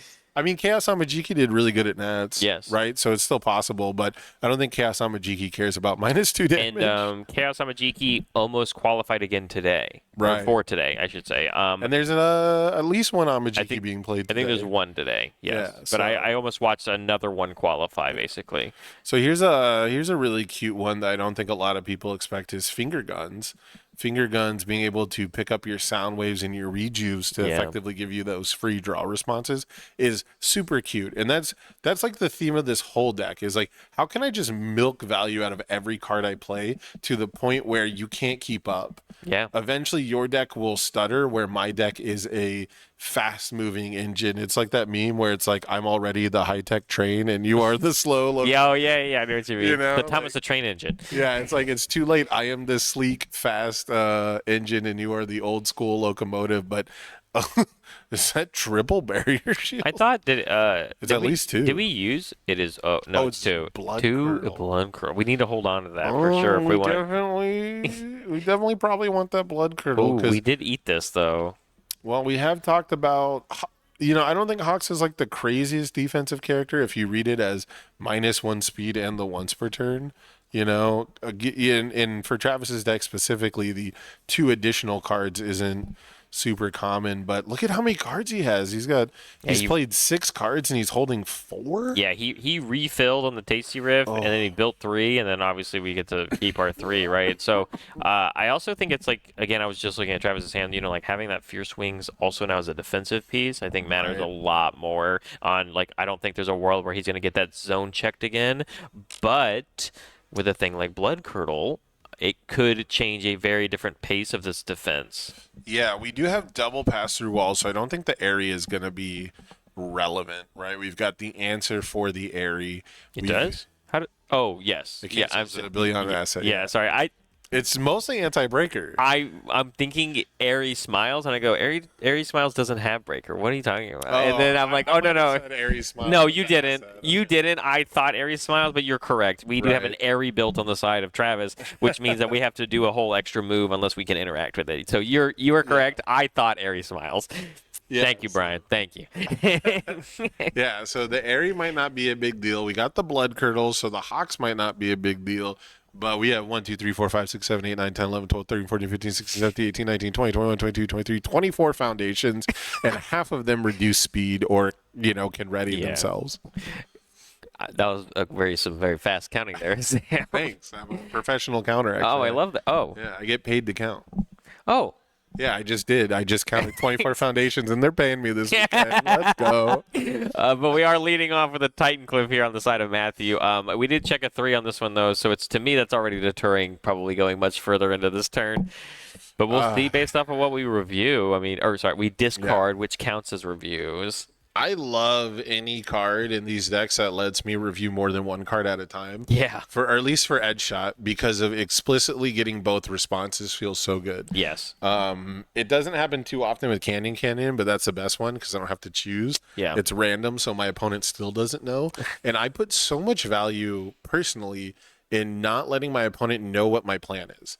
There's so many decks, like the one caveat, the one negative I would ever put on Giro 1, and someone's going to clip this because I've never said Giro 1's bad at anything, but the one negative I would really put on Giro 1 isn't even like she doesn't have like a defensive ability. It's truly that she is one of the most telegraphed, most known about decks of all time. For the entirety that I've played this game, I have never seen a deck where when I sit down across from the character, I know what's in the deck. I know what's coming. I know even when there was like 2 flavors, they had the instant explosive release version and stuff like that. Like it becomes so obvious the way that they play and the way that you have to play. But that is a testament to how strong that character is. Just like Specialized Sound Waves is a testament to how strong the good symbol and having 1 momentum is. I would agree with you. We saw that exact kind of mentality on why Capture Evildoers got banned, right? Yes, absolutely the good symbol with the momentum, creating this crazy offensive pressure, it existing, being a card that even like your opponent doesn't want to take any momentum because then you give the good symbol a momentum. It's crazy enough though. I still saw quite a few Mirio decks yesterday, and a lot of them were X and 1, so a lot of them were in contention and either lost out in the last round or just didn't make it, right? But the good symbol has shifted to something that we're looking at it right now. Like look at like what Travis is playing compared to Back Alley Haymaker and Capture Evildoers are still gone. They're bye-bye. Right. And here we are still seeing the symbol thrive because of what this deck and the other things can do. Back Alley definitely caught a stray for repeated on the life symbol. Oh, for sure. But it was definitely the life symbol decks that were tearing it up recently. But yeah, like we said in the first game, like Back Alley to build the 0 diff that commits your best foundation is an incredible ability, right? Like Electric Jolt has to wait till it gets to your momentum to do that. So and then we have here we have Tasty Riff doing it again, right? Right, exactly. Tasty Riff has the redundancy on it, so you don't even necessarily need that for the good symbol to continue chugging along. But chugging along here, we are officially at the point where Travis Tangeman has to take 0 risk. Yes. He does not have to actually risk doing anything. The only thing that's going to matter from here on out is whether or not he has the ability to defend himself adequately. He does not have to go out and win this game. He has to not lose this game, and that is truly how I feel. Yeah, I would agree with you. And I think we're in that same kind of capacity of what I thought was going to be a fear in game one, which was, like who's going to run out of the deck. You brought it up, right? The mill factor, but like I don't think there's ever a mighty punch. Give me one mighty punch. Yeah. They gave me price for piece today. Give me a mighty Oh, punch yeah, you had the deadlock, price for piece game? and I can send my hero into the sunset happy. So just to touch on that briefly, because it's a very fun moment. So I was in the main room when the price for piece was played, and everybody in the room popped off. We could hear, we were And talking then- about it. There was a standing ovation when he lost. And then that was the resounding "Aww" in the room. Well, you guys- happened afterwards. You guys couldn't see it, but we saw him draw the high key mirage, and my heart sank. I was like, "Yeah, I've been there, bud. I've been there." Oh man. Anyway, and he had like no progressive still. He had the it was force crazy. Surrender. Like It's crazy. my guy was ready. He That's was why I told you. I was ready. telling you that's the deck that gets to play that card Yeah. because of that kind of thing. And any cards you draw, you can play them again. But alas, that was a different game. Speaking of, Phil has been eliminated from the tournament. We're gonna see it. Or he just did it. Oh, really? We put the mighty punch on top. We're about to draw it with the sound waves. And then if we have a finger guns, we can pick up In Deadlock, the it's sound waves. Wait. Oh, sorry. I'm like, No, wait, no, that's an enhance. He's thinking about we're gonna pick up the sound waves, and then we can literally go tutor a second card, and then have 2 checks stacked. Yeah. I love this. I love this combo. You gonna build this deck when you get home? Not this one specifically. All right, here we go. I get all my good symbol decks from Christopher Bromley. Oh, that's fair. He turned me on to the finger guns into whatever you want. Oh, Like, yeah. Usually it's echo attacks. Yeah, but I like to me, it's the double trouble. The double trouble is real good. Damn, 10 cards off the top smoked. I'm never dealing damage to you again. And then, man, this is so cool. You could actually just like forcibly mill him out by picking up this same copy of Mighty Punch Over and over. and playing it every turn. As long as you get a momentum somehow. We're looking. It's a 3 of. It's a 3 You of could nice. just have more. Do we have a way? So we don't have a way to discard with Rejuve, huh? Do you have a way to print momentum? Like, does he have like a momentum generator? So we can just keep doing this sound waves goofiness? Phantom Threat. Okay, fair enough. You can do that, right? Once every turn. If you see Well, Phantom yeah. Threat and it. I'm also not going to go home and build this deck because Soundwaves is rotating. Oh, yeah, that's fair. So this is effectively the last hurrah for this combo. Yeah, you're right. For the you're finger right. gun Soundwaves combo. I will, however, go find another draw 2, discard 2, or draw 2, gain 2 ability and use it with that. Oh, okay. That's fair. Yeah, draw 2, gain 2, and then add it back to my hand to block on your turn. Sounds like my kind of deck. What are the symbols on? What are Rejuve or finger Genkai's guns? symbols? Oh, Genkai? I wanna All good in order. Oh, so I have good. We're Yeah, in. All we're right. in there. So I can, because I love her ultra rare. Oh, dude, hers was like the first kit that I actually like saw like in its entirety. Well, we talked about it on Wednesday, remember, last week. And I'm a big fan of the Genkai kit. The Genkai kit's very cool. What also is cool is Jarvis is attacking. this 1,000 sheet pierce that is going to give us even more leverage, even more card draw. So very, very, very interesting stuff here. It looks like we blocked and built the foundation that we blocked with. Yeah. And so we don't have we still have a clear card pool, but we still have 13 health. Otherwise, that Mighty Punch would have also dropped us to effectively. I think it was actually the number 4. The number 4 per hero was what we blocked with. It was that or the calling for backup. And that was what we mainly patched it down. But we got to build it in. So we've got the clear card pool now. We do have ultra regens, and we're gonna pop them here. Yep, we're gonna pop at least one to get some of that health back. And Ooh. Okay, another Titan ultra Clip is regen. good. Popping the other one.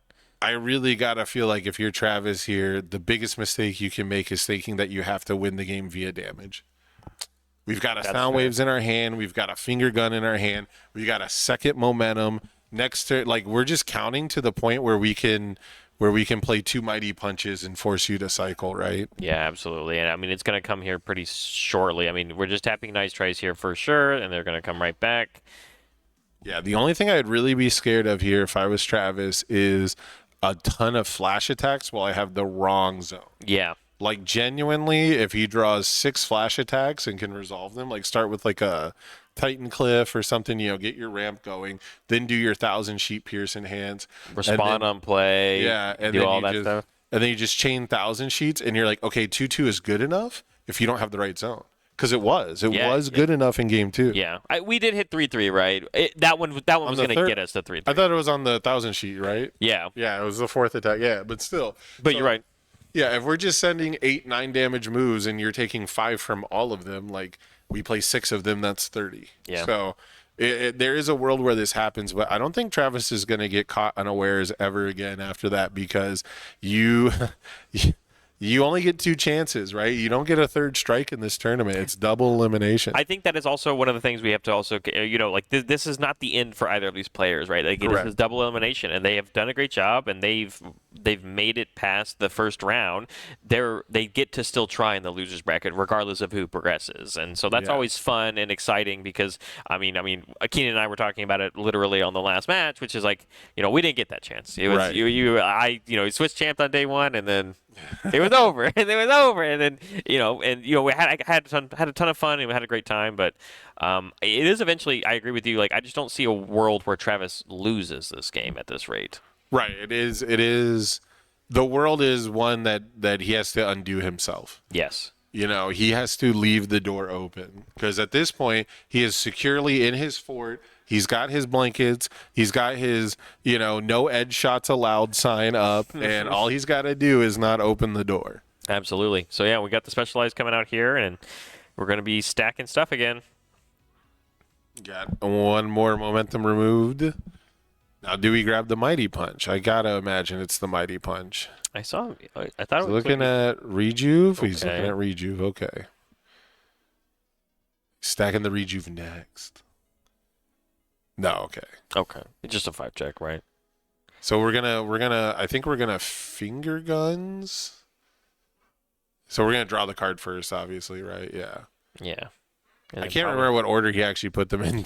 The area is the next check. Is the next check? Yeah, okay, yeah. So we're gonna pick this up. Maybe it's for both, right? Maybe he just now he goes Rejuve Smash, and then we'll do the specialized again later. Yeah. Because we still have the momentum, right? Right. I think we're just counting the number of cards in the deck, and we realize it's just a little too early for the Mighty Punch.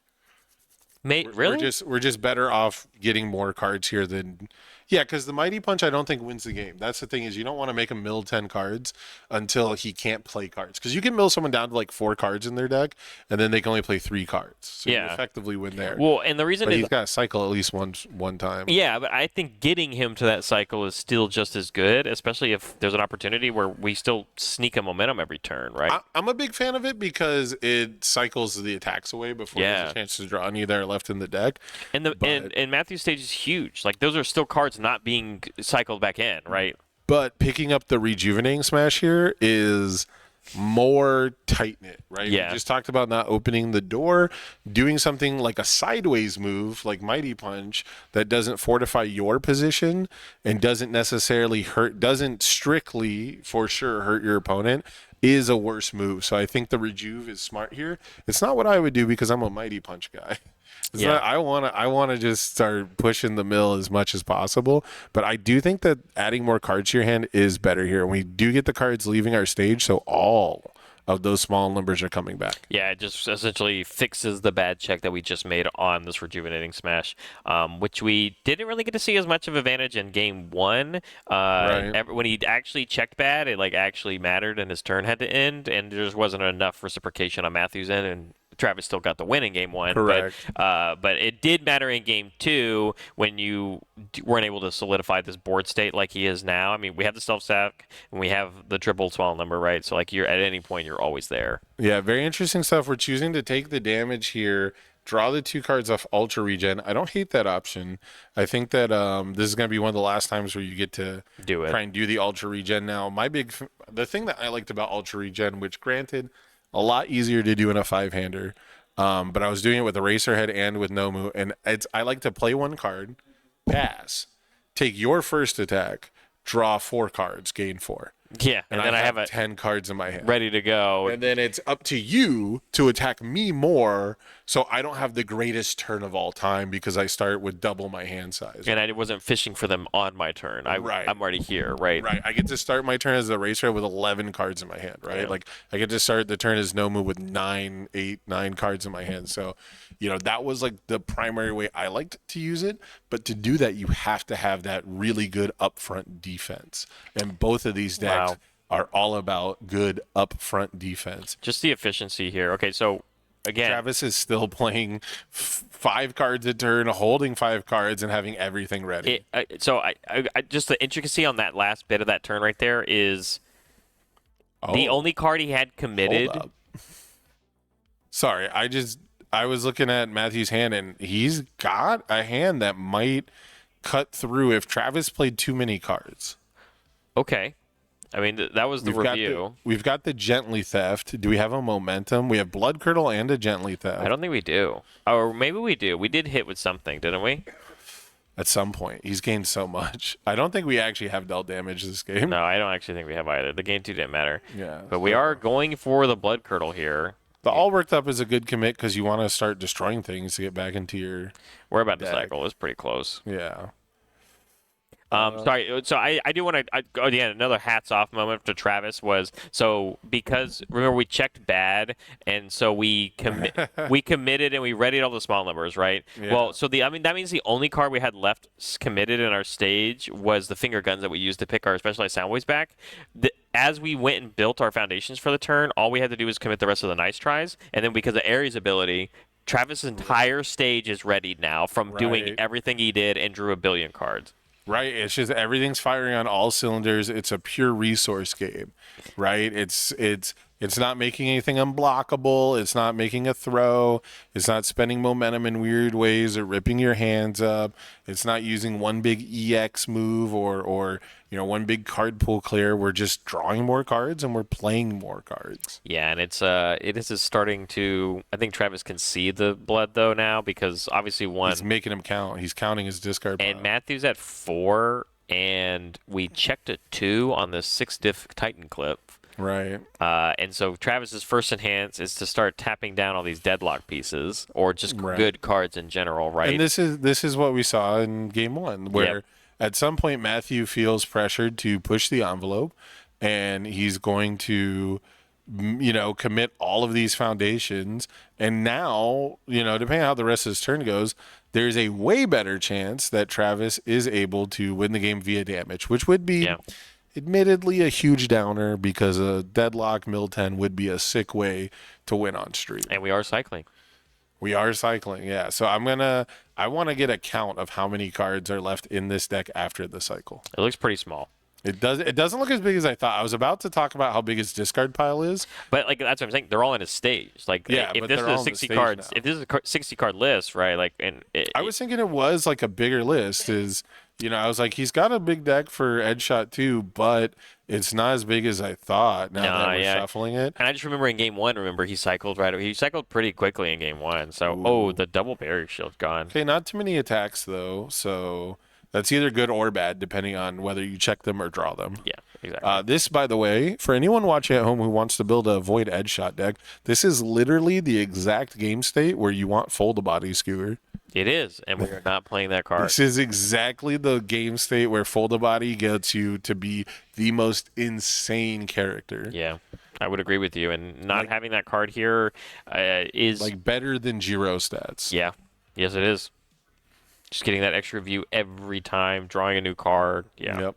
Because you're about to mill out anyways. Yes. Your opponent has a tutorable, repeatable mill win condition. So that's a punch? Yeah, Fold a Body is a punch too, so you can play it with repeated 100% smash. Oh, that's pretty cool. Yeah, I'm going to make that deck someday. I'm just going to commit a foundation for Fold a Body and then play repeated and ready it. I wish Shishi Wakamaru had Void. Oh, yeah, me too, actually. Yeah. I'm excited for that character because it doesn't pump stats, but it still seems nasty. Yes. Still seems like, and it's fun to say the name Shishi Wakamaru. Shishi Wakamaru. Yeah, I think I'm going to play Walk the Dog so I can say Shishi Wakadagu. You're going to play I love that. the Dog. Walking the dog. I love it. I love it. I love it. At some point, does Travis self-sacrifice just to flex? How many more No. resources he has? No, Travis doesn't play that way, really. Ooh. Especially not at a big tournament like this. Check to 4. Yes, commit these small numbers that we can ready.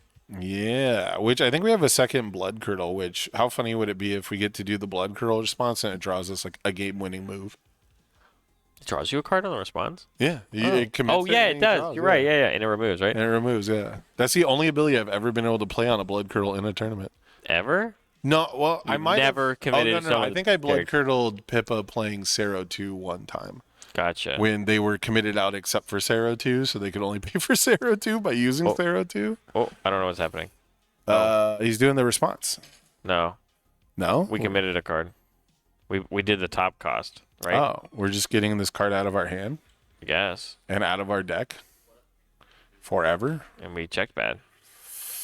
Aries Aries smiled. It tripping. fulfilled the response because we Yeah. played a form that wasn't. Right, we played a non-attack card. Okay. Wow, big brains. So- I got there, but Yeah, there's a lot. So this is exactly the kind of game that we saw in game 1. Travis got way out ahead, built up the wall, and now Matthew feels like he's forced to and he's checking do something terribly. now. And he's checking terribly, and I'm really upset because Travis is probably going to win off damage instead of a cool deadlock mill combo. But You want me it to is tell what him real quick? Be like, hey, can you please make it a mighty punch win? Maybe, I don't know. Maybe he plays the mighty punch as the first attack and does the deadlock E first before the damage step. We did roll both procs though. That's pretty good. Yeah. Either way, though, Matthew is pushed up against the wall, right? Like, Yeah. because if you don't commit all these resources and attempt it, you just get milled out anyways. Yeah. At worst, you probably still lose to like weird partial blocks, Yep. right? You know, you Yeah, we're can't 4. can't have every block zone, right? So yeah, so the power of sound waves and finger guns is really what's, putting you under the. Oh, the and gun. Travis's hand is stacked. Yeah, he's got the There's a feather, tasty he's riff got in the there. tasty riff. We're gonna see the anti-voice come in right here. He's got it in his hand. Ooh. Yeah, this very, very high damage cannon. That would be sick. Now, the original Anna Voice was a card that had Breaker 1 +1 mid block, and it said if the attack's damage is double or greater, it deals no damage when you block with it. But it also burned to the opponent for 2. It's not that old of a card, is it? How old? Jealousy and Fake? Oh, wait. Yeah. So, I Warriors of the Night. Yeah, I played during that card. Yeah, that card is sick. And That was I always Smile and Missile, same girl, right? Yeah, Yeah. BB Hood. Yeah, BB I Hood. always wanted to use those cards together, but it never came up. So Yeah. I'm stoked to see Anna Voice being used for that same style response. But I wonder how much better, like, how punishing would it be if it still burned for 2? Oh yeah. I don't think it'd be that bad. Yeah. This one's not an attack card, right? It would probably come with the clause that you can't kill the opponent with it, like Counter Strike. The next one on a 7, and we checked a 2. Oh my goodness. Disaster. So not only do we feel pressured, like we have to attack with this massive stage. I mean, we have a stage that's so big, you're like, well, we're passing our check. Sure, but now And we're now left. we've checked a 2 on a 6. We've checked a 3 on a 6. After we had to commit a foundation to play a 4 that we checked a 3 on, and commit a foundation to And we play a 4 on a 5 that we checked a 3 on. We've checked only attacks. And then we started the turn with a Blood Curdle, which committed a foundation. Right. We've committed 2 foundations to pay costs. We've committed foundations to play those cards each time. We've committed at least 3 foundations to play every attack. Yeah, it's not good. It's not good, and You theoretically can't even play the next attack. 4, 5, 6, 7.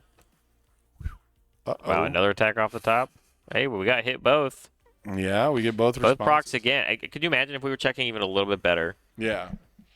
I mean, if we were checking a little bit better, I still don't know if we get there. Probably not. But I mean, well, the reason I say that is because I know Travis doesn't have another anti-voice, but you know now it's down the block mods, and so I think we have specialized sound waves, which is a mid block. We have the feather, which is the mid block, and we have a tasty riff in our hand, right? So eventually, if we this is a scenario we were so close that if there was enough follow through after these 3 attacks that we could have once again gotten it, but yeah, it's one of those things to where Matthew's in that corner, just like you said, and with 3 ready foundations, Travis is going to go for the win next time, no matter what. Yeah, you got to feel like Travis has it locked up. I mean, this has been a great game. Don't get me wrong. Yeah. I've been a big fan, but it is the kind of game that does feel a bit decided well before the actual end of the game. Yes. And that is typical of a control deck, right? That's typical of a wall deck where it kind of achieves its conditions. It finds itself in the place that it wants to be sooner rather than later. But I'm really curious to see exactly how Travis decides to tackle it, because again, this is 8? effectively at his mercy at this point. Yeah, this one's on an 8, and Is the Genly Theft actually going to get rid of the sound waves, though? What if Travis bricks after this? I swear. you think? I mean, so it's actually going to get Travis down. Nope, he kept the feather. So yeah, you're right. So we removed. Oh, he doesn't have the momentum. He doesn't have to the get both. momentum, but yeah, it can't get both. But we kept the feather because we want the mid. We want the mid block right here. Well, because he doesn't want the feather to be on the bottom of the deck. The feather would go to the bottom Yes. if it got removed. Correct. So yeah, so if the feather gets removed, it goes to the bottom. So we choose to remove the sound waves, which gets rid of the guaranteed mill condition. Yeah. Which means we're almost certainly gonna just see what attacks we can draw. So I mean, for what it's worth, Matthew has actually done an incredible job considering the position we're in. Yeah. Because while he didn't get any damage in, he did get Travis to no cards in hand.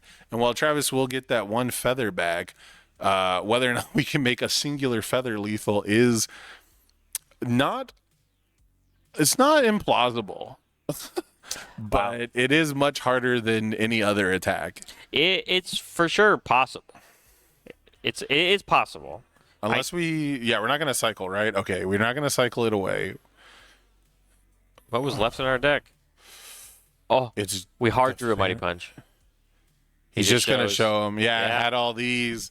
He said, I got all these. Do you want to play it out? And Matthew says, nope, let me move on to the loser's bracket so we can keep chugging along here at the HLC 2023. Congratulations to Travis Tangeman on continuing through the winner's bracket with a very, very cool good symbol Hawks deck. Not one that we've seen make it through to like a top cut finish before. So I'm a big fan of that matchup. I'm sad we didn't get the mill condition, but there's always next time. Next time. He's still in the winner's bracket. He has to lose 2 games to be out of here. And at this current pace, he's not doing that. So we could still see it in the future. Absolutely. Yeah, and talking about the pace, we've got a blistering pace here. So we've got more games going on. We've got winners brackets. We've got losers brackets. But we've also got some special announcements from your marketing coordinator, Levi Lalonde, coming up soon. So guys, don't go anywhere. We're going to get him in. He's got some important announcements for you guys and maybe some special reveals. I don't know. I don't know what's coming up. A secret, you might say. Yeah, secret. Secret is coming. So, guys, don't go anywhere. We will be right back. I'm Sam Tate. This is Barrett Bryan. We're bringing you all the wonderful Universes action here at HLC 2023.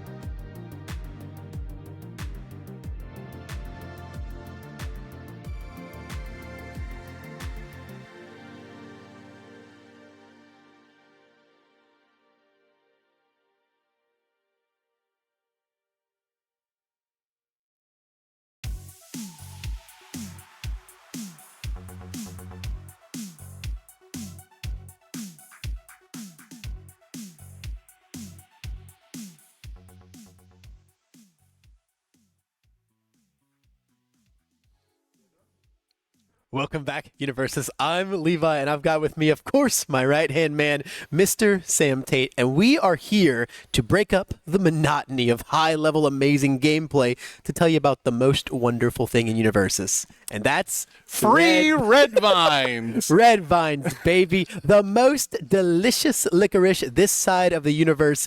Dare I say this side of the universe, even. Guys. Red vines are amazing. Red vines are so sweet, so delicious. But They're like a natural air freshener. You can just sniff that. Come on. wow, yeah. Oozing with flavor. Oozing. What a perfect word. Amazing. And, I guess while I have y'all here, I did happen to pick up a few little secrets coming up inside Yu Yu Hakusho at the Dark Tournament. So Is there a new flavor of red vine? Is that the... I got 5 new flavors. Whoa. Hey, Sam, while we got the people here, do you think that you could put the red vines aside for just a moment? Try to control yourself? For a rare occasion, I think I can. Well, Mr. Togoro, should we take this away? Guys, get ready. It's time to check out the secret rares of Yu Yu Hakusho, the Dark Tournament. And the first one that we're going to be taking a look at is the Darkness Dragon himself, Hiei, in Darkness Dragon Prowess, with the third eye out. Baby, this 4 high for 5 is going to lose you 1 health to pick up 2 damage, make itself a 4 high for 7. But more importantly, also pick up stun X, X being the amount of health lost during this enhanced step. This is essentially plus ultra prominence burn for EA. Yeah. This is this card. Yeah, this is crazy, right? If you're thinking of it in Hiei stats, it's coming in at like a 5 high 7 stun 3. That's like an 8 high 7, and then we've got EX on top of it. A little bit of EX along the way. Not hard to steal momentum when they have to block us twice, right? Yes. Oh, and you've got Hiei's response if you're playing it in him. I love this card because it reads as an opener and a finisher. Right, and it just pours on the damage, which is what you want your Hiei attack to do, right? I want you to have to block this once. That way I can get rid of your block, make you block it a second time, or just force even the printed damage through. Oh yeah, I'm ready to master the dragon. This is a sick one. We definitely need as many cards as we can get with the dragon in it, the black dragon. It's true. It's a sick dragon, so man. cool. It's like the most memorable thing from the whole arc, man. That was the card I was most anticipating. I was most excited for. That wasn't a character. Was definitely the Dragon of the Darkness Flame. Agreed. And in its many forms, it continues to impress. But where there is Hiei, you often find a certain fox boy right behind. Oh, of course, the partner in crime. Kurama is also here to show up in his very own secret rare, the Power of Yoko. Oh! We got the Yoko. We got the Yoko, baby. Rare. And more importantly, for all my water symbol lovers out here, we've gotten a little familiar sentence back into the game. No. +1 damage for each card in your rival's card pool. Although, unlike a certain Whip of Tongues, this is a 5 diff, but you are going to start as a 5 mid for 5, and we've got a whole other ability to go ahead and kick something out the rival's card pool, steal ourselves a momentum, and if we kicked something with a pretty sizable difficulty, we're also kicking this bad boy out of progressive. Lot of things going on here. We're clearing our rival's card pool, but we're getting a bunch of damage first, but we're also stealing momentum to fuel our cool echo attacks inside this set, to fuel anything else, really, and we might get to kick this out of progressive. This card is doing a lot of things, Sam. Yeah, this is one of those cool, interesting cards where you're not just clogging the card pool. You got to decide when and where to press the buttons to take away some of that speed. But getting momentum seems incredibly powerful in the Dark Tournament. So I think this one is super, super cool, and I can't wait to see how people use it. Yeah, stack it up with some of the other stuff in Kurama's kit. Just kick every single ally in your pool out of progressive. Stack up so much damage with your Kurama enhances. I mean, this one obviously goes hand in hand with Kurama himself, but just being a sizable free finisher, as long as you've got a deck that can either stuff their pool up or just force a lot of blocks, especially if they're blocking with attacks, yeah, this one's just pretty versatile and a really good finisher depending on if you can commit to this strategy or not.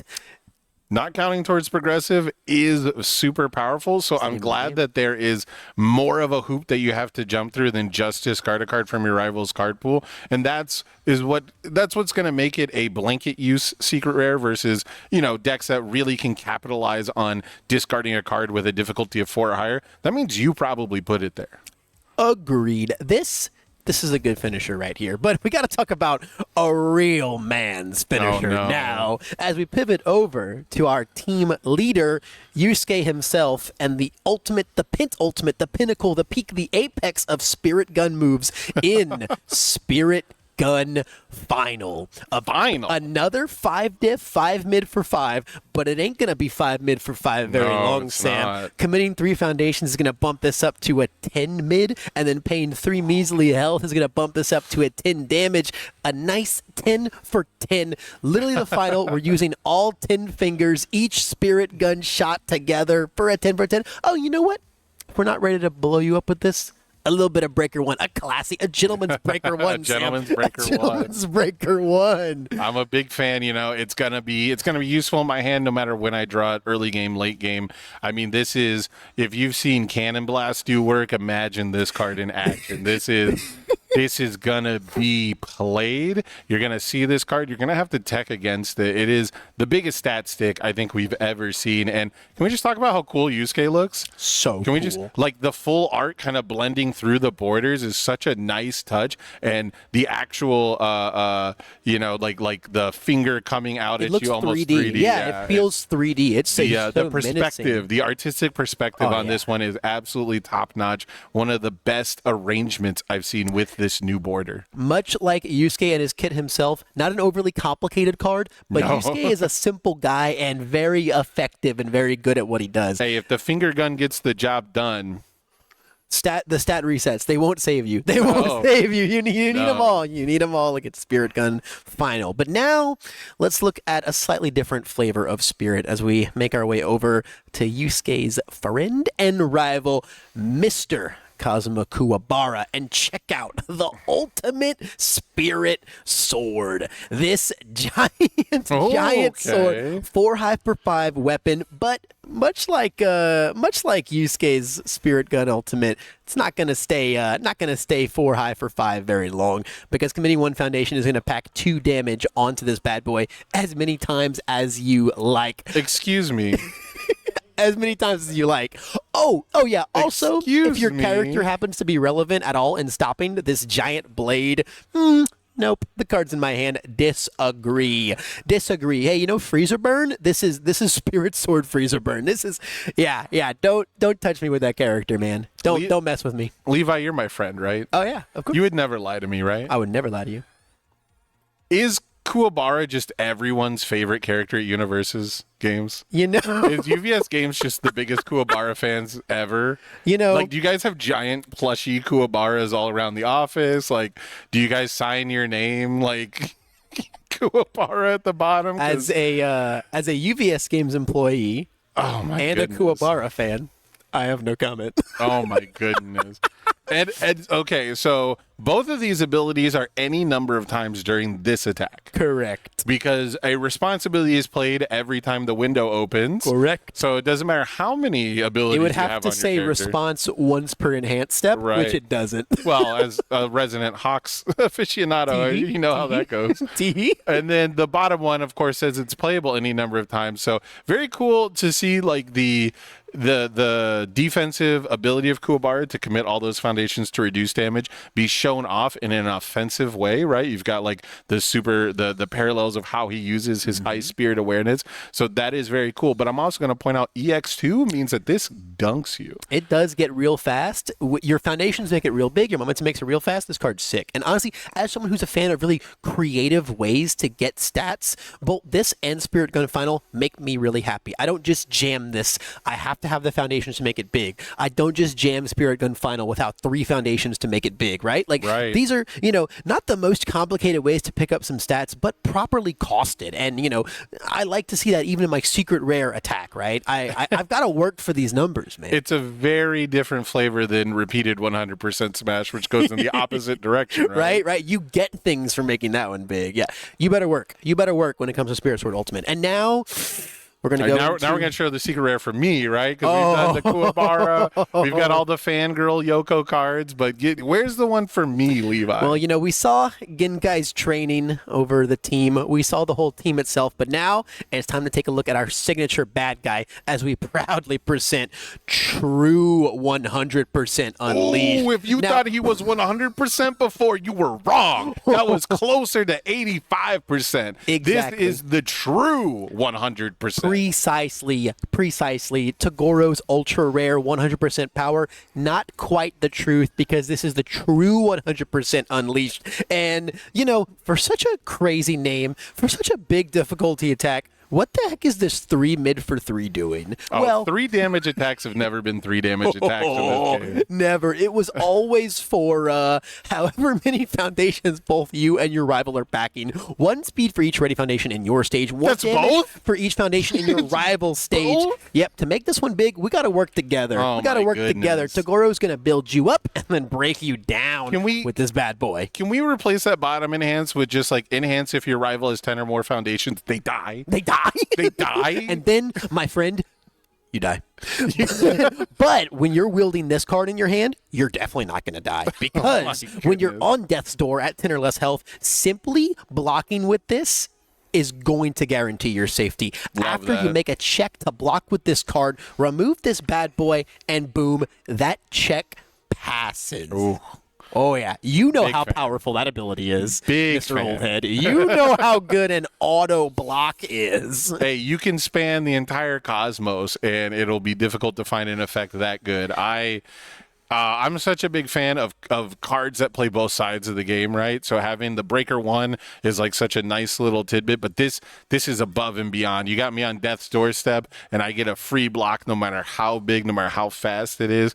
You know, we saw how the evil symbol and like these symbols are getting access to throw hate and things that say if you completely block, it's going to nullify all the damage. So tons of great defensive pieces coming together, and man, nothing's a sure thing when this card is in the game.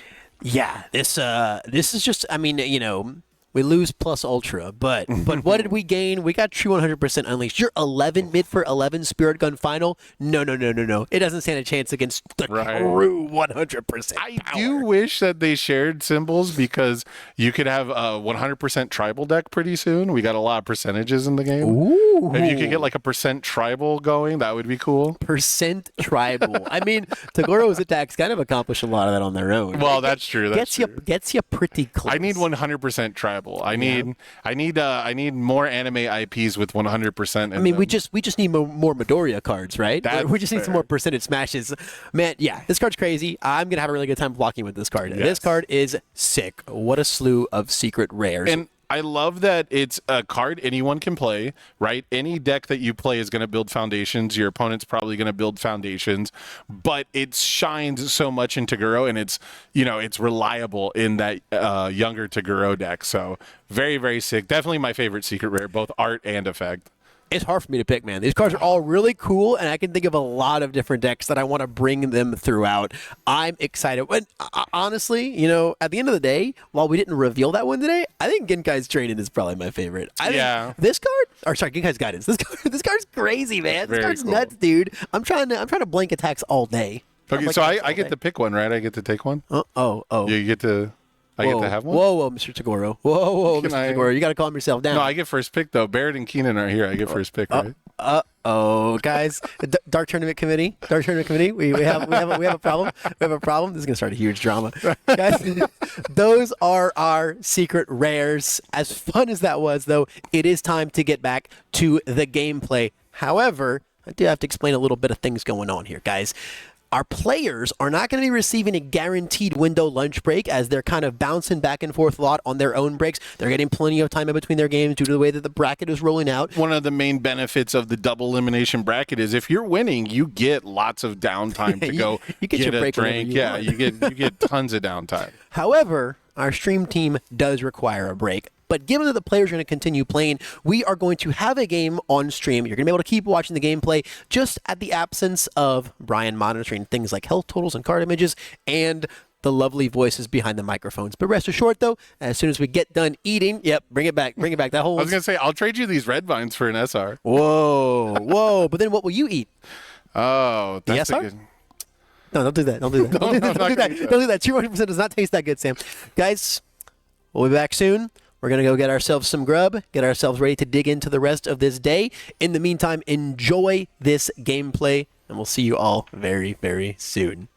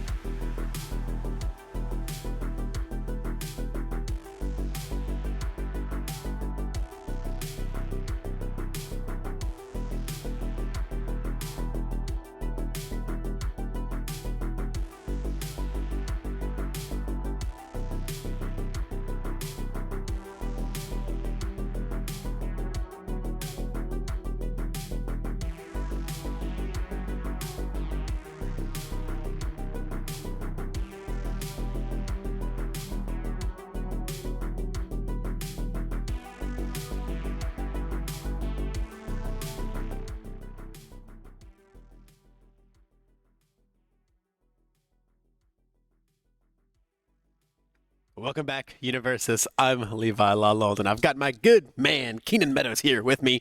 And before we get into this next round, I figured I'd come on in so we could chit-chat a little bit about this breakdown. We've got 32 players, but all kinds of characters represented here. And genuinely, I am a little bit shocked at what this breakdown ended up being. This is such a funny pie chart because as we take a look at it, we see, okay, a bunch of overhauls. Now that makes sense. A bunch of Giros. Now that makes sense.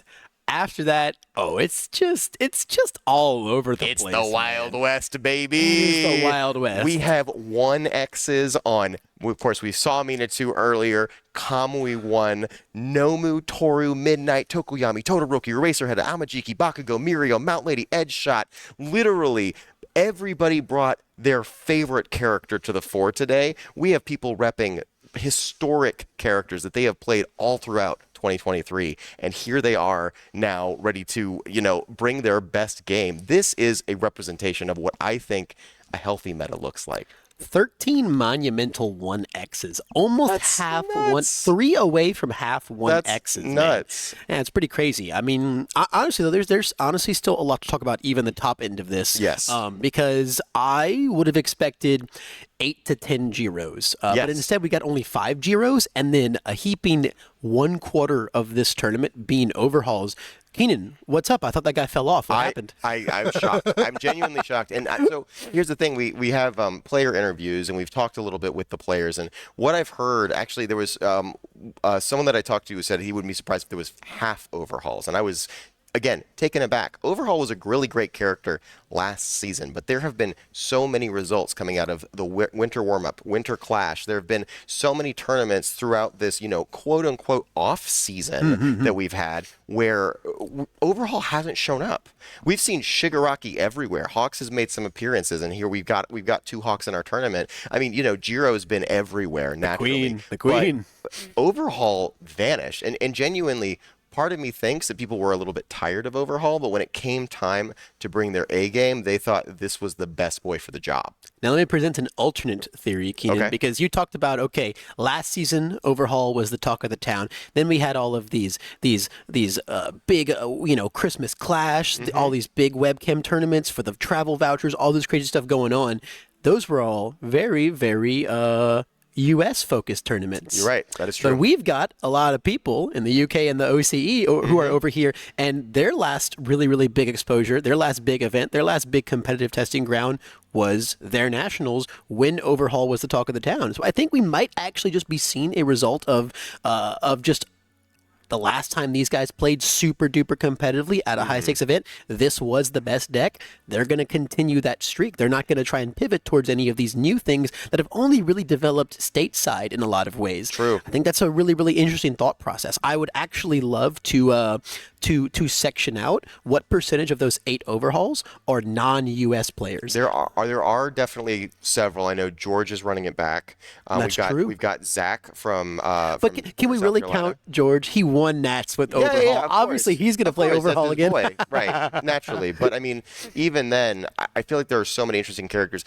This list has one glaring omission. Where is Shigaraki 3? Dude, so my next question, Keenan, was going to be, even with all of these 1Xs, is Yeah. there a 1X you're blown away not to see? Because for me, yeah, it's Shigaraki 3. 1000%. People have been so hot on that deck Yeah. ever since it started showing up in the hands of Will Howard. And of course, the webcam Wednesdays and the webcam tournaments in general, people have been so crazy high on that deck. The deck's only flaw, which your performance with it, your list really circumvented, was...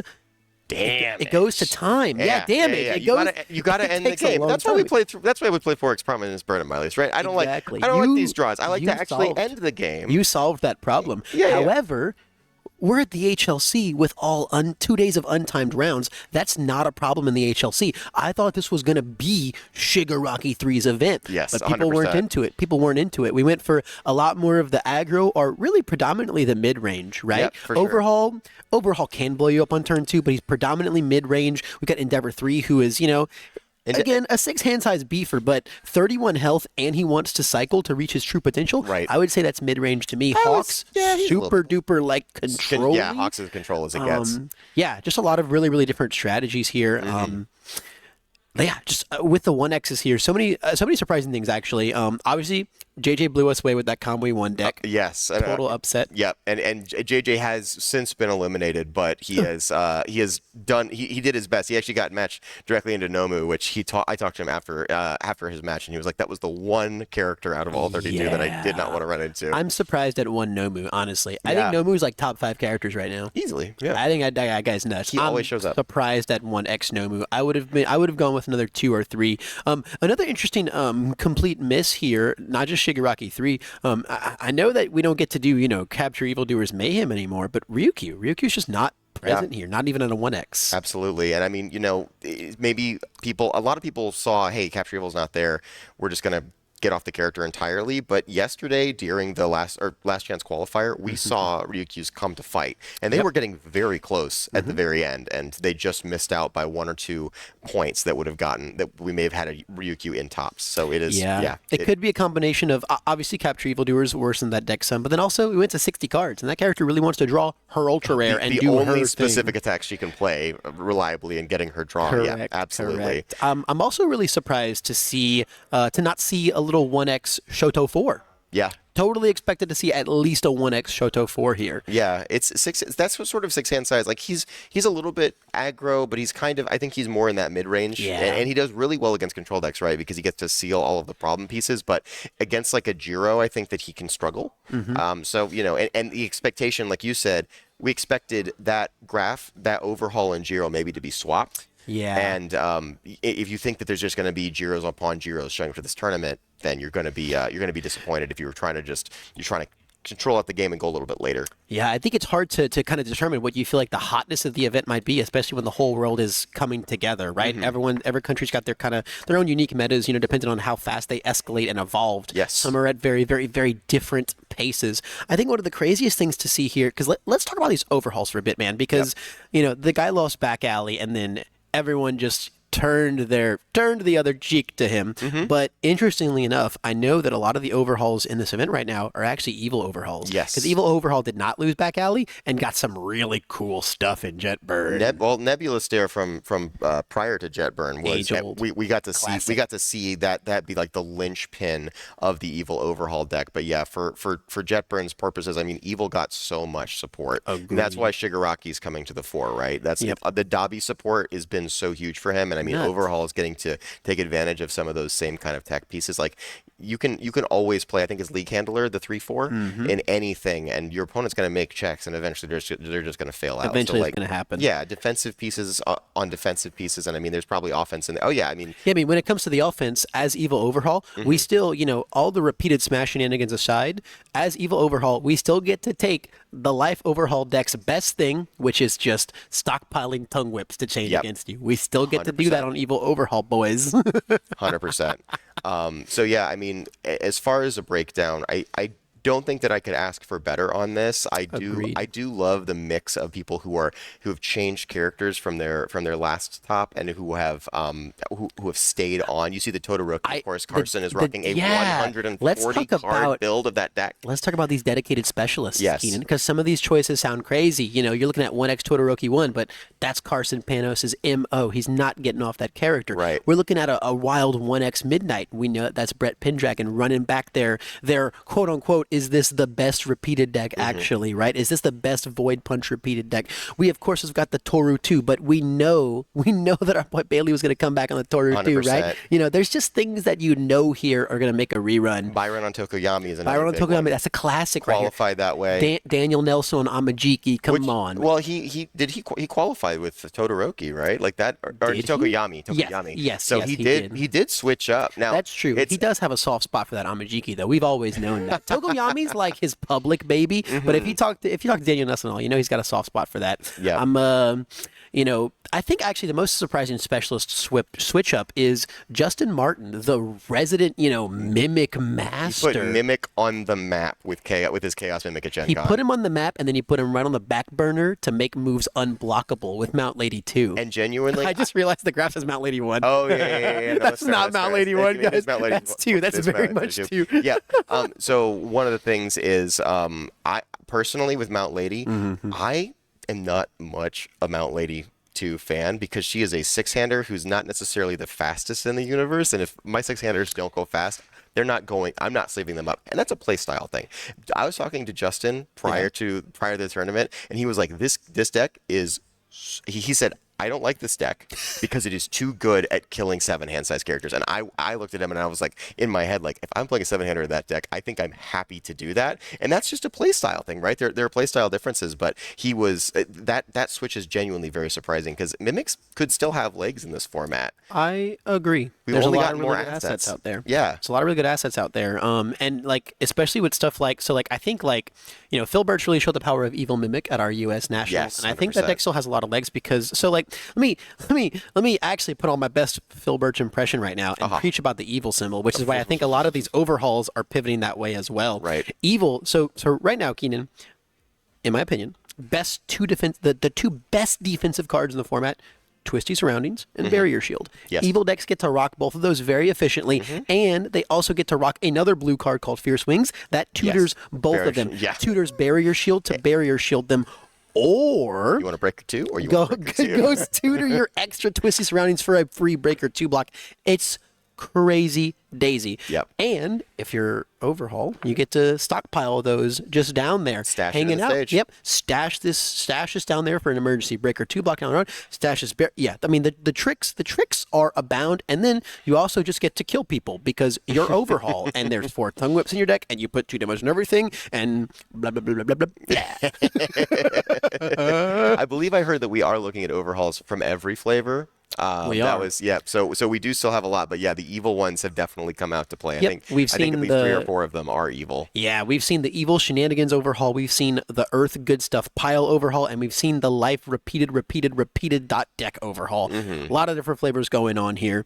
A lot of different things going on in this breakdown as a whole. Yeah. Honestly, not a lot of super surprising things in a bad way, and a lot of surprising things in a good way. Right. I'm into it. and here's, I'm going to be really interested once we can get a bracket. I believe we're going to see a day 2 bracket for losers, as well as we'll know our grand finalist and see of this smattering of characters. Smattering? Smattering. Is that a word? That's a word. Smattering Really? of characters. Oh, okay.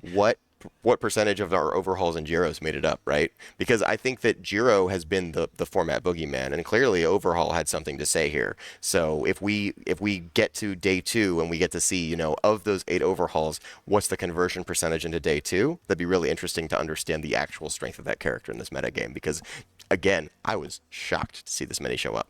Man, smattering. Smattering. That's great. Yeah. Guys, an absolute smorgasbord of characters in here. A Smorgasbord? A smorgasbord. Now, Smorgasbord. Smorgasbord. A myriad, even. Ever seen Heather's? A myriad. I love a myriad. A myriad Yes, of characters throughout course. this breakdown, and we've already seen so much of the cool action. I mean, we've gotten to see a lot of these super hot 1Xs. I know we kicked it off with Phil Birch, Mina 2, Prize for Peace Had to. nonsense. Oh my God, Pandemonium in the HLC right now, guys, and day 1 still has a lot of action to give to us. So I think it's time for Keenan and I to bounce out of here so we can get back in on the action in the very near future. Thanks for having me on, Keenan. Always a pleasure to chat with you, my Always friend. a pleasure to have you on, Lee. Time to get back behind the mic, though. Awesome. Guys, we'll be right back.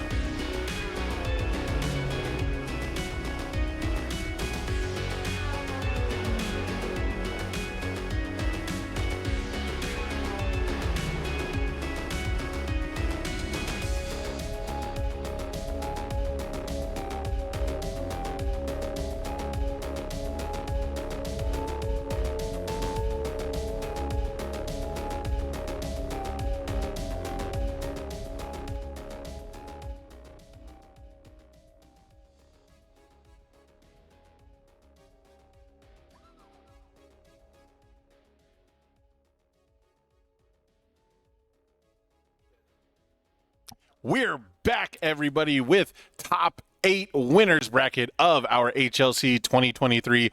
I'm Sam Tate. I'm joined by Keenan Meadows, and I am so excited to finally get back to the action, Keenan. Yes, it has been a lot of, back and forth. We got to watch, but not commentate on Jose versus Uyung. But what an insane game, and it is time to jump back into it. We have top 8 winners. We have Endeavor 3 versus Air Giro. This is a metagame matchup right here. Yeah, this is very, very cool to me because this is one of the newest characters we've got. Yes. One of the oldest characters we've got. And we've seen a ton of great back and forth long games, but I think this is going to be one on the shorter side. You are jinxing yourself right now, Sam. Yeah. You've done it again.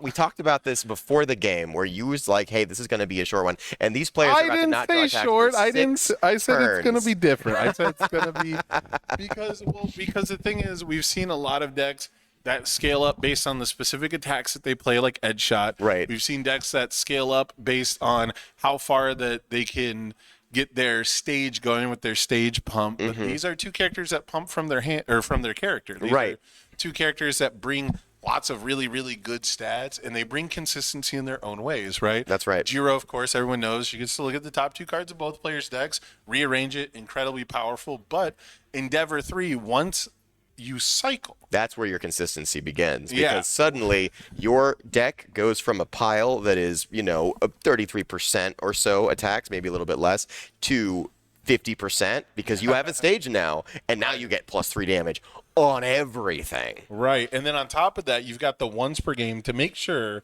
that no matter what, You get one. Cannot brick. Yeah, absolutely. You cannot full brick once per game, which I think is so strong. And I think it's very underrated because there are some absolute powerhouse, single-handed attacks. And it means that you can never commit out and hope that your opponent bricks as long as Right. they have attacks that will kill you in the remove from game. Absolutely. And Nick is playing a really cool list here. We have seen a lot of Endeavor since he's come out. He showed up at the at the Winter Clash. He showed up at the Winter Warm-Ups. But this is the Nick's Order version that is playing an all kick package. A kick package that cards we've seen since set 1. They've been dominating the format, and now they are back, but they are better than ever. Endeavor, being able to sit back on 31 health against Giro feels so good. When you are a 7-hand sizer facing down a Giro, you are getting pieced apart constantly. You're worrying about every double jab pummel coming your way.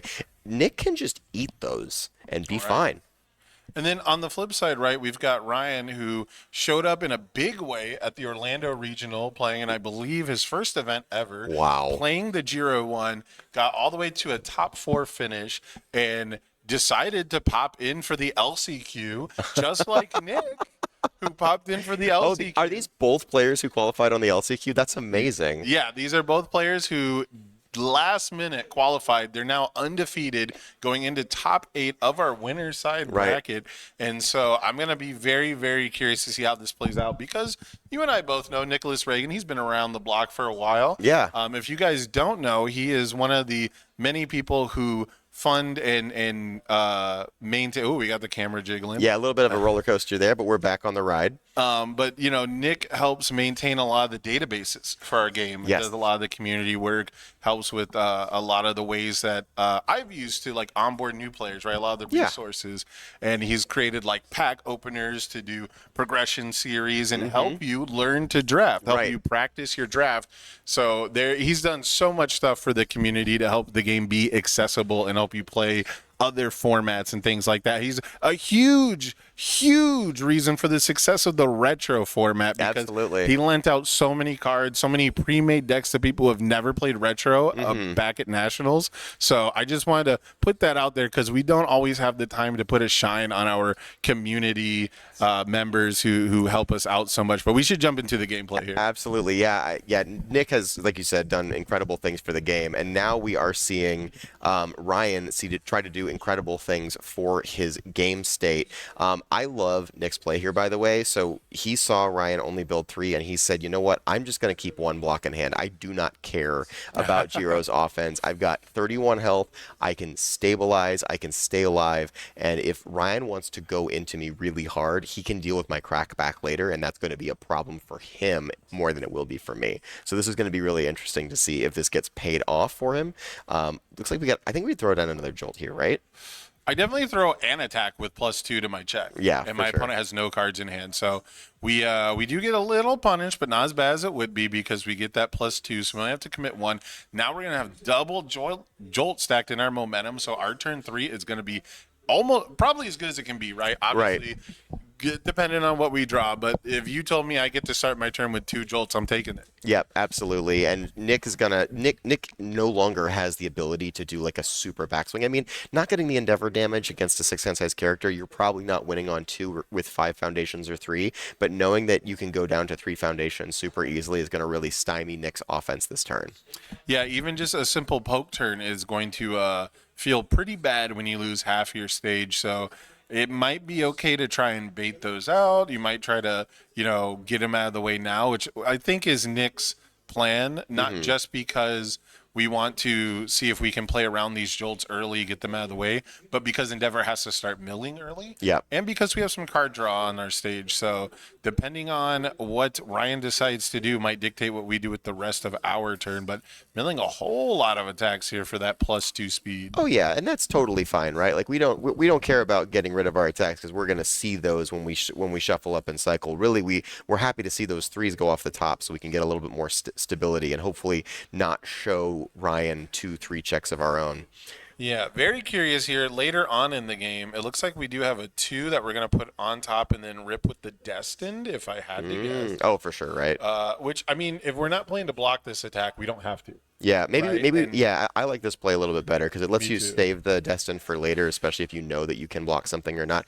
Blocking this attack, how important is it really? It's 6 damage. Like maybe it's just 6, right? Yeah. Yeah, so we by doing it this way, right, we know we want to draw both of those cards and we don't have to block this. But if our rival does play something that we need to block and they do end up having an answer for Destined for mainstream, we don't get stuck with the 2 on top. Right. So we don't have to use it now. We don't get stuck with it. Right, and then if we can save it for later, we can use it on our offensive turn when we only have our, we have pseudo 4 foundations down because we've got the requesting assistance, but even then it's more comfortable. We feel like we've got a better shot at a kill if we can maintain our ability to look at the top part of our deck and remove the problem pieces when we Jiro. Yeah, I would call this an aggressive block on Ryan's side because, like you said, how important is it to really block this? We had the jolt that we could have committed the requesting instead, so that way the momentum that you would get from it wouldn't be as big of a deal. I'm surprised we didn't jolt the requesting.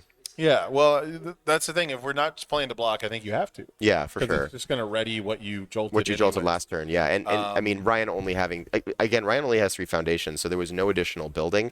I think Nick may still feel very comfortable in this position, even though, you're playing against Jiro, the most aggressive character in the format. Oh, this is big. This is the knee smash Endeavor 3. One of the main reasons to play this deck. Oh, we don't get to.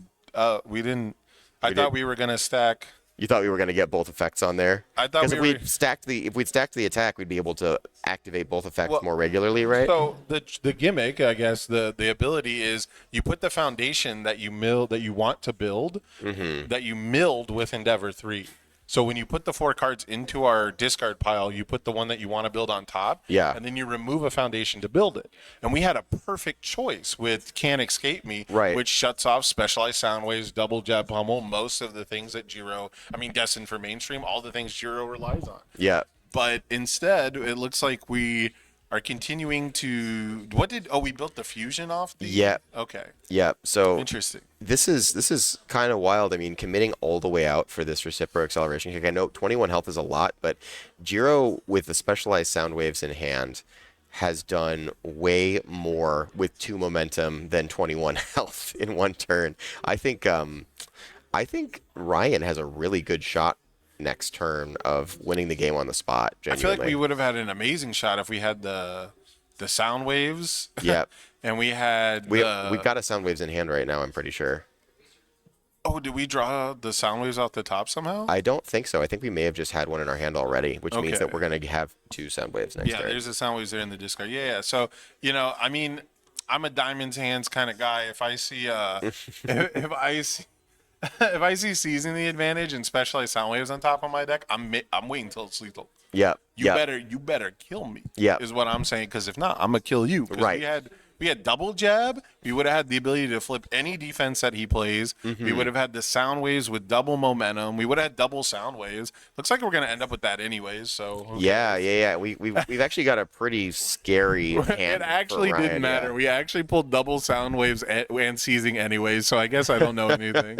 And we've got our falling skies. We've got our electric jolt. Like Ryan is set up for a kill here, and he's getting an additional foundation. Suddenly that piddly 3 build is effectively a 5 build with the requesting online as well. So this is a massive get to get the season here, and we get to probably flip. What you think the ice gliding is going to go down, or maybe the other one? Ice gliding makes the most sense to me here. I don't think you drawing any additional cards is a big deal to me. Oh, well, Ryan believes the opposite. So Yeah, card draw being like incredibly important in pretty much any game, and especially if you're not 100% familiar with the card pool. Yep. Not knowing what your rival could or could not draw into their hand, right? But they got open deck lists before this, so you would like to think that we know everything that's going on, but it's pretty tough when you're sitting there in the heat of the moment. However, right, if you look at the attacks that we're playing flash attacks, we're playing electric jolts. Yes. Speed hate might not be that big of a deal. That's true. I mean, I always like to speed hate my home run Comet, but maybe Nick doesn't think that he can block one, so he's just hoping that one does not come out. Of course, we know if the specialized sun waves is down and the home run Comet's in the discard pile, it's just gonna be pretty brutal regardless. Yeah, we've got the additional stun coming down. We've got a falling skies, and we should have another sound waves. Right? Ryan is well in the driver's seat here. Yeah, he picked up his sound waves off his sound waves, so he is sitting pretty at the moment. It is, I would say, very much out of Nick's hand. Not knowing what's in his hand, You're right. I would say this is out of his hands, and it's really up to Ryan's deck to not check the only 2s left in it. Right. But yeah. this is looking like game 1 on. You think it's in the books right here? Okay, we're gonna go ahead and commit to block this guy. So I don't one hate of the this only plan. ones you can block. Yeah, exactly. This is going to be one of the slower ones. It's still going to deal us 1 damage, but home run Comet at 15. Blocking 5 damage is better than blocking 0. That's true. Absolutely. We're playing for next turn only, right? We're playing for survive till the next turn. We're gonna get another attack. We got the spiral wave surge option as well. I mean, that's pretty useful just You to gotta have. destined it off or draw it with the sound waves, keep the momentum. Yeah, that's true. But we don't have. I don't think we've got any other ways to use that momentum. So EX right here would be very funny after he reduced the speed. actually, not a bad idea. Yeah, but If it's you know okay. you're gonna draw with the sound waves instead of tutor, but I think the tutor for the 6 check is better. Check the 5, put a 6 on top, and we never even have to look at the. the 3 never shows up. That's totally fair. All right, so let's see how we play it. Yeah, gotta remember all of our different responses. Gotta get the floating -1 from the ice gliding. Of course, yeah. I wonder if Nick blocked this one with the ice gliding with the intention of getting to block the second one because of the -1 speed. That would be an immaculate play. Immaculate play. It's something I would expect from Nick for sure. I don't think he's going to be able to just because of statistics. Yeah. But that would be like the big brain play is like, well, the sound waves is probably next. Right. Absolutely. And I'm not going to get to do the -2 speed during it, so I have to get the -1 off of the triggered effect. So I love that idea. You'd have to have a +1 high block. 3, 4, 5, plus- 6. You could have a +2. You could have a +2. Okay. Yeah, but it looks like we're just going to go ahead and eat that one to the face. That's 6 more damage. I believe Nick is down to 9 at that stage. And Did we use the? he's got a 6 on top. He's fine. Got another attack. Yep. Which means we can play another one after this, even with a 3 check. Yeah, I think he got the double jab off the sound waves, and so here comes Ooh. double jab, and then of course our The follow up. falling skies. Which I haven't actually seen a falling skies get resolved all day today. It happened a lot in the Jose versus Uyong. That makes sense. Yeah. But here, I mean, this I'm pretty sure it did. Yeah, I think I we've don't think got- Nick has an out here. I think We're going to this is reveal just it. another attack that also gives us a bonus to a +2 if it gets blocked. Right, and if it doesn't, then it's lethal. In its game, yeah. That's pretty good. All right, so here comes the block luster battle. Oh, minus we 1 failed to the your block. next check. We're down. Did we lose there, or are we down to 1? I think we're down to 1 because that should be plus. It's +4. But he has -2 from the Oh, okay. hero. What it means to be a hero. What is a symbol? What is a symbol? That's I one don't of my favorite foundations from the set. It's the retrain of the old Jet card. But it's got Pro Hero Breaker 1, which is very funny to me. It's very good, and yeah, this one's a throw. this one is just a throw in it. So we get +1 total because we had -1 from the Lust for Battle. Yep. But it's not going to matter. We are going to scoop this up for game 1, going to Ryan Levine.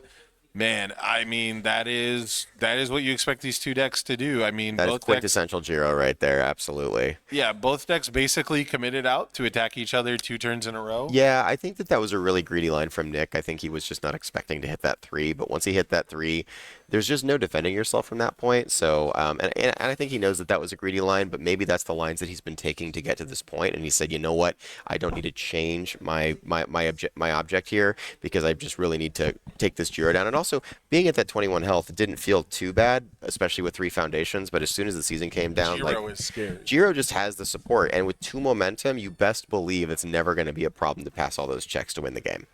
Yeah, Jiro is super scary. Normally you lose or you win versus a Jiro because they check poorly early. Yep. They check poorly too often.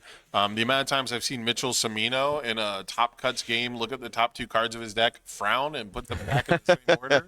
You know, I mean, that's how you lose as Jiro. And Right. so Nick probably felt like it's not up to him. And the way he builds his decks and the way we've seen him play throughout all of My Hero Academia's competitive history, he's very much, I would say, opponent agnostic, where he doesn't really care what you're doing. He doesn't want to play around your style. He's going to cause the problems. He's going to ask the questions and say, hey, opponent, you have to have the answers. He's not here to respond to every little thing that the opponent is doing. Especially when he's on the order symbol. His deck is like, he wants his deck to be a well-oiled machine, and if it fires on all cylinders, he's going to win. Yeah. And if it doesn't, like we saw with that 3 check, because I mean, you're right. It's a very risky, very greedy play, but man, if we manage to check a 5 there, then we get to clear our card pool. We can once per game to get our best attacks. We back. still have requesting assistance back up. Yeah, we still have. That's the real thing. I think he was missing was getting some way to fight against the stun hate and like, ready a foundation. Yeah, for sure. So I think once the jolts get baited out, I think you have to try and survive one more turn, and then you do that. Right. Then you do the clearing the card pool. 1,000%. Yeah, there's a really great chance to go off there, and I think poking there was probably the right idea. But once you go for that 7 with only 4 foundations up, you're really putting yourself in a rough spot against a Jiro, even one that has a 3 build, as we saw, because that 2 momentum is all that's the only resource she needs. Because you went from saying my deck is a well-oiled machine that's going to fire to my deck has to be perfect. Right. His deck had to perform perfectly once those 2 jolts come down. Yeah. And I think that it's a solid pivot. I mean, I understand where he's coming from, though, because Jiro on 3 foundations is still super scary. Jiro, who has 2 momentum, is even scarier. And there's nothing that prevents Jiro from using the jolts offensively to put you in the same position on their next turn. Absolutely, right? absolutely. I think my favorite play as Jiro is to use them defensively, but just because you let your opponent trip over their own shoes while they're attacking into you. Right. And then you just say, all right, cool, well, your defense is down. That said, I am shocked that Ryan didn't choose to commit the requesting assistance. I'd be interested to see if that play comes up again or if he makes different choices. Yeah, it definitely didn't end up hurting him because Nick committed it for him. Yes, so that might be that's more, I think, on a Nick at the end of the day, than it would be on Ryan specifically. But it is what it is. That's how game 1 went down. Both players rolling some dice, and Ryan came up on top. But Ryan went first in that game 1. Let's see if Nick can flip the script a bit. Yeah, absolutely. And it looks like we've got a solid 3 build out here. 3, the same number of foundations that Ryan had starting his last game. But and I still if we had a better build off the off of our knee smash, I think we could. Oh, true. That would have been definitely very powerful. Done some more magic here, but we saw Ryan have to play around the 2 check the first game and only get that 3 build, but now we have our character to commit, so we probably will get a little more extension depending on what we prioritize here. And it's interesting because we had this conversation earlier. Maybe I was talking with Barrett about it, where certain players believe that you have to play around the bad check, and certain players believe what, if it happens, it happens, and I'm just going to play normally and try to get the best stage I can. So there is a bunch of different philosophies here, but it looks like Ryan is on the more cautious philosophy. He checked 5 attacks. Jeez. No, I think we reviewed one. No, we checked 5 attacks. Wow. Okay. We checked an attack to play every card that turn. That's incredible for Nick, but also for Ryan, it means that we have a lot of options when it comes time to sound waves. Yes, that is. Oh, it's double-edged, ain't it? We're less likely to check them once we do finally draw them. Right. That's true. And we now have the gas for the sound waves. So very cool stuff. We're seeing the Recipro extend, the regionals promo extend here.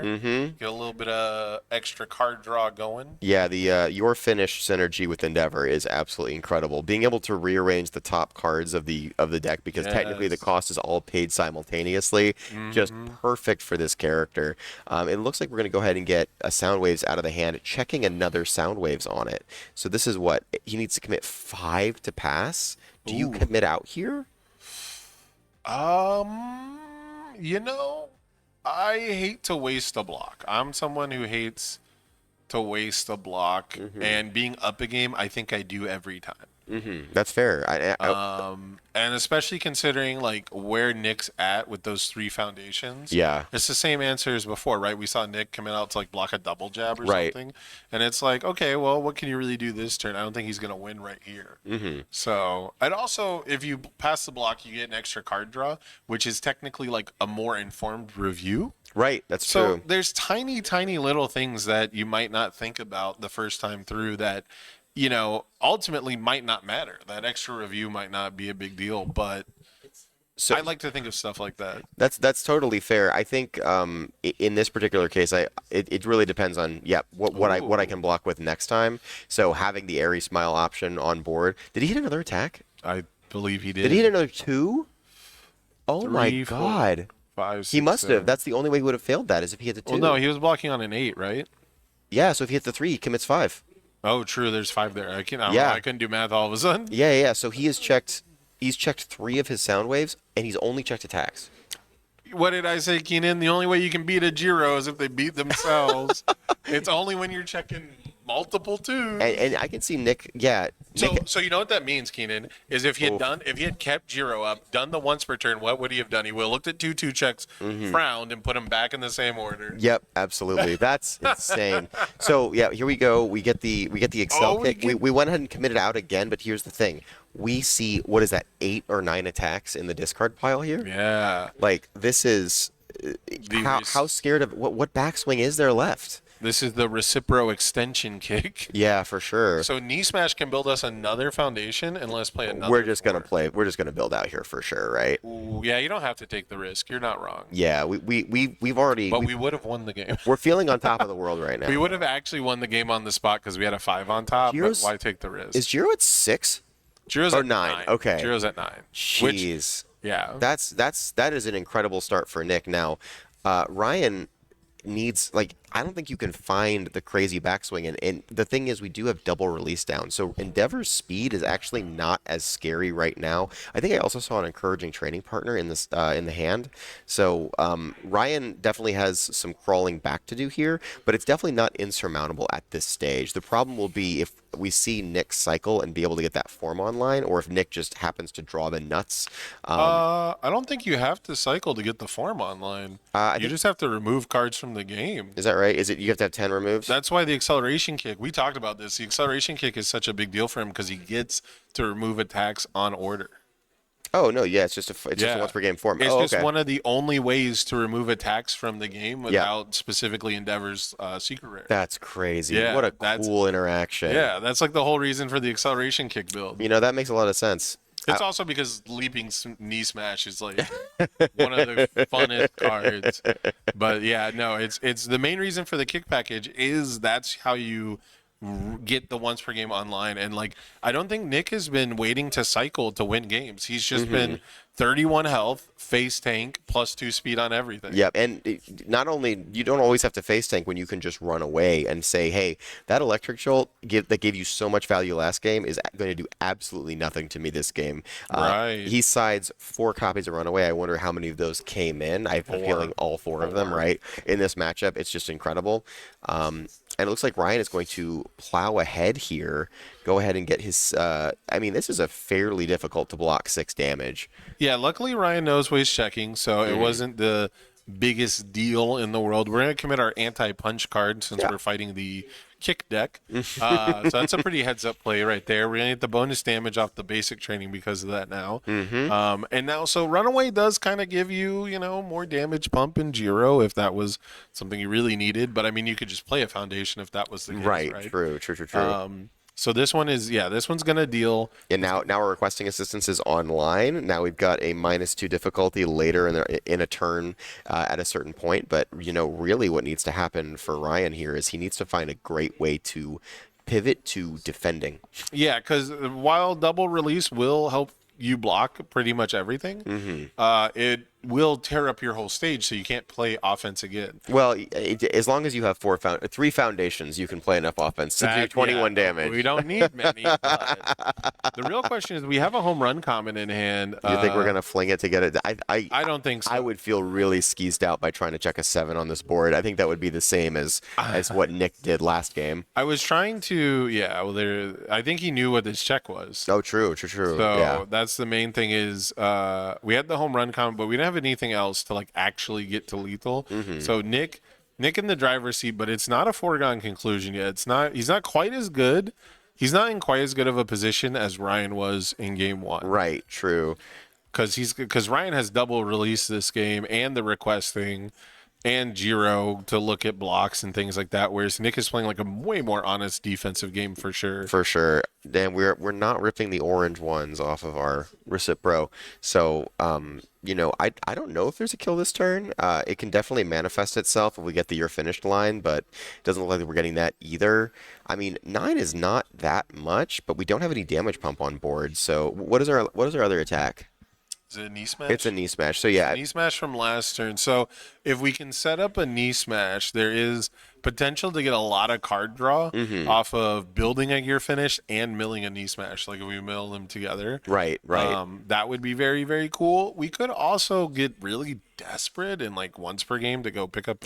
True. Yeah. The once per game is not bad if that happens. Oh my God. Yeah, Ryan. That is third 2 check on a block. They've all been on blocks. Yep. That is absolutely brutal. I don't know what you can really say about that besides, all right, that's and sometimes it's not your game to win.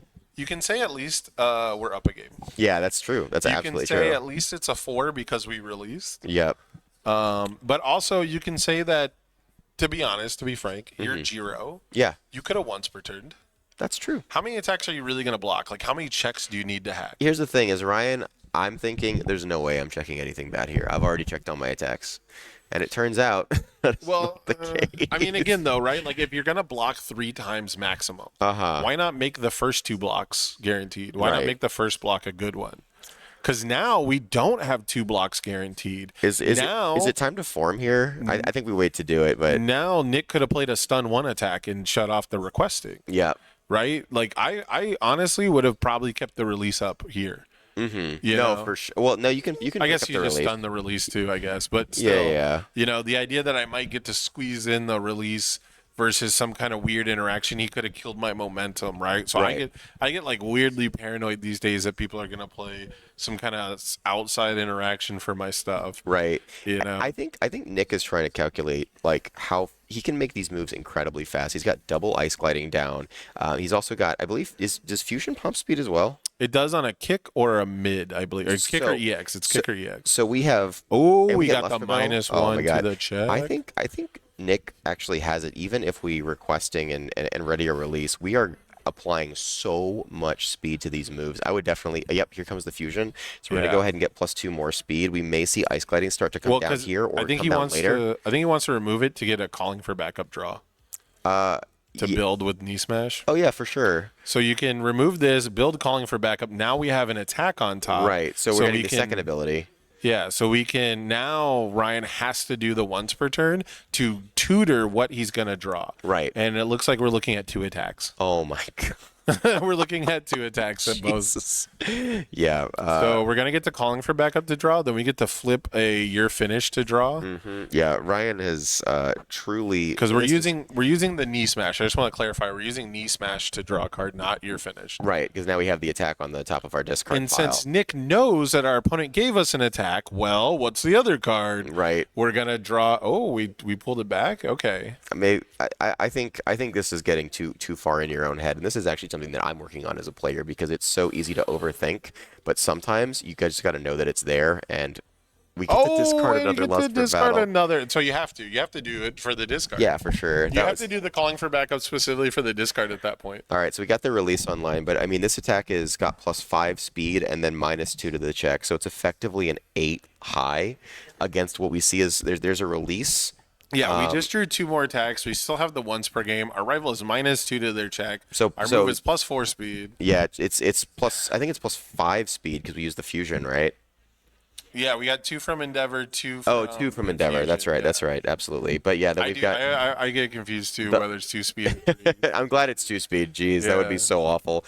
But 3 yeah, speed, 2 damage would be. that would be brutal to deal with.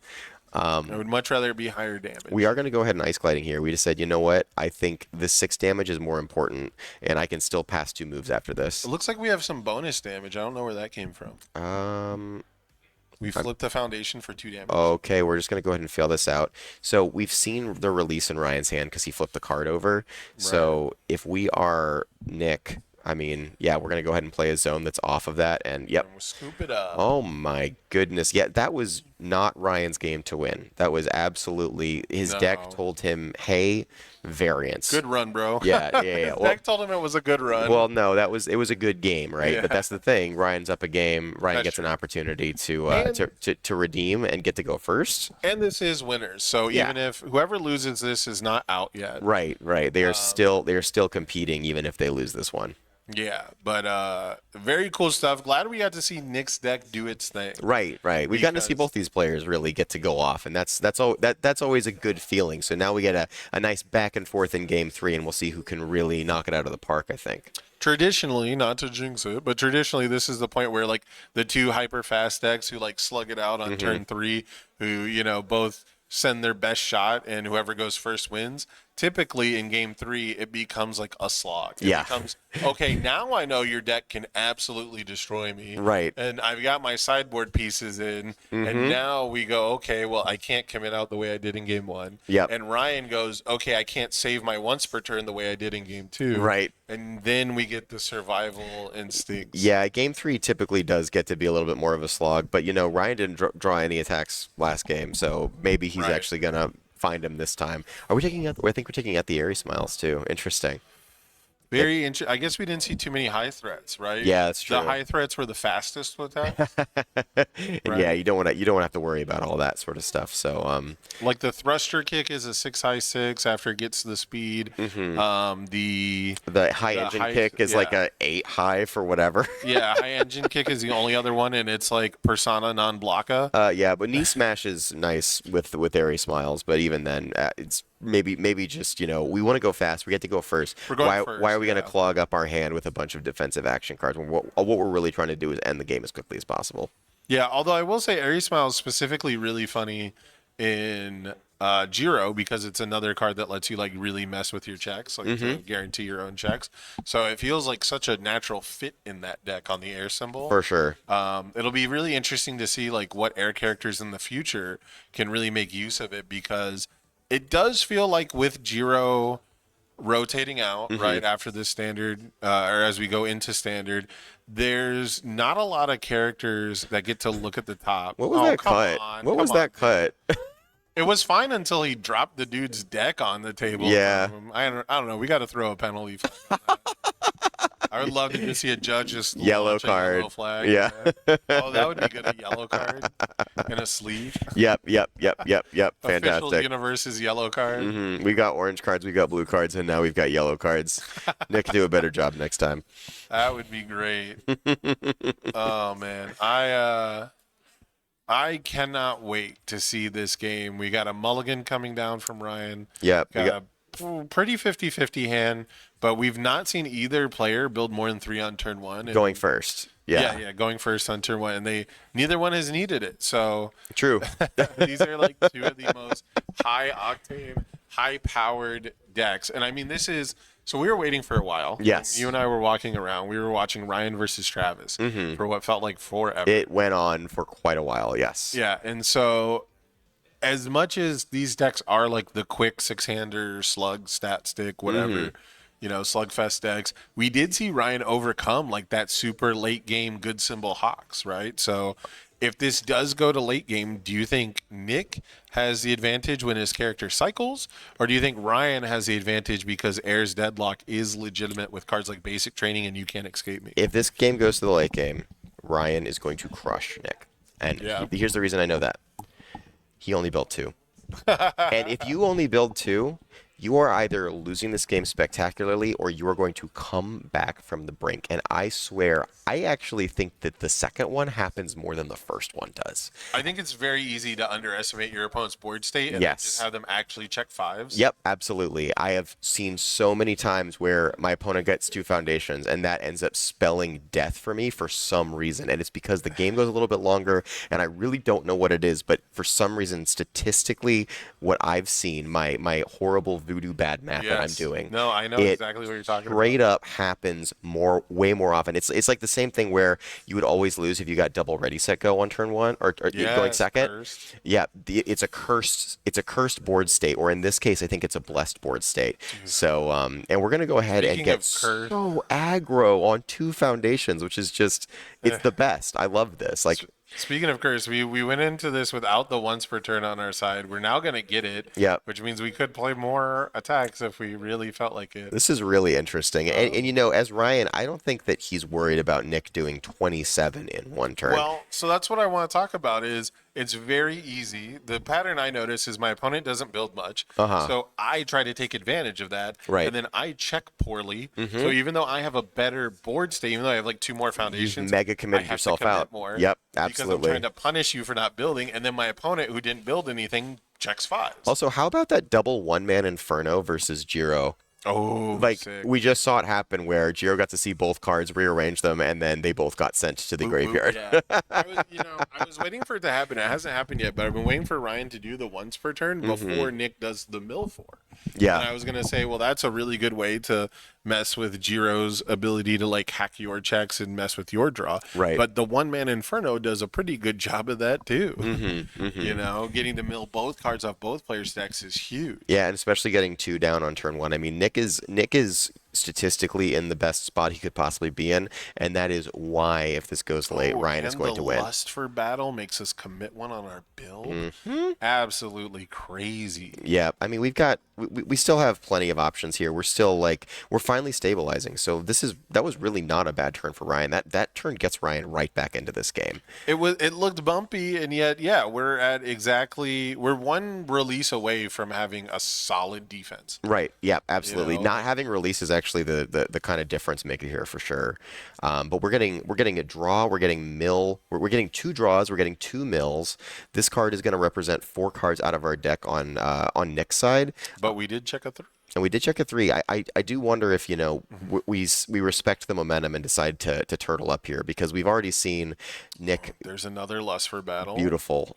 Beautiful for Nick, of course. But we've already seen Nick commit out a little bit too hard to a kill turn and that be the thing that ends him. And so I think we're sort of, we have to kind of keep that in mind. So we're going to go ahead and take a little bit of damage as Ryan. And I think Nick might be able to consider just building here. We do have the Can't Escape Me, which is so huge. We can cancel a specialized sound waves. Yeah, or if we really have to, a double jab, or if we really have to, a destined for mainstream. Yeah. Right? Like there's so many. The air symbol has so many like cute little draw tricks now. Before it was basically just sound waves and latent skill and double jab. So things are like exclusive to characters that look at the top 2 cards of their deck, basically. Right. You know, Destin, Sound Waves, all that stuff. So now that it's got a lot of nice incidental flip draw, which a lot of symbols have enjoyed for a long time. But I do think that the only, like we talked about, right? Nick is in the driver's seat, but he's not checking particularly well. Right. And the only way that I think he lets Ryan, you know, kind of even the score, because it is fairly even at this moment. Right. But if Nick, I was gonna say, if Nick tried to play another That'd be 5 diff acceleration kick to clear his card pool and commit out to do it like he has every game, Right. that'd be one of the only ways that he lets Ryan flip the script on him. Absolutely. And I think, you know, it is definitely possible here if Nick has a couple 3 checks on this build here, right? Okay. That's not too bad. Okay. And actually, it looks like he's going to take. Okay, no, he's going for the heavy one. Okay. And he still passed it. Okay. I think here for all of Nick this. is getting out of this turn pretty scot-free. Now, one thing that I do notice, those block zones, Not great. those are not high. Those are not great block zones. We've seen him block double jabs because he had basically no other choice. Right. And now we only have one mana Inferno instead of 2. We can also block double jabs all day with our double Can't Escape Me now, but, you know, it really depends on what Ryan draws here. Ooh, it depends on if we can bait those Can't Escape Me's. I feel like your best play as Ryan here is just build out and hold and just pray that Nick goes a little bit too hard in and you can defend. I would play the Sound Waves, do the draw. You think Don't so? do the tutor. I would do +1 damage, draw a card, and stare at him. Yeah. Just say, do you want to kill a random draw, or do you want to let me poke for you for free? Oh, you always allow the random draw there. I think so too. Yeah, 1,000%. I think a better play, if I'm being really honest, a better play if he had it. I don't think he's got a normal attack, but if he had a non-flash attack, you go attack, Jiro once per turn, Sound Waves, raw draw. Do you block this quote unquote raw draw, or do you let me draw a card I looked at? Which Right, that's true. That's is true. such a good mind game, and it's almost certainly nothing. Yeah, You know, I love that. No, you're absolutely right.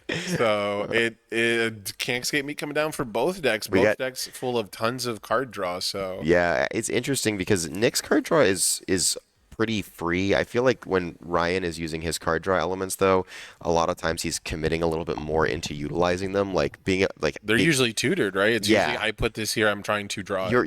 You're guaranteed versus Nick, who's kind of just blind drawing, which makes Nick's Can't Escape Me's feel so much better than Ryan's Can't Escape Me's, which is Exactly. really weird in this matchup.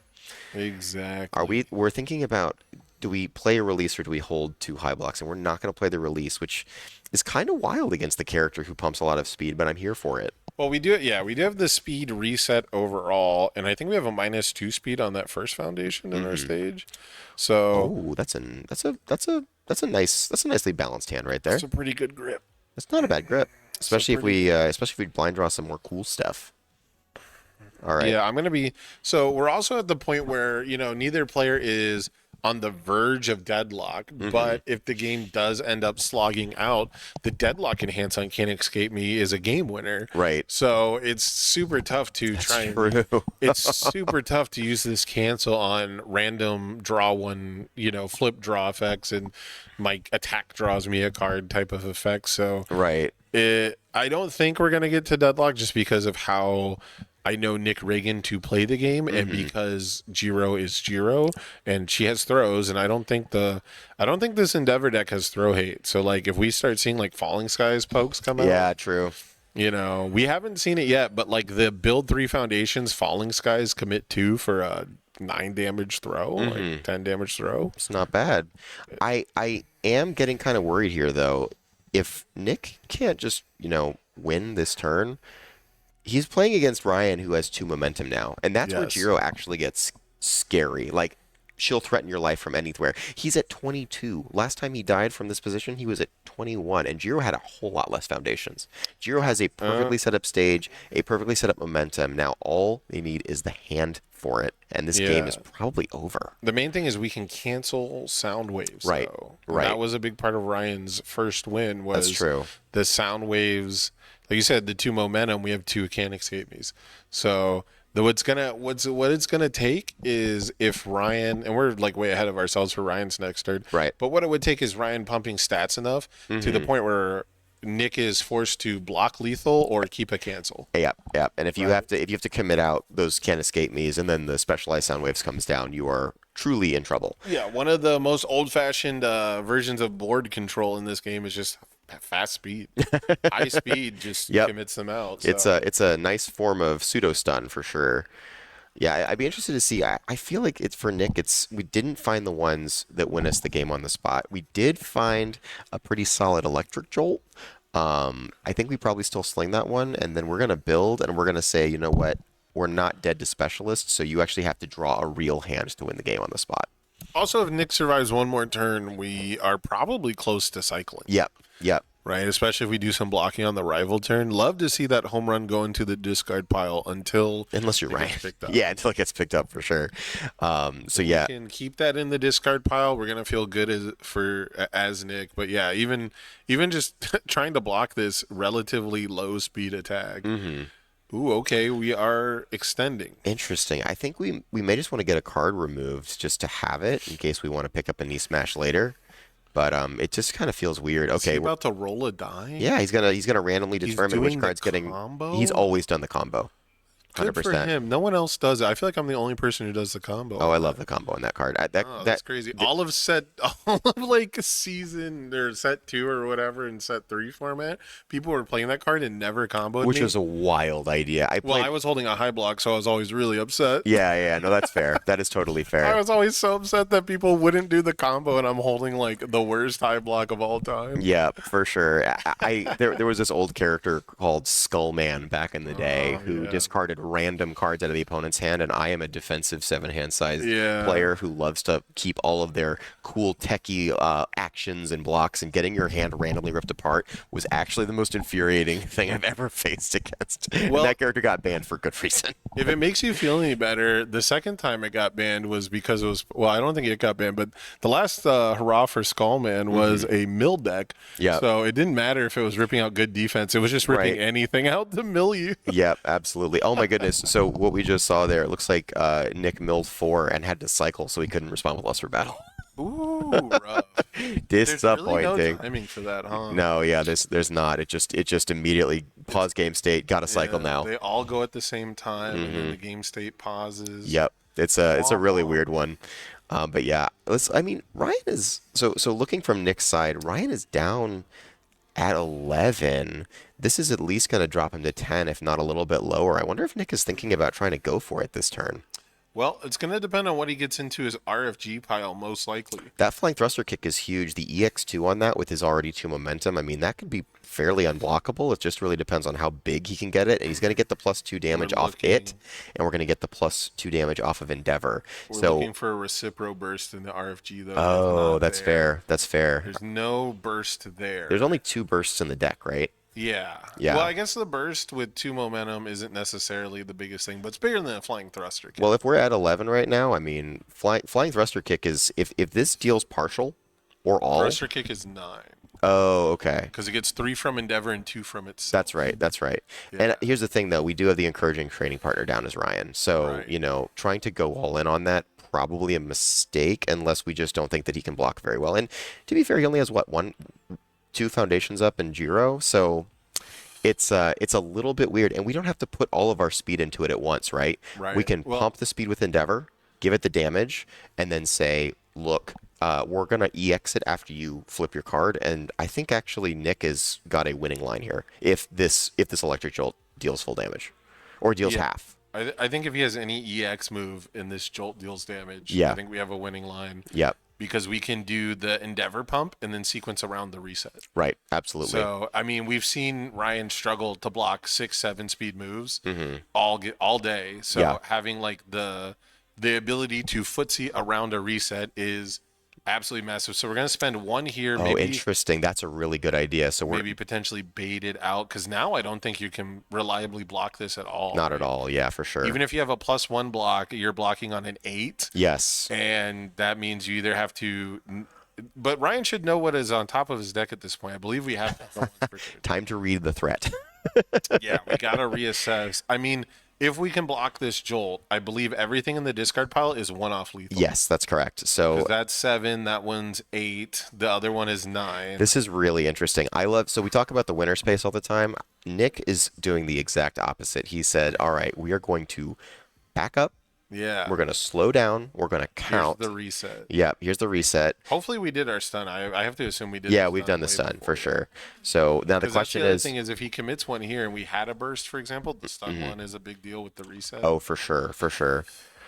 We are still going to get 1 damage, and we're going to get an electric jolt off of this. And with the 2 Can't Escape Me still up in our stage, I still don't think that Nick is in any large danger unless. He did have a +1 though. Yeah. He's got the block for this. I think you keep, you block with the specialist here, right? Like 1,000%. That's not a specialist. Is it not? No, that is a home run comment and a destined for main. Sorry, I would say you block with the destined, but he's going to go ahead. Oh, maybe it's the check that he needs to pass. Oh, it's a release. It's not a destined. It's a release. Oh, okay. I actually can't tell. It's so tough because I think it was a destined. I think he's got a destined It's and a a release. one-dip, right? He's got a destined and a release in hand, I think. All right, so we only dealt. Well, he only has 1 card left in hand. No, he's got 2. I think. Does he? I think. We just blocked. I'm with not one of the 100%. two, yeah. I think not. it's a destined. I'm pretty sure it's a 1-diff, but it's tough when they have the same background. Nick needs to probably slow his roll here, right? Like you don't have a way to make that lethal. You don't want to commit your Can't Escape Me's. You want to make sure that you keep him off the sound waves problem. Like. Does he have another attack in hand? No, he has 5 foundations in hand right now. Oh man. Yeah, but he's got double requesting down. He can re-ready in his hand. He can re-ready his whole stage. Like I think that Nick, if he just backs up a little bit and says, "All right, I can block 1 big move, and as long as Ryan doesn't rip the nuts, I'm okay." He is banking on Ryan not drawing a hand to 5 or 6 attacks, right? Well, yeah. I mean, at this point, you don't have lethal available to you. Unless we're super missing something he could mill. No, so flying thruster kick has a potential to draw another attack, but are you really gonna reciprocal extend? Doesn't he have a flying thruster kick does not draw? Sorry, the knee one. What's the knee? Knee smash has a potential to draw another attack. Knee smash has a potential to draw an attack and right. to build you a foundation that could potentially draw you an attack or pump damage. Right, but the knee smash itself would not be. Yeah, we're gonna check back. We're gonna check that on it. We would be able to knee smash. Oh. Yep. Oh. We would have checked really bad. Well, we would have drawn. We would have drawn. We played One the knee smash. We would have drawn that, but then we would need to pass on an 8, and we wouldn't have enough to pass it. So yeah, or no, we'd build a foundation. Yeah, so Nick just missing a tiny bit of damage pump here means we're gonna pass it over to Ryan, and Ryan's got to feel the pressure now because Endeavor has the mega stats. Endeavor has cards removed from game, and Endeavor has Electric Jolt, which means we can kill down the 1 copy of the You Can't Escape Me and things like that. So. Right. Does Flustered let you pick? I think so, but yeah. I'm not 100% sure. Because if Flustered lets you pick, then the Jolt is no longer a problem. Yeah, it does. Yeah, it does. So we just have to remember to do that as our first in hand. Oh yeah, for sure. I think Ryan is good enough that he will make that play if he decides, hey, this is the turn we got to do it. Now Nick's question is, how many of these can I keep? And how many blocks and which blocks? I think you hold 3 blocks. I think 3 might be the right number. I think also though he's a little bit low on foundations. Yeah. So yeah. The secret upside there, right, is we're not going to check a 3 to block. Right. So while we commit 1 resource overall, that's potentially a net +1 resource for our next block. And then, of course, the one that we build. So, like, net +2 still, depending on how you view it. The problem is even if we completely block 2 attacks from Jiro that are lethal, I think we still lose to a sound waves that gets through. Yeah. So it's going to come down to can we force Nick to block and commit those Can't Escape Me's? No way. And Nick is too good of a player for that. Yeah.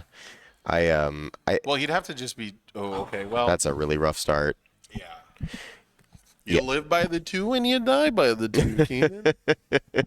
Which is not what that means, by the way. No. I'm not going to get on my soapbox because I think I did it at Nats, but that's not what that phrase means. I mean, we didn't die by the 2. We're still alive, right? Like we're totally fine here.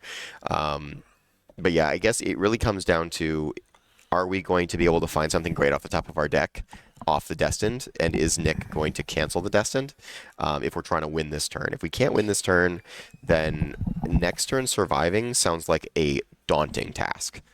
Yeah, I think until I'm like below 15 or until I'm in like a falling skies kind of range, I think I'm saving the Can't Escape Me's for only sound waves. We missed the flustered play here. Maybe we wanted to save it for draw, genuinely. And it looks like we do have a double jab and seizing on top of our deck, which could allow us to deal with some of these Can't Escape Me's pretty effectively. The real question is Nick gonna feel pressured to fire off that electric He jolt? has to. He absolutely should. I'm with you, partner, but Yeah. there's so many times where if my opponent doesn't alert me to something, Mm-hmm. I'm not going to catch it. I hate that, by the way, when I'm like, oh, do you have a speed reset? My opponent's like, oh, I didn't know, but I did. Yep. He did the one-man Inferno. We're now going to get the Flustered. We got to commit the flustered. We didn't Oh, use the no. flustered. We're We did using Destined. destined, but we need to use the And flustered. now Nick's going to check to see if he can cancel it. He's going to do it? to choose to do so. It looks like you got to save the other one for a sound wave. Yep. And the thing is, if Ryan had a seizing in his hand, then she'd be really pretty effectively playing around it. We Well, still have killing not. him- We still have killing- not committed that flustered. That's crazy to me. Yeah, killing him for he's going to choose to draw. So Okay, it didn't matter. that's fine. That's called stonks. Yeah. And we diamond hands that electric jolt, and we got paid. but still, just committing down a piece is so good, especially when it's that powerful. Like, I can't believe. I mean, me and you are sitting here like, okay, well, you have to do this chess move because if you don't, you get checkmated. Right. He has to do this chess move. 'cause nah, it's a check. that was wild. And both these players are like, nah, we're playing our own game. Yeah, so it looks like we're so that lets Nick breathe a sigh of relief. We just counted our foundations. That's all Yeah. it takes, man, right? Like, okay, he's gonna go. He's trying not to go into deadlock right now. Crazy. Yeah, I mean, That is a crazy sequence, genuinely. yeah, that's The it. fact that we both were like, well, you cannot let any of this happen. And we just let it. We let it all ride. They did the exact opposite. I'm like, well, I can't cancel anything other than sound wave. Hey, they're there and we're here. So what does that say, right? Oh, that's Get good, Sam. It says I'd rather get paid for that. It says I couldn't afford to go to nationals. That's what it says. Oh, hey, Thank you to Universal's Games for flying me out. It was an awesome time. shout outs to you. Yeah, that was a very fun tournament. And this has been awesome here in Oh my Orlando. God, This has been so much fun. I've so enjoyed this. Yeah, this the Sheraton Buena Vista is beautiful. Oh, it's such a good. It's such a great venue. Everything is close by. There's a place where you can get coffee that's close by. That's very There's close to my heart. There's so many options. I've been actually trying not to gush about the venue on stream today because I'm going to like on a wrap up like on Twitch. I'm Yeah. gonna, like, do my own stream. For sure. So I can talk about that, but trust me, guys, if we can just lock down this venue for every Worlds, I'm here. I'm in. It's been Disney fans are eating good here. it's all close. It's all easy. every Like type of cuisine. There's everything from a crab shack to a hot pot to a steak. I and had shake. the most Chinese. insane our first night here we went to a Japanese spot that had it was just a bowl of rice with an egg yolk in it and some other stuff. And it was $6 and it was the best thing I've ever eaten in my life. They know what they're doing. They do. know. When it's simple, that's when it comes full circle. yep. And the food is simple again. That's why people like steakhouses. Right? Yeah, That's for what sure. it's all about. But yeah, Holy cow. I could gush about the venue being like accessible to all kinds of stuff, being one of the best venues we've ever had, both inside and out. Absolutely. We should probably stay focused on Ryan passing the turn precariously into Nicholas Reagan, who still has access to that electric jolt. And still has access to his once per game. He has access to the jolt. He has access to both speed and damage pump, and he has access to the once per game. And he is deciding which block modifier on these disgusting gray cards we're going to get rid of. Oh my so God. We can hopefully draw some orange. There's some orange. Remember what we said? You can't actually brick. Right. But okay, so All right, Nick. I need Nick to do one thing for me. Yeah. I need him to put Ryan at 1 and then play electric jolt. that feels pretty bad for Ryan. I think so. Here's the thing: there is one scary defensive piece down there currently. We do have cute draw. I guess the question is, how well do we draw, and how well can we continue to draw after we once per game? Because we've got the recipros, right? We can go ahead and try to put cards into our hand. Doing the once per game now. Yeah, I think what Nick sees is if he can convince Ryan to bait out those cancels, then Ryan is effectively stunning his staging area. Otherwise, he gets to just free draw and see if he can get something absolutely crazy. So this is interesting. Yeah, I think Nick already got to draw the card. Yeah, it already happened. We still have another way to draw in our, I think, in our hand. Yeah, we have an acceleration kick, which is discard and draw. Yeah, yeah, and that actually might be one that we cancel because that's including the speed pump in the draw, exactly. right? It's more than just the draw. But I mean, even then, these attacks are huge. Also, Electric Jolt is a pretty much unblockable, 4 damage, right? So, and we're going to go ahead and ice sliding this. I love this play from Nick. Yeah, one thing Ryan could be doing here is using Electric Jolt to get rid of cards like Ice Gliding. Uh-huh. And then he can use the Wealthy Aspirations to unflip it and get it back. Right. So that's it. I mean, again, you're talking about debuilding yourself against a deck that It's pumping so much speed. Yeah, that you're trying to block 7, 8, 9 speeds. Because if we get to do everything on the acceleration kick, right? If Ryan blocks this and we float the +1 on Ice Gliding, and then we get everything on acceleration kick, it's a 10 high for 7. Yeah. I love this play from Nick here, going ahead and committing down the 1 speed reduction piece that he has to worry about on Ryan's stage, because Ryan doesn't know what Nick has. So Ryan has got to be saying, you know what, these blind draws are terrifying. I love that there's the posture. Right? Yeah, you can tell. The posture of Nick where he's got his hands on his chin. Hands on your chin is God, I hope he doesn't see it. And then hands on your forehead is God, I hope I see it. Right? Ryan is scoping. He is looking. He's putting the binoculars on, and he's trying to find it. And he's hitting the 3 off the top, which is massively bad here. Oh, this has been Ryan's whole game. He only loses when he checks bad. And he checks bad on his blocks all the time. Yeah, I'm getting that put on my headstone, though, on my tombstone. I only lose when I check bad. No, that's totally fair. You should. That's correct. Man, can we talk about the one-man Inferno just absolutely stifling the Jiro once per turn ability? Yeah, Nick effectively shut down Jiro's entire game plan. Double one-man Inferno and double Can't Escape Me, actually taking that character and powering it down. Now, Nick just has to sequence... I think he's... Which way do we sequence this? Do we play the stun move first, right? That does make sense. You play the stun move first. Yeah. You play the stun move because you're going to EX through it and see what possible answers your rival could have. Right. Absolutely. Also, I think doing the stun move first here, because it is specifically Electric Jolt. Yeah. It means that you could potentially toy with the idea that you don't have to spend the momentum. Yep. Right? And then he's like, well, I still don't want to block 3 damage instead of 4, which would, we know would be the correct thing to do. Right, for sure. But it's also going to be 5 speed, so he might not have to dump momentum on this. I think There's no reason not to. You dump at least 1, right? You know what you have. Yeah, right? for sure. Yeah. So I think Nick's got this because of that 3 check. I don't think it matters what Ryan gets That 3 check was absolutely brutal. Now, because this is going to be 7 to the face. Yep. And then the engine kick doesn't need the speed from itself because it's getting 2/2 from extend. Right. Yep. It's absolutely. going to get 2 speed from Endeavor, and then it doesn't matter. And then it's just and then that's just the game. So it looks like, unless Ryan has a plus ultra that I haven't seen before, this is going to be Nick Reagan moving on in the winners bracket. 4-0 with Endeavor 3, which we mentioned, like he's turning into a meta staple, and I think this is just another nail in that coffin to show that Endeavor 3 actually has mega legs. And it turns out, whether you're Jiro or Endeavor, if you can pump speed and damage at the exact same time repeatedly, you're doing something incredibly right. Well, and he's the poster child for Jetburn, so it makes sense that he would be at the forefront of this metagame, going undefeated in the Hero League Championship. So big kudos to Nicholas Reagan. Ryan Levine still in it. Levine, I hope I'm not pronouncing that wrong. Yeah. But he's still in it. He's not eliminated. It is double elimination bracket. So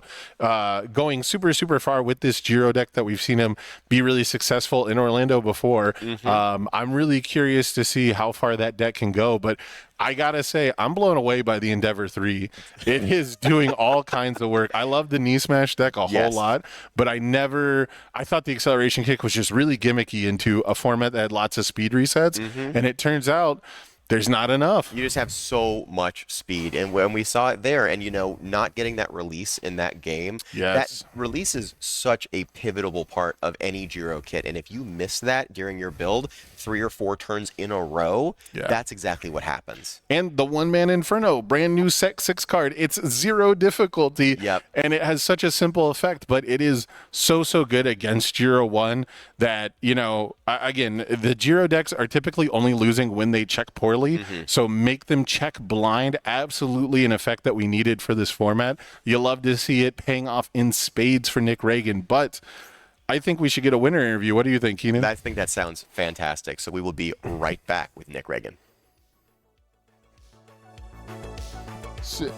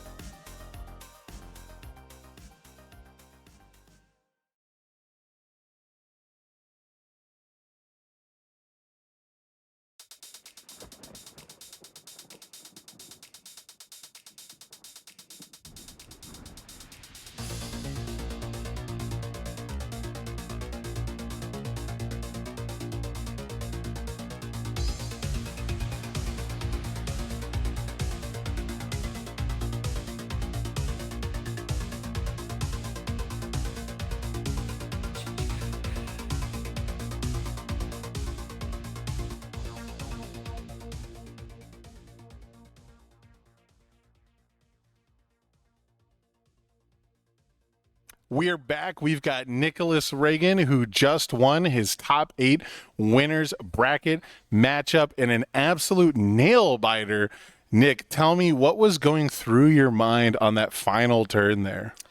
I was really hoping he didn't have his sideboarded plus ultra. True. I saw there was 1 in the sideboard. He had not checked it either game. So as far as I was concerned, he was just holding his hand the entire time. I don't know if he just didn't put it in, but I was terrified. Absolutely. Yeah, we mentioned that in the commentary. We were like, there's one out. There's exactly one thing he can do here. But throughout this game, right, you guys went all 3 games in the matchup. You went 1-1, and then finally, in the last game, you broke serve. Yeah. Tell me, how does it feel going second against Giro 1 in this format? You just have to build really well on turn 1. Okay. And then you just have to hope they brick somewhere. If they brick 1 turn, you can turn it around. Awesome. Yeah, it's the kind of thing where we talked a bit with Keenan and I, where a lot of times you see Giro decks lose. It's because they once per turn, they look at the 2 cards, they frown, and they put them back in the same order, and then they check poorly. It usually requires back-to-back 2 checks, and we saw that in game 2. It also helps you get double 1-man Inferno, and they just Yes. can't play their one. They just aren't allowed to use their once per turn anymore. That's what I wanted to talk to you about, was the 1-man Inferno. The decision to play Endeavor 3, was that based off of just your love for the order symbol, your love for aggro decks? What was the decision on Endeavor 3? So it was part of, I just like characters that give stats, and Okay. I like drawing lots of cards. And Order Kicks draws a lot of cards, and Endeavor gives a lot of stats. True, and they combine very well together when you use Acceleration Kick to clear your card pool, right? Yes. So it was also, I spent all of last season, not 2 seasons ago, I guess first season. Or Yeah, whatever there's it's year called. 1, year 2. Year 1. Year I spent 1. almost all of year 1 playing Sato 1, which was this almost this exact same package. I know it by heart. I didn't have a ton of time to practice for this, so I'm playing something I know. Fair enough. Did you ever expect the 1-man Infernos to come in so clutch? Were you expecting a lot of Giro 1? I have played a lot of Giros this weekend. Yeah. I played 1 2 rounds ago, and I played, I think, 2 in the LCQs. Okay.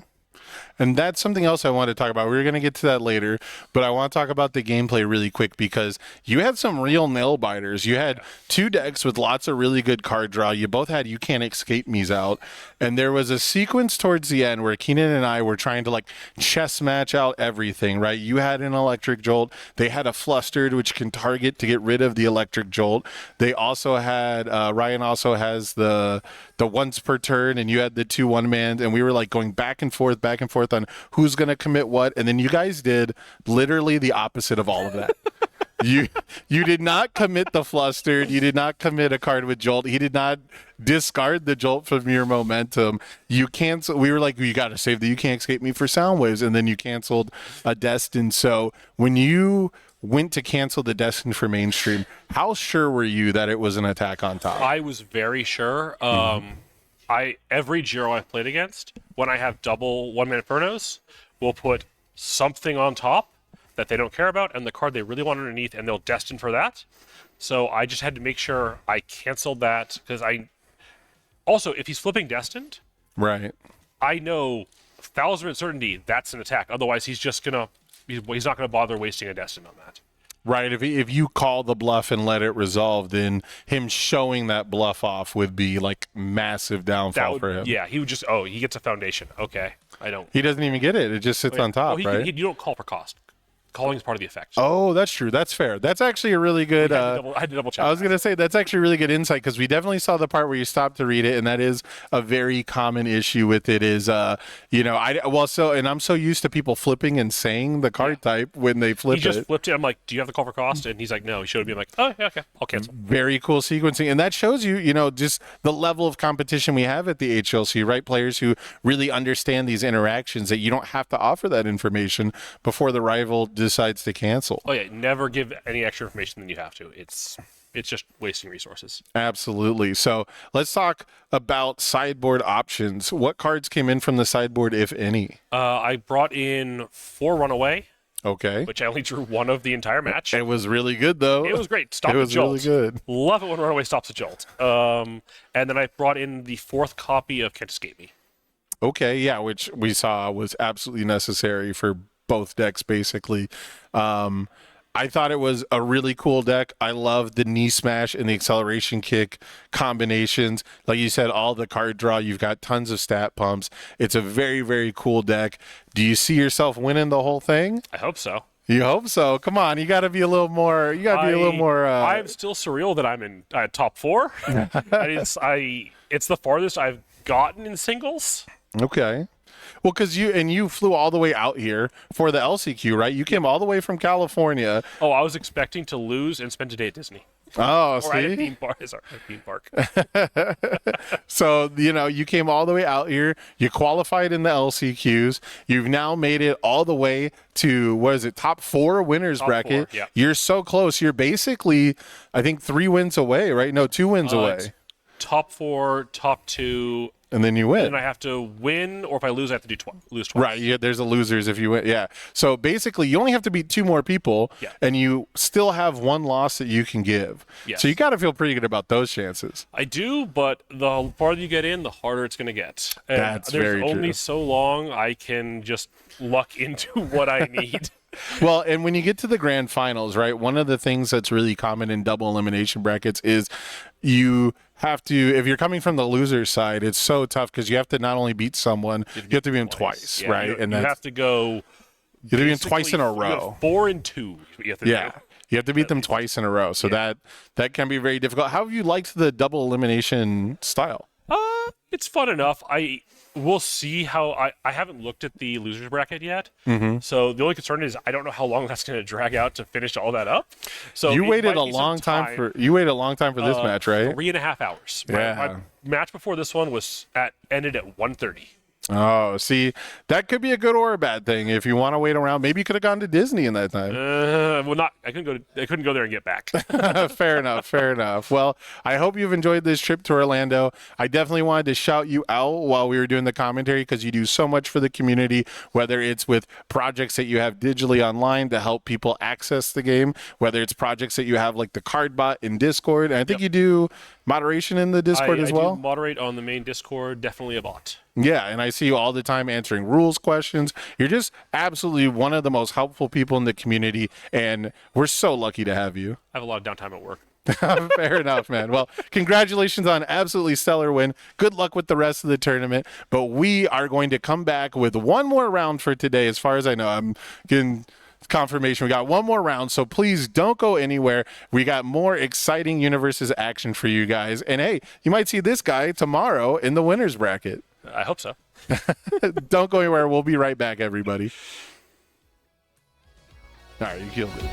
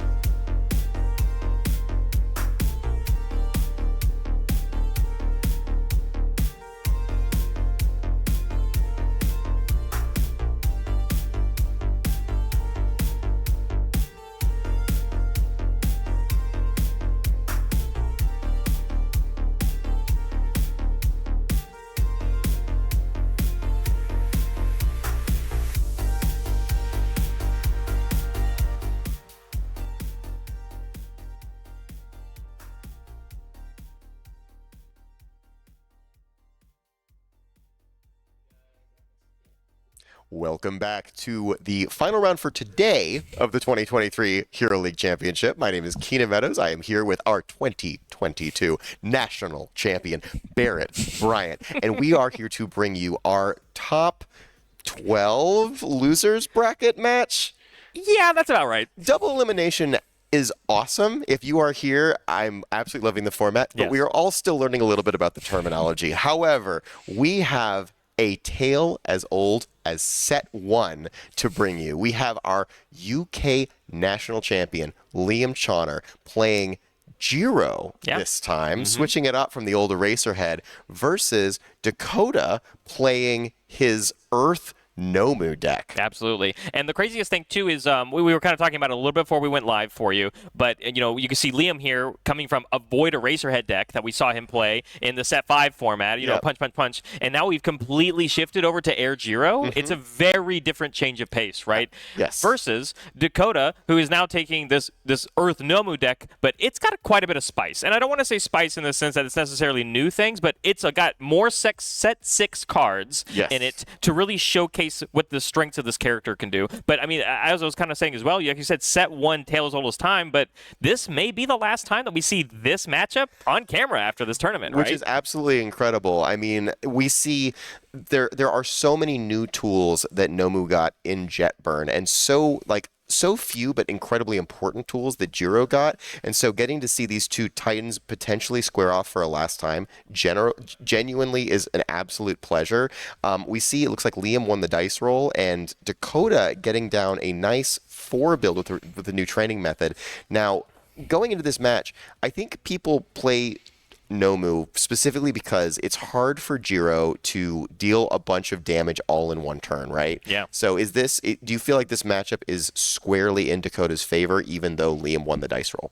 I think a lot of people would say that the Nomu is typically favored. The dice roll, I think, is the biggest, like, first hurdle on getting over the hard matchup, right, for Liam. So, you know, obviously finding the right pieces, you know, maybe catching Dakota, dishing out as much damage as you can early before Dakota's able to kind of pass a lot of these high difficulty moves that Nomu wants to play. But it very much comes down to, like, what are the best things we can do? I think, first of all, Liam only built 3 on the starting turn, but, like, Web of Blades can be good in this matchup, specifically in the sense where it's like if you ever play a move that's higher base damage, or sorry, that its base damage is higher than 6, which we're not. Obviously, this is the air. We're not playing Pillar Swing. Yeah, but it could be the world where, like, when Nomu finally wants to block something and uses a piece of speed hate, like within the Earth symbol, which isn't a lot of things once again, but like I think having a card like Web of Blades is a really good answer for when Dakota wants to mix it up and like maybe throw in some damage reduction or throw in some speed hate, and then it's like, oh wait, I have an answer like this. For sure.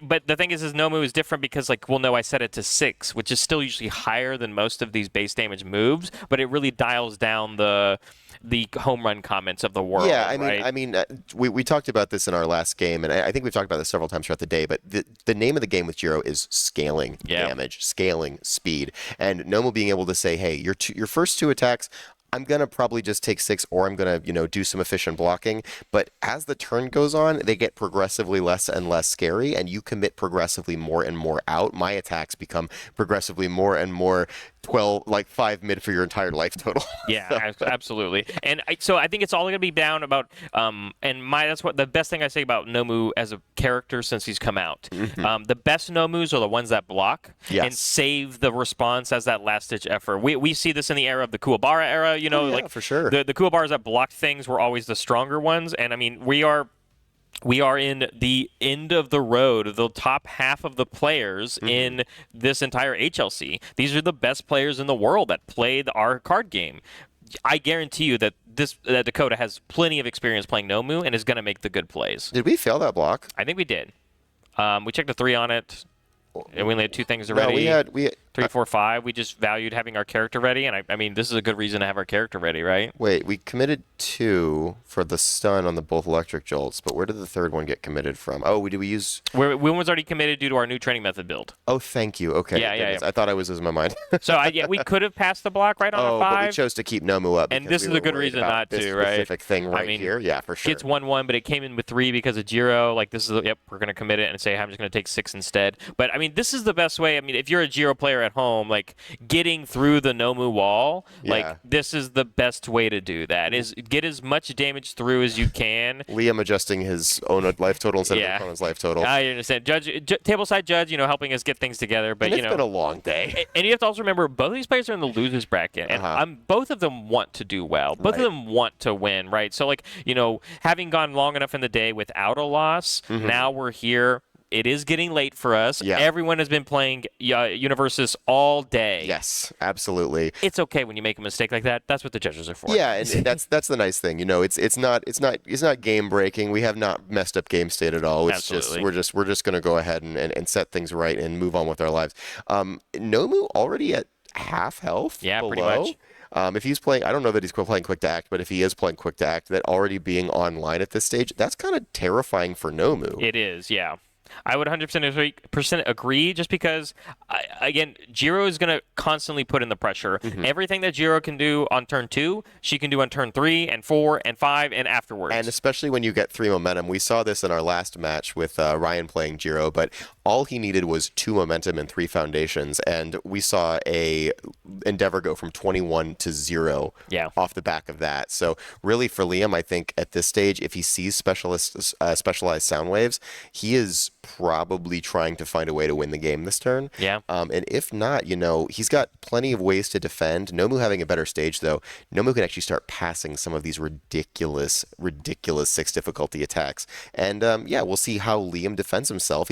I think he's got a release in hand. Yeah, it's whether we opt to build it. I can't assume. I can't reason we don't, right? Like, Unless there's no way we don't have another high block and we feel like we need to keep that. And to be fair, Nomu does play 0 Gravity Rush. And sure, that thing is 10 speed, but if you can find a way to not take 10 damage, I'm going to try to do that all day. Yeah, absolutely. A 0 Gravity Rush being one of those great additions to the Earth package. As soon as you start getting those face down foundations that we're kind of looking for, draw 2, right? And our 5-hander is really strong, Yeah, right? it looks like, and it does look like releases is his only high block. So he's kind of going to leverage for that, but it's going to make it very difficult to be able to pass some of these blocks. Yes.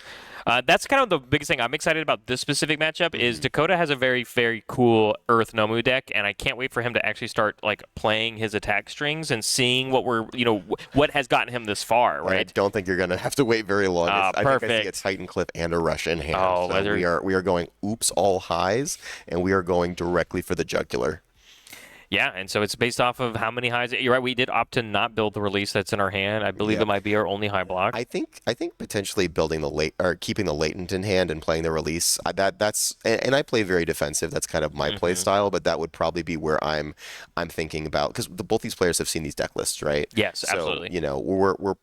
I would be thinking, hey, the fast ones are scary. I want to go ahead and I'll commit a couple cards to be able to blow up later with release and not have to worry as much about getting absolutely run over. I would say that's one of the other things too is Titan Cliff being a great card here. It's going to be very scary, but we're also getting able to build in another Ultra Regeneration, right? Yeah. Which is essentially extending this game more for Dakota, right? Do we have an Ultra Regen in discard pile? I know we've got 2 in stage. Okay, we've got 2 6 checks. We're going to go ahead and build one of those in. Heck yeah, the quirk expertise. I'm sorry, and we saw Jacob play this card earlier this today. Was the friendship card. It was a friendship card, and this deck is a lot more important. This is a 6 check that we want to build, and we love giving extra damage, right, and making things even more high, right? Absolutely. So, and you mean we saw Lehman's hand. He struggled to play his high because he knew how important that block zone is in this matchup, and it just became a lot more important now that we've got 2 12 damage moves, or no, a 12 damage and a 10 damage move. There is another Titan Cliff in Dakota's hand as well. Yeah, there's 2 Titan Cliffs in that, or 1 here and 1 in the hand. How many can you reasonably pass? I mean, if we're going to keep building 6, right, that's only really a 5 diff for us, That's right? true. So we just keep building out. Yeah, for sure. But we are going to go for the block here. It's 5 high. We checked a 5, so we're going to need about 2 more. Right, and Liam going ahead and burning his electric jolt to commit down the quick response was such a heads-up play. Quick response is really, I think, the card that is going to make Dakota's life so much easier to try to actually push through and win the game. And so taking that card off the table as quickly as possible means that Liam has got such an easier road back to crawl from. Yeah, absolutely. Getting 2 speed on all of our moves essentially would be crazy to deal with. Genuinely, I called that the broken card. Yesterday. Oh yeah. I was playing games against Phil Birch, one of our other qualifying competitors, and I was using Tasty Rift to build that in. And every single time I said, build in the broken one because +2 speed. Frozen was such an incredible card from set 1, but that's really only repping +1 speed. Granted, it sticks because it's effectively a stun, but even then, oh my goodness, what a forcing move. Once you have that down, suddenly your Tasty Rifts are 7 speed. Your zero gravity rushes are 12 speed for 12 damage. Also has a deadlock enhance on it. Why?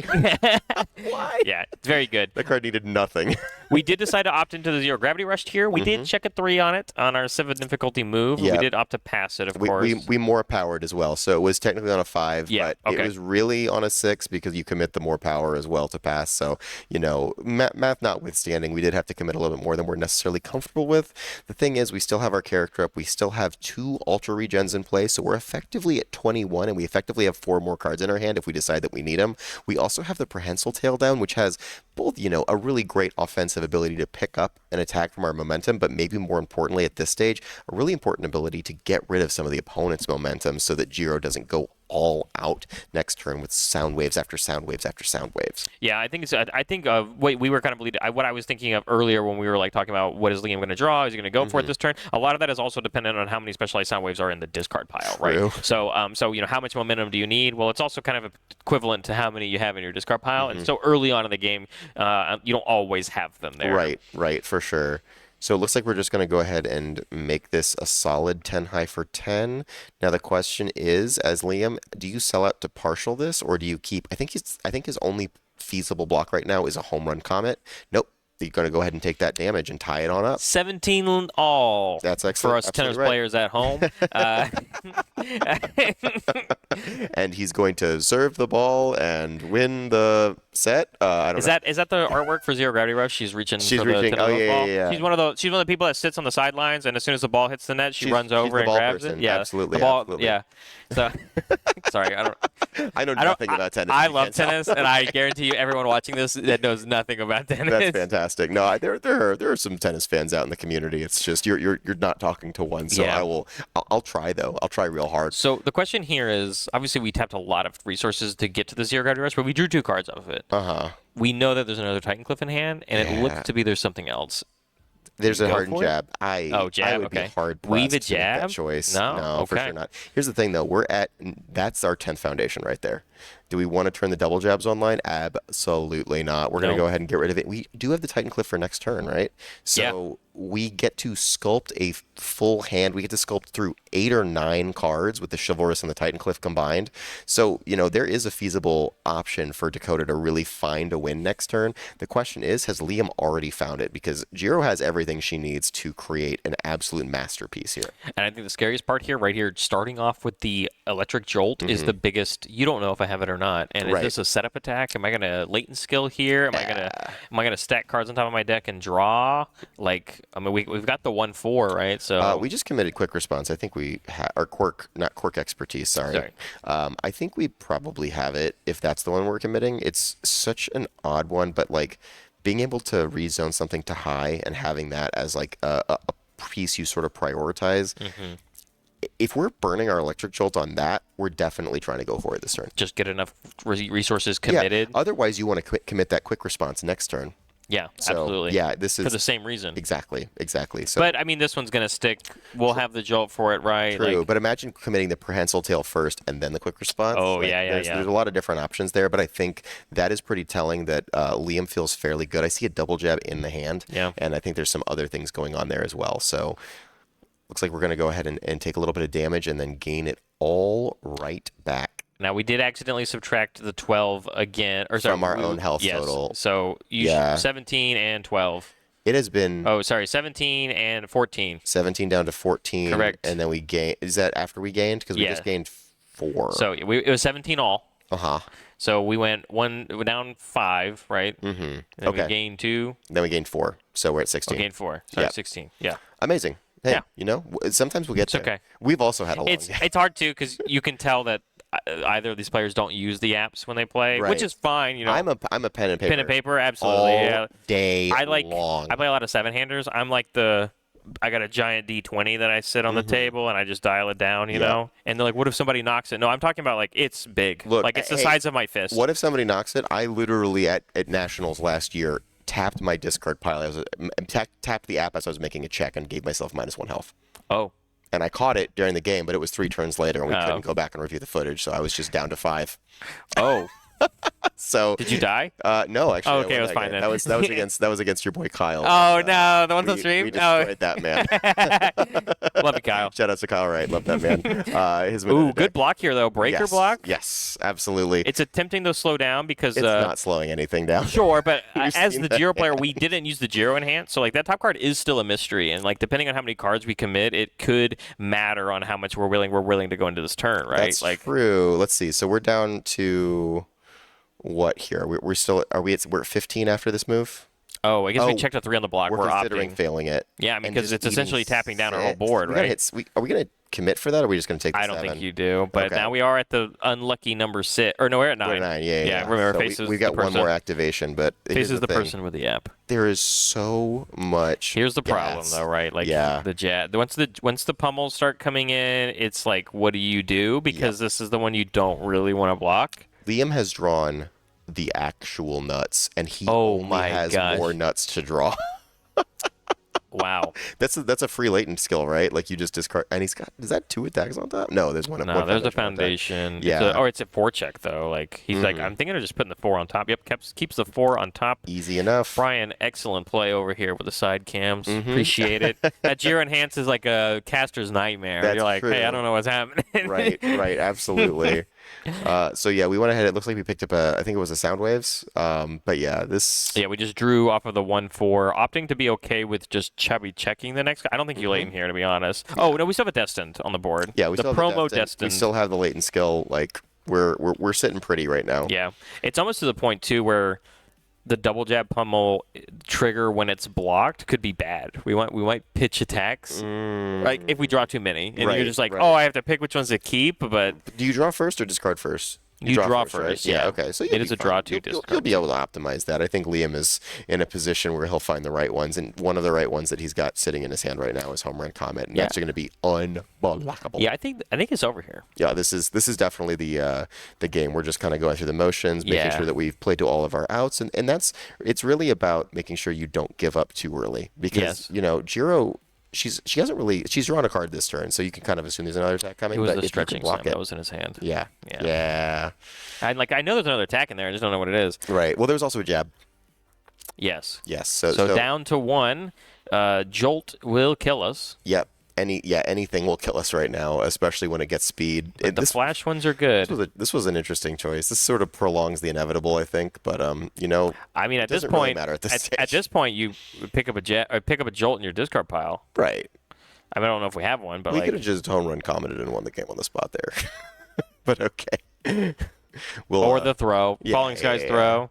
I think at that point you're just like, you look at them and you're like, oh, I don't know if I have an answer to this. Here, for sure. Yeah, I think we're just playing through it. Maybe Dakota's processing. He's thinking about the different plays that he could make in the future, right? Yeah. See as much as you can, learn from the information here, take it into game 2, right? Totally fair. Totally fair. So, yeah, we're going to go ahead and we'll successfully block this one no matter what. And then we are going to get absolutely Destroyed by the Falling wrecked by Skies. the Falling Skies. 4, 5, 6, 7. We check a 6, 7. Tail. Oh, that was a 5. Yeah, oh. he's got 4 in the card pool. It was on a name, but Oh, that's my fine. bad. Yeah, it's Jolt. okay. 1, 2, 3, 4. Yeah, you're right. Math is hard. It's okay. Yeah, I'm sorry, guys. I am a math major. Are you? Yeah, basic addition though, I don't do that anymore. Oh, that's fair. That's fair. Well, but there we go. What an incredible game one. Like we said, Nomu is supposed to be the Jiro beater, but sometimes Jiro gets 3 momentum on turn 1. Yeah. And Nomu gets to be on the back foot. And they're jolts, right? So Yeah. like there's a world where those two weren't Jolt, right? And then Dakota has two more readied foundations to maybe go for that win. He's got the quick response down. He can get the Titan Cliffs up to 7 speed. Get the 0 to gravity rush up to 12 even damage, more, right? and then you play another Titan Cliff, build another 6 check to help you play a stretching. There was a world where because that was Jolt, it was the key piece in winning that game 1, and right? we see that a lot in these Giro matchups. I think Jolt tends to be the difference between a really a pretty fair game for Giro and like a pretty crazy game for Giro, because Giro isn't winning on turn 2 unless she draws the absolute insanity. But when she gets Jolts on turn 2, she's winning on turn 3, and there's very little her opponent can do about it. Jolts and pummels. Ends it off with the big ones on the comets, right? Or I guess you can also do it with the falls. Right? Yeah, for sure. Falling for sides. sure. So I asked you this last time I was with you on the desk. So I'll ask you again. Electric Jolt. Yeah. You gonna miss it? No, not at all. And I, this is coming from somebody who's played that card every single chance that you get. When I first started playing the MHA format, Order Denki spoke very much to me. Yeah. Because I love a wombo combo 7-hand size aggro, and he was the dopamine fires when you play that character. Oh God, when you get the super turn, it's like, all right, this was my best day. This is why you play this game. Yeah. This was just like taking the most beautiful stroll through the park and just watching the explosions as my enemies are decimated in front of me. While the airstrikes are coming in, and you're like, and I'm not looking at the explosions at all. I'm letting those go by. But yeah, and Jolt was a big part of his kit, right? Yeah. And ever since Jolt, we in certain decks it's pretty fair, but Amajiki is abusing it so much. Jiro abusing it so much, and I get it. I get why it's good, and I am glad to see it gone. Genuinely, I am ready for a new for a little bit of a shakeup. I think Set 1 has done some great things for the game. Genuinely, it's been the foundation of the game since it's come out,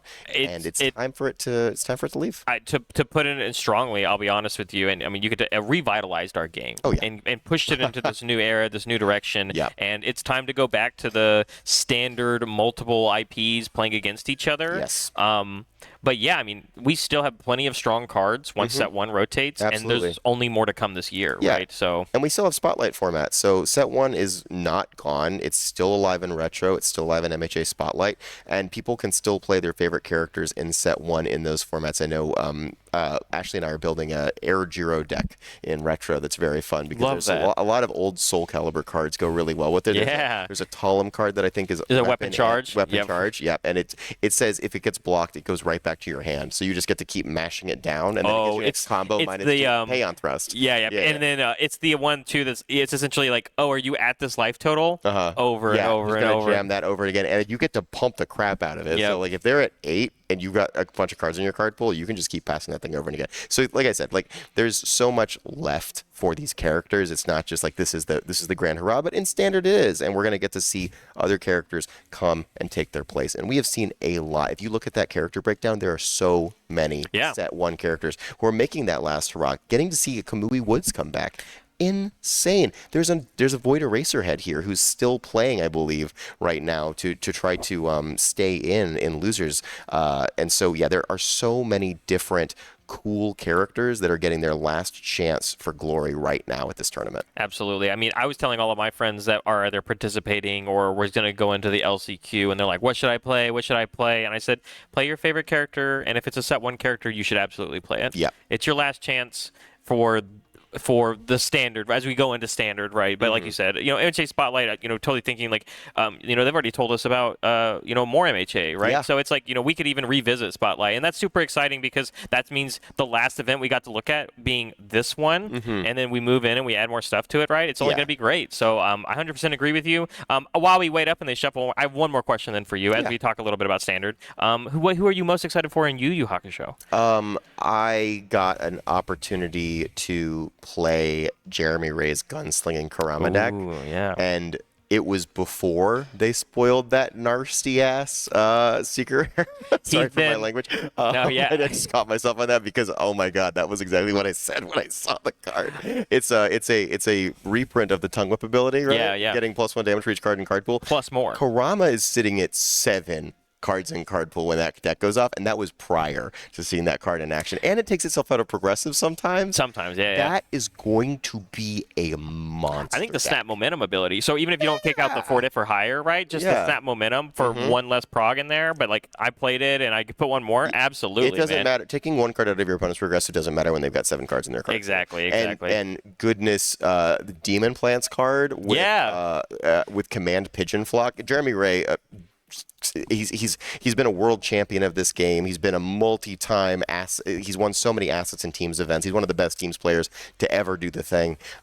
His deck was incredibly cool. I had the honor and privilege of stopping Will Taylor from taking the gunsling. I got to be Jeremy Ray for a day. Oh, I did see that. I know. You're right. I did see that. That was incredibly fun. But yeah, I had such a blast playing that deck. I don't think I could look at a different character besides Grama. My last note about it, because I also was able to gunsling against Jeremy, and I played against it very early on yesterday, and so it was before even they made the post online with the alt arts. Yes. So as the day went on, they put in their alt arts because they had to open some. Right. And then today, when we showed off those, they changed their decks again. So you're like changing the power level of their decks as the event goes on. So now if you sit across from J-Ray, you have to play against that card. You have to deal with the even harder portion. And I just want to quickly make mention of, we saw Jiro build 5 and Nomu build 2, and Nomu still slung the Titan Cliff. I mean, it built as a foundation, right? That is gutsy as it gets. Absolutely. But those are the plays, and this is to borrow a phrase from Sam Tate, those are the plays you have to make sometimes when your back is against the wall and you are down a game and you just got a 2 build as a 5-hand size character against the format quote-unquote boogeyman. That I really respect that play from Dakota. I'm going to be interested to see, is there going to be another orange piece coming down here, or is this just an opportunity to sculpt for the best foundation hand? And it looks like that's the case. Double more power is so neat. It is very good. Yeah. I mean, I don't know if it's necessarily going to keep us alive, No, right? for sure but not. it does mean that we are able to sling some more orange maybe next turn. Yes. And if they continue to be things like Titan Cliff, we can build this stage while we do it, right? I mean, because you know, that would have maybe have just been a built 2 turn, right? But we turned it into a pressure a block out of my opponent's hand, which was a good one. And then on top of that, still build the cards I was going to build anyway. Yeah. But here we go. The Jolts, they're back. The Jolts are back, but we hit the 2 on the Jolt. And with double more power in stage, you got to wonder, is Dakota just going to find like a crazy backswing? Like, how far is Liam going to go in here? He got 3 momentum on turn 2 last game, and it absolutely let him coast to the finish.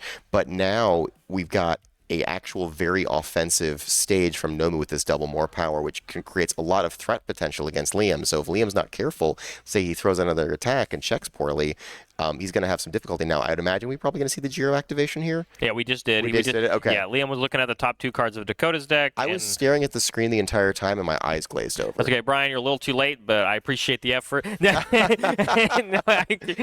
all Don't kid you here. say anything about but what that did show us was what's in the hand of Liam, right? Yes. And it looked to me a pummel and another comment, right? So pretty orange, as it were. So Did we just draw a Titan Cliff? Let's go. Oh yeah. Wait, from what? How did we do that? We ultra regent. Oh, okay, yeah. Okay, here we go. So Liam has decided, you know for what? the build. That offense is a little bit scary. Those 2 more powers in the stage, it's just not something that we want to have to deal with right now. So we're going to go ahead and get a nice solid build down, get some speed redux on board. You know, Dakota doesn't have the quick response down yet. So it's definitely a great time to, you know, take the foot off the gas pedal a little bit and allow us to do as much defending as we can, so we're not having to worry about Nomu accidentally just sneezing and us dying for it. Yeah, I wonder how many punches we might be playing, right? Because we do have triple arrogant build. Yeah. There's quite a few. I mean, we saw the muscle mauler, we saw the jab already. There is calorie counter also in this deck. Yeah, for sure. But I think that's it. I don't think, obviously, stretching slam, I think is just a slam. It's just a slam. And then zero gravity rush charge stuff, Titan Cliff, kicking. Yeah, so I mean, the minus speed on arrogant does have a place for sure. So yeah, it's going to be interesting to see. We got the Titan Cliff. We got not a 4, right? Because we used the more power, so we're still going to be committing 2 here. And we're going to build 1 in. So really, I mean, it's not the end of the world. I'm hoping that's the committed ultra region, and we have a way to blow it up, but I don't think we do. No way to blow it up. We do have an ultra region in our hand, so we'll just go ahead and pitch that and redraw a new one. Very nice. It's been reviewed. Are we keeping track? No, kidding. I'm Yeah, kidding. no of Mount course. Lady cards here. They're all just lurkers cards. That's what we donned them Right. when Sam and I were like the lurkers kit. Yeah, no, they all that review things. totally right? makes sense. Yeah, and so it looks like Liam is going back and forth on whether to go ahead and use this Jolt. I think this is a really interesting question right now because the Jolt is really powerful later if we don't think that there's going to be more attacking going on from Dakota's side. Additionally, because we get to stack the deck, maybe that will give Dakota a little bit of pause and try not to go in too hard because Liam has already gotten one momentum, and sometimes all Giro needs is that one momentum and a home run comet to really get the engine going. Yeah. So yeah, I think this is probably getting super blocked. But the question is Dakota going to continue to try to go for it? Wow, like that. Destining defensively to grab that high block. That does also structure to Dakota, in my opinion, that we don't have another high block. Yeah, you wouldn't burn a Destin unless you needed to have the high block. But I know we do. We have a pummel, right? So we are really valuing not blocking with our attacks here. Or maybe we're just trying to bait in Dakota to continue attacking us high zone. But Dakota said, you know what? I also like not dying, so I'm going to stabilize a little bit. I'm going to have a way to get rid of your momentum now with the prehensile tail.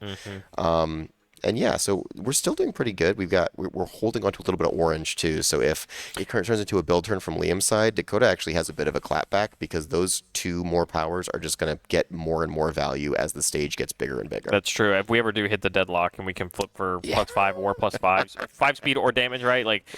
It could be critical mass. But here we go with second Joel again, finding these pieces that matter, right? And this is why it was so important not to use the Jolt last turn because you really one Jolt on a turn is pretty rough. 2 Jolts on a turn is destabilizing. Yeah. It's actually pretty crazy because, Nomu over here on this Earth list, and there are obviously 4 it can't be fixed, but just, not finding them. Yeah. And, it just means these Jolts just get to destroy our stage. decimate the stage. Yeah. And I mean, to be fair, those +1 high blocks are super relevant. So there was at least one turn where Dakota was holding one of those last turn instead of playing it, or last game instead of playing it. But I mean, even then, to your point, just keeping cards in your stage ready so that you can deal with the scary ones when they come is so important. Just opting. So we had a basic training response there. So it was like, hey, it's for 6. That's what your character wants it to be, right? So, but opting to eat it there, and then go ahead and get our Ultra Regen flip. And the thing is, the Ultra Regen also gets us closer to our prehensile tail activation. Yeah. So we get 4 face downs. We get to get rid of that Jolt in the momentum. So that actually could be something that Dakota is leveraging for, saying, hey, I can easily just take 4 damage off of this, get a little bit more draw, and now I will be able to eventually get rid of one of the Jolts that I don't want to deal with. Now that the home run comet has come down, though, it looks like Prehensile Tail does not let you pick, right?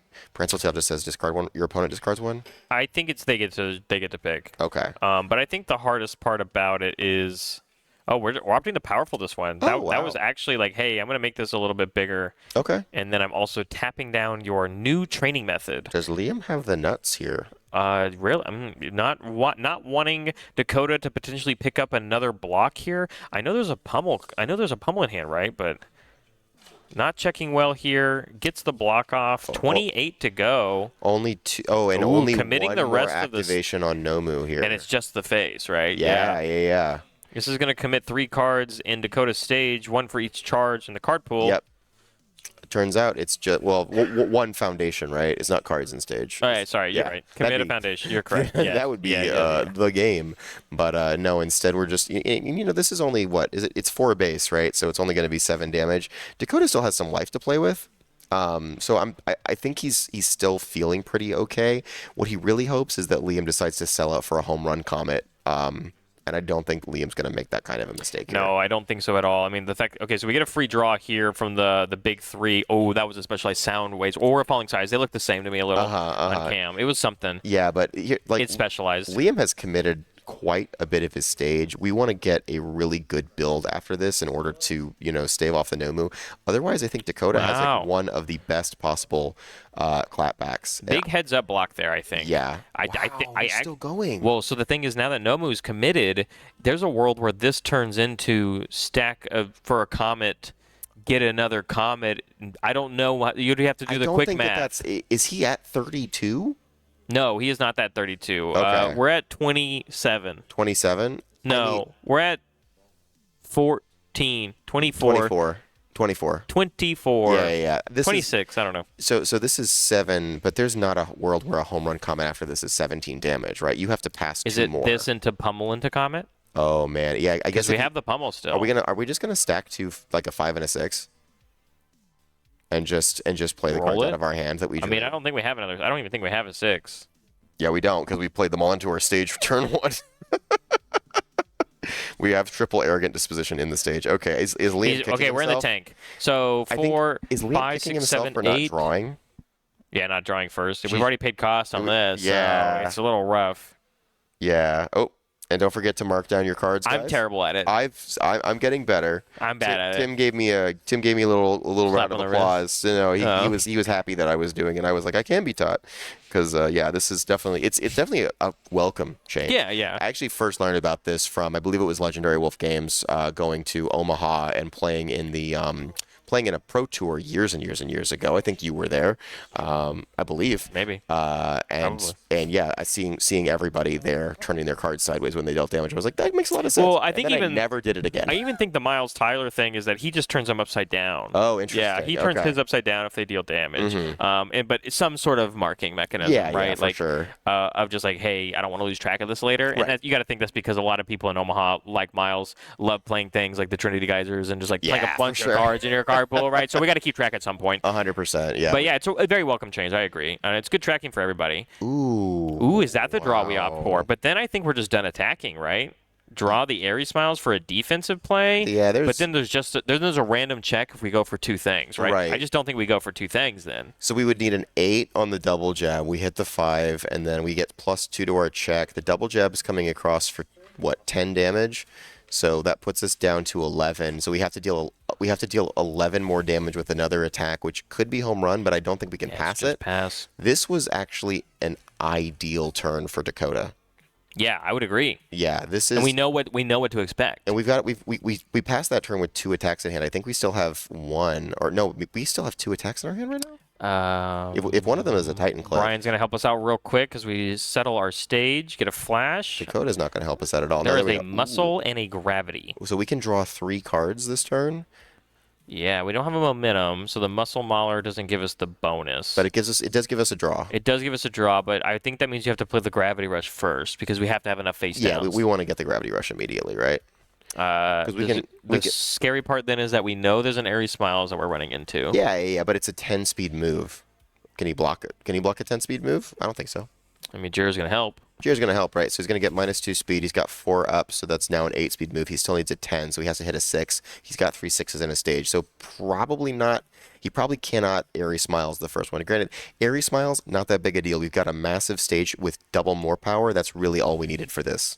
Here comes the first activation. It's got to be that, yeah. Zero, the rush lead. We need 1 more attack to win the game here. We cannot. We do not have the printed value to be able to win.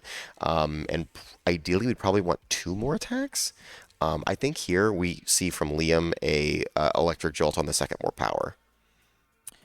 Yeah, I think that is probably the better call. Yeah. I mean, I don't know what else you would commit in that Maybe stage. the extra 2 damage if you think that's going to kill you from the quirk expertise. Potentially, yeah. I think for me, I'm seeing, hey, you play a lot of 6 diffs, so if I get rid of your stuff and you commit out to kill me, it just makes it very easy for me to take 21-0 next turn. Maybe it's like, oh, the reason I won't be able to block this is if he like punches another 2 damage in it. It gives it 2 more speed, right? Oh, true, right? true, Like, true. He's like, yeah, I got to get rid of something like that. Yeah. I mean, yeah, but again, I think It's very tight. It's very tight, yeah. And the thing is if I'm Dakota and I'm seeing Liam deep in the tank after that specialized Soundwaves play that took a while, you can only imagine that he knows that Liam's holding on to more orange cards. Do you think this is I'm not allowed to pass back here? I think, yeah, I don't know if we're allowed to pass back with 2 momentum Jiro.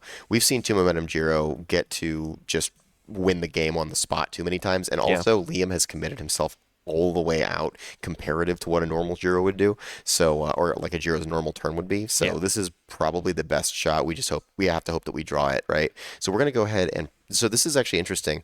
I think we only have 2 face downs. You need 3 to draw 2. We can enhance prehensile for nothing. So what we could have also done, we could have activated Electric Jolt and committed the Prehensile Tail to prevent the draw. Right. And that's only if that's what we decide to do here. Right. There's a We world. have to, right? I mean, Dakota could just opt for the draw on the Muscle Mauler.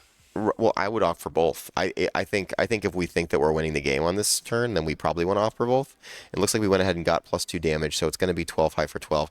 And yeah, maybe Dakota is thinking I can't pass the rest of this. But if you can't pass the rest of this and you're passing back into a Jiro, you are having a really rough day. It's also passing back to Jiro that we know is holding on to good ones. Wow, and Just see, stretching drawing flail. 2 cards would be huge here, right? Altering the order. Oh, no, putting them back. Yeah, this is interesting. Keeps them in the same order. Is holding it in the hand for a longer amount of time telegraphing that there's attack on top? Because that could also be That's what... just the play you draw, right? Yeah, exactly. That could be telegraphing, hey, it's time to prehensile tail draw 2.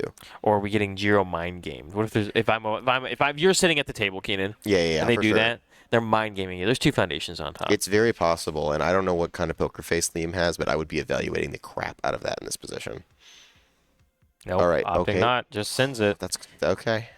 So I think we're just gonna try and survive, right? There's no way we slam the Muscle Mauler now. No way, right? But even then, I guess we have... So the Ultra Regen super helpful here. It is going to really start committing us out because we are definitely failing this check.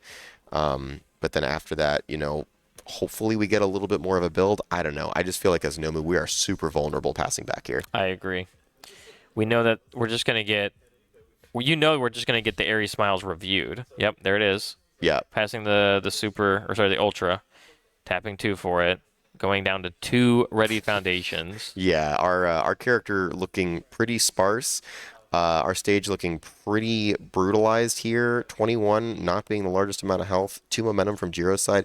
The question is, does Liam have the sound waves? I don't know if I've seen one in his hand. I see a home run comet, but can he draw the linchpin?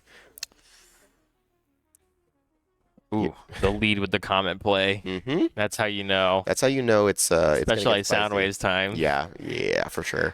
So here's my other thing, right? Not that there's any deadlock necessarily on the... Oh, we do have a basic training, okay. But if we do trigger a male bonding without getting rid of a foundation, we just force ourselves into deadlock. Right, for sure. Which, could be the reason we have to live to get that extra foundation, but it also could be the reason why we can't block a thing later. Right, absolutely.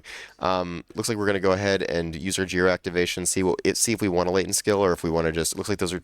Is that 2 Double gray? Yeah, for sure. So yeah, if we didn't draw it and we're trying to sculpt, we have to play 2 more cards and then find a way to activate.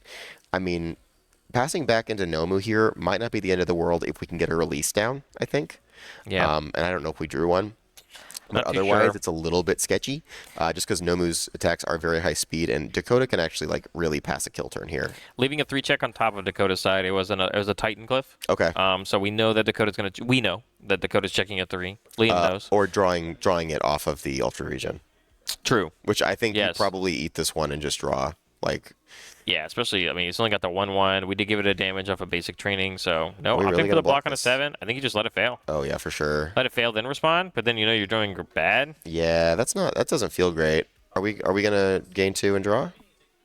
15 might be pretty safe. Nope, we are going to do it. We're gonna go ahead and gain 2 and draw. So, did we get anything? We got cards to review, but we didn't get anything to really block. Or was that it can't be fixed? Okay, that's a huge block in this matchup. We get the double jab down.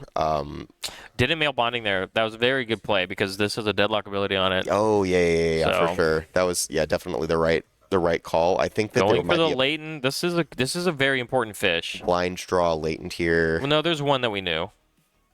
Right? We knew one of the cards. Oh, that did we know one of them? I think but we we did drew draw. another. We drew another pummel. Yeah. And eventually, you have to start blocking these, right? I think you take 6 from this all day, right? 7 or okay, tap Well, thing. Yeah, I guess would you? I don't know. Is it good? So let's see. You would go to 15 versus going to 14. So either way, Same thresholds. It's pretty much the same. It's pretty much the same thresholds, and you're keeping a foundation up. So yeah, I think you probably just eat the whole thing and then deal with the next one, and you probably commit for -2 all day. On the next one, Yeah, right? yeah, And yeah. you just see what comes next. Right, But then the exactly. scary part is is it a flash move, and then can you not interact? Oh, the flash moves are blockable though. We got a +1. Okay. Yeah, so I think, barring Liam finding something crazy or Dakota actually blocking a pummel, which I think would be a massive mistake, I would actually not be surprised if we saw Dakota throwing out. If he's got a low block in hand, I'd Like a probably just chump chunk thing? it. Yeah, just chump it out so you get a better draw on your next turn. Unless it's one you could accidentally pass. Right. You don't want to accidentally check a You want to six. throw like a 3 low. You do have 2 6s in your in your stage right Oh, now, okay, so okay. you know that is helping your odds there from not passing it. But yeah, accidentally passing a block against a double I've jet seen that pummel happen is for people. brutal. Yeah. Oops, I I don't- didn't mean to pass. I it. don't make those plays anymore. I've done Oh, it to yeah? myself too many times. Yep, there it is. We're at 10.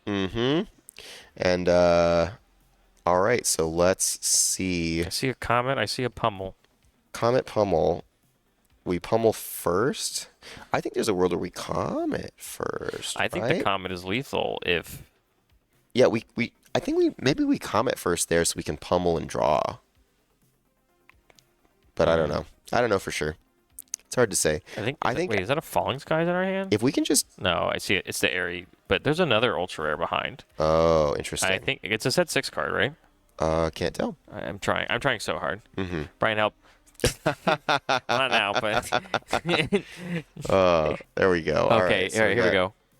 Oh, it is okay. I was right. It is a set 6 ultra rare, but it was double airy. So it is just this So- and comet. So, so- my question though is that can we block the comet if It's 7 speed, right?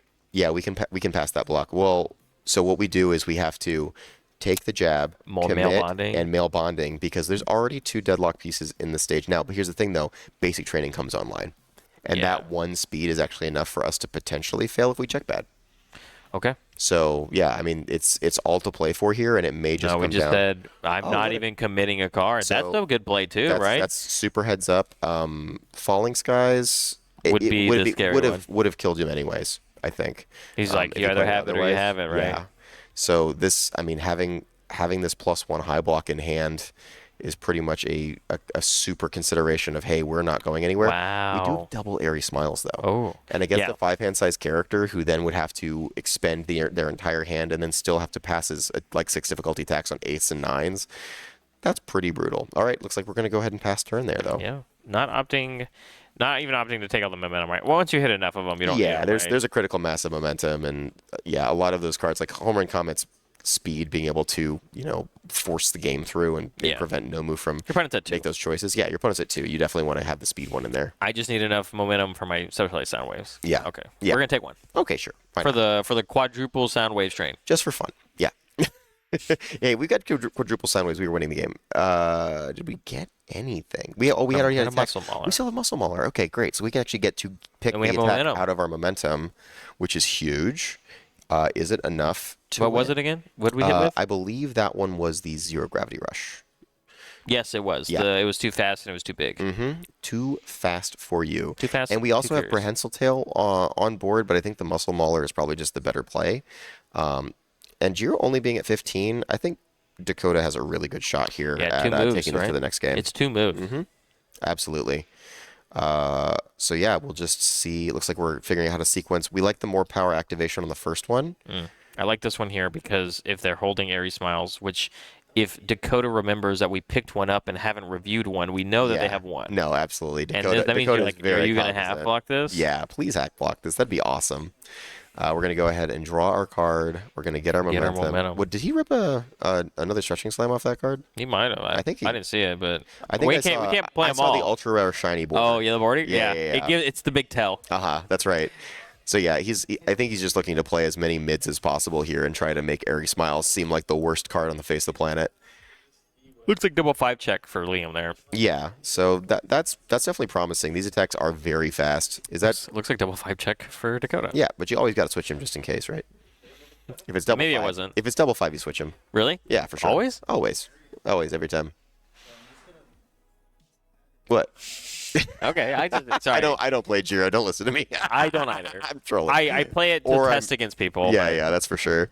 Okay, cool. So we went ahead. We passed our check. Oh, we just used our mid block. There we go. Why not? Okay, so are there Schmore Schmid blocks on the way? And I think the answer is a big ol' yes in the form of everybody's favorite. That's another good one. 4 Hey, difficulty, 6 are you difficulty gonna half move. block this one? Yep. Comes in with some speed. This is a punch though, and we do have triple arrogant on board. And we also know that there are no mid blocks in the Yeah, hand. double so, high block. So we know that this is lethal waiting to happen, basically. Yeah, we just have to pass our checks. And the thing about running all these 6 difficulty moves, I love 6 diff attacks. 6 diff attacks, are cool. 2 checks are cool. 1 checks are cool. 6 diff attacks are the 2 checks and 1 checks of people who like to play 3 checks. Yes. But like to play crazy attacks. That's me. That are cool. I'm a baby. Yeah, you little whiny baby. I can't believe you. One of those affects my opening build turn, and one of them doesn't. Goo gaga. But then, calorie counter is really just a cheat card in that respect. But it's going to be really hard for Dakota to continue to keep that up and keep his character's damage pump online for like the last card that he plays, especially with the cards. This is still tripping him up. I think this is his game, to be honest. You think it's game? It's selective flip. I'm going to get rid of your minus speed thing. Yeah, I'll weave a foundation here. You take half of this. Take 6, and then I'll play my 12 for 12. Oh yeah, the 12 for 12 it's just gets over, it for sure, right? So, yeah. You weave a foundation here. And really, it's a 14 for 14 because we got 2 of the damage pump import. Yeah, we gained our 2, right? We're not even at 2 anymore. We could live from a falling sky. Oh my god, no. We could. We can. We have to use our character and half block, right? Can you do that? Does Nomu say unblocked? I just thought he said before the. He probably does. Yeah. I should know what characters. Chat. I should check this. Before the damage step of this unblocked attack at wrecked Barrett. Oh my god. It is unblocked, my bad. Oh my Sorry. god. Okay, so you just died.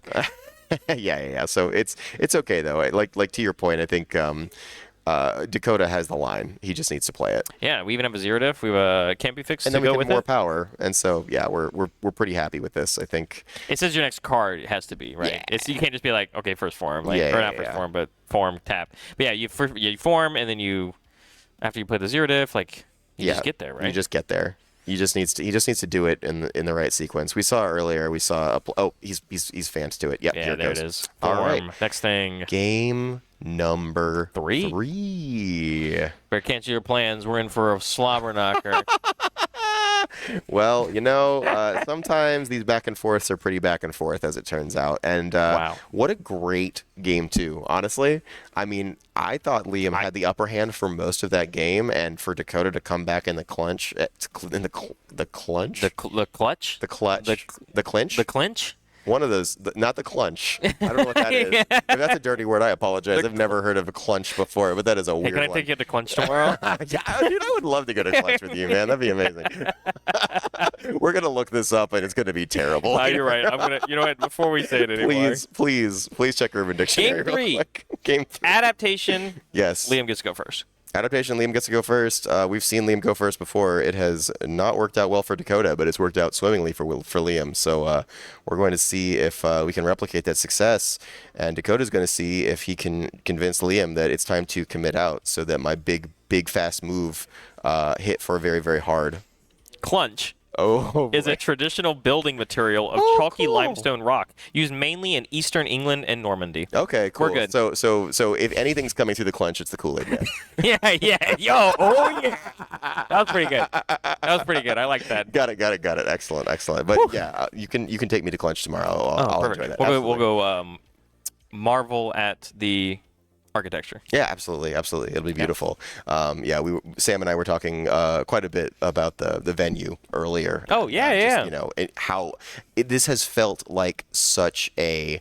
It's been so relaxed for the most part. For those of us not playing, at least, like it's been. We have the opportunity to like get food, get coffee, go back to the room. It's all right here. It's all been very convenient. Keenan, I'm jumping in the pool tomorrow. Yeah. When we're done, I'm going to the pool. Absolutely. I'm gonna see if I can get somebody to play me in that giant chess set. Oh yeah. Connect 4 chess set. We ate at the cantina today. Yes. Huge props. Great food. Yeah, great. Hotel food. gave us a free app card. Oh yeah, I still have that. I had that the margarita Cuban. It was they call it the margarita flatbread. Oh, but nice. It was like the Cuban flatbread thing. It was very good. Yeah, they got really good pork shoulder there. Yes. On there they've got a Cuban quesadilla. But I wasn't able to drink today because we're working. Right, for so, sure. But tomorrow. Yeah. Afterwards. Tomorrow afterwards. Got it. We're in there. But I agree. It's a great venue. Even 7-Eleven across the street, Olive Garden next door. Like, there's just food nearby. Oh, yeah. You know what I'm saying? We're just close. We're in the heart of Orlando, and I went to Disney Springs last night, and I've never been. What's Disney Springs? Is that in Disney It's the World, shopping mall thing that's like attached or near. It's nearby, right? Yeah. And for us, it's actually down the street. Like, yeah. So you could walk there. Not that you should, but you could walk there. Right. And it was lovely. Yeah. So All right, build 3 from Liam's side. They're good ones. I mean, cancel draw, I think, is actually pretty big for this matchup. pretty decent. That's a sideboard card for this deck, and we brought him in. That was the right call, right? Oh my god, did we just build our whole hand? That's awesome. Wow. That's And we built the cool. Chivalrous, so we're not actually like dead to rights. We said, hey, could you please go in really, really hard right Meaning now? of Specialized is never my favorite go-to. No? I mean, I know it's a free draw and a flash, so your opponent can't do much, Yeah. but like, It's unblockable, what, 5 damage here?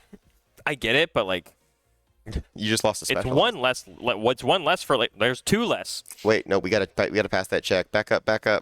We Oh no, need we have to pass that tap one. We have to tap 2. We have to tap another one. No, wait, please. Judge, Oh, commit to. yeah, because Oh, we can't no. pass this one, right? Yeah, I 1, think the 2, 3, judge 4, missed it, 5. too. Oh, it's tapped the whole board now, right? So Yeah, well, no, we definitely failed that one, but we should have one should more still have foundation another card committed. Yeah. And we're just moving on, so hopefully we catch that. Okay.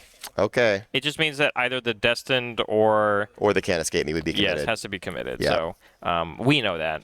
Will it Right. matter? Who knows? We'll find out. Well, yeah, we will find out, I guess. So let's see here. It matters if we use 2 Destined enhances. Always jab. Yeah, I love Ooh, the free draw. Dakota on that 7 foundation build. Yeah. On his first attack on the on his turn. Well, so that's what I thought. Like when I looked at this list, I thought Uh-huh. that was kind of like the whole perks of it, right? Like it's playing 4 copies of Male Bonding. Right. Granted, we never saw him build it until the end of last game. He right? built it, and I think Liam like committed it immediately. Oh, really? In game 1. Oh, okay. With Jolt. That was Wow. the first Jolt activation. Because of it's the like a game. turbo. I'm going to use my vitality to draw things and unblock things, Yeah, right? for sure. Even we finally found the it can't be fixed. We built Mm-hmm. 2 of them. Yep. Yeah. So far things going very well for Dakota. Liam already stockpiling a momentum early, also very solid. So I think both of these players are in a pretty even board state, all things considered. But I think Dakota is getting a little bit more legs with his with his deck so far this game. Chivalrous draw comes in. Oh my! We used the Giro stack though. I think that's what it was. Okay. It's like, oh, I need a check to block here, and then Dakota made us draw it, and he's like, okay, well, I have to get this tag off. We now. didn't have to show it off though, right? Like it was just both players draw, right? Well, then he used the Destin. Oh, he did use the Destiny. Yeah, Okay, so- fair enough. Yeah, and then where you go for the. We're doing a partial. This is a partial again. Oh Really my God. valuing Dakota the attacks has in our hand. gotten paid this game. in the I'm confused. biggest What way. happened? Did we move the wrong vitality again? Sure did.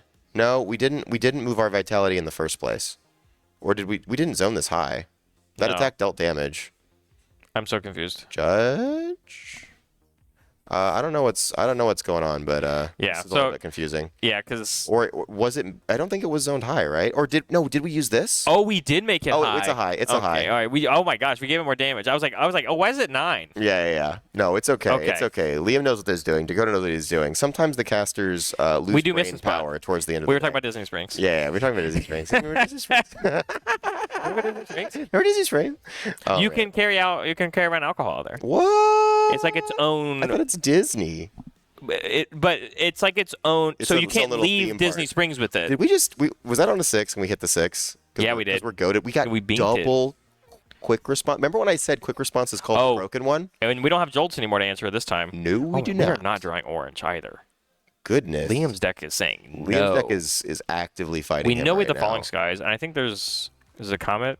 Oh no, it's just double Oh Falling yeah, Skies. I mean double falling skies. There's a ain't Jolt. bad. Wish we would have had that one. Yeah, right. That's really the bread and butter that makes the whole engine run. I wanted to say something else, but it's okay. The bread and butter that makes the world go round. the bread and butter that butters the bread. The bread, The best. the thing, bread and butter. The best thing since sliced bread. and on toast. butter. Yeah, for sure. Cooked toast. Cooked toast. Cooked bread. Cooked bread. Cooked bread. Toast. I don't want cooked bread. I do want toast. Though. Cooked bread just. Yeah, but we're sounds not in wrong. Texas, so it's just cooked bread. No Texas toast here. Oh no! All right, what it's is been a long going day. on? A long day. All right, so we played a Falling Skies, and we're Giro enhancing. Yes, absolutely. And we got 2 of those good gray ones on top. Now with the second falling skies in hand, are we making this a throw? No, No. This We're is just- debate. We're letting him block it. we want to get rid of a high block here. Sure, I would love to get rid of my high blocks as Dakota. They're all gray cards. Yeah, that's true. Give me the orange ones and free my soul.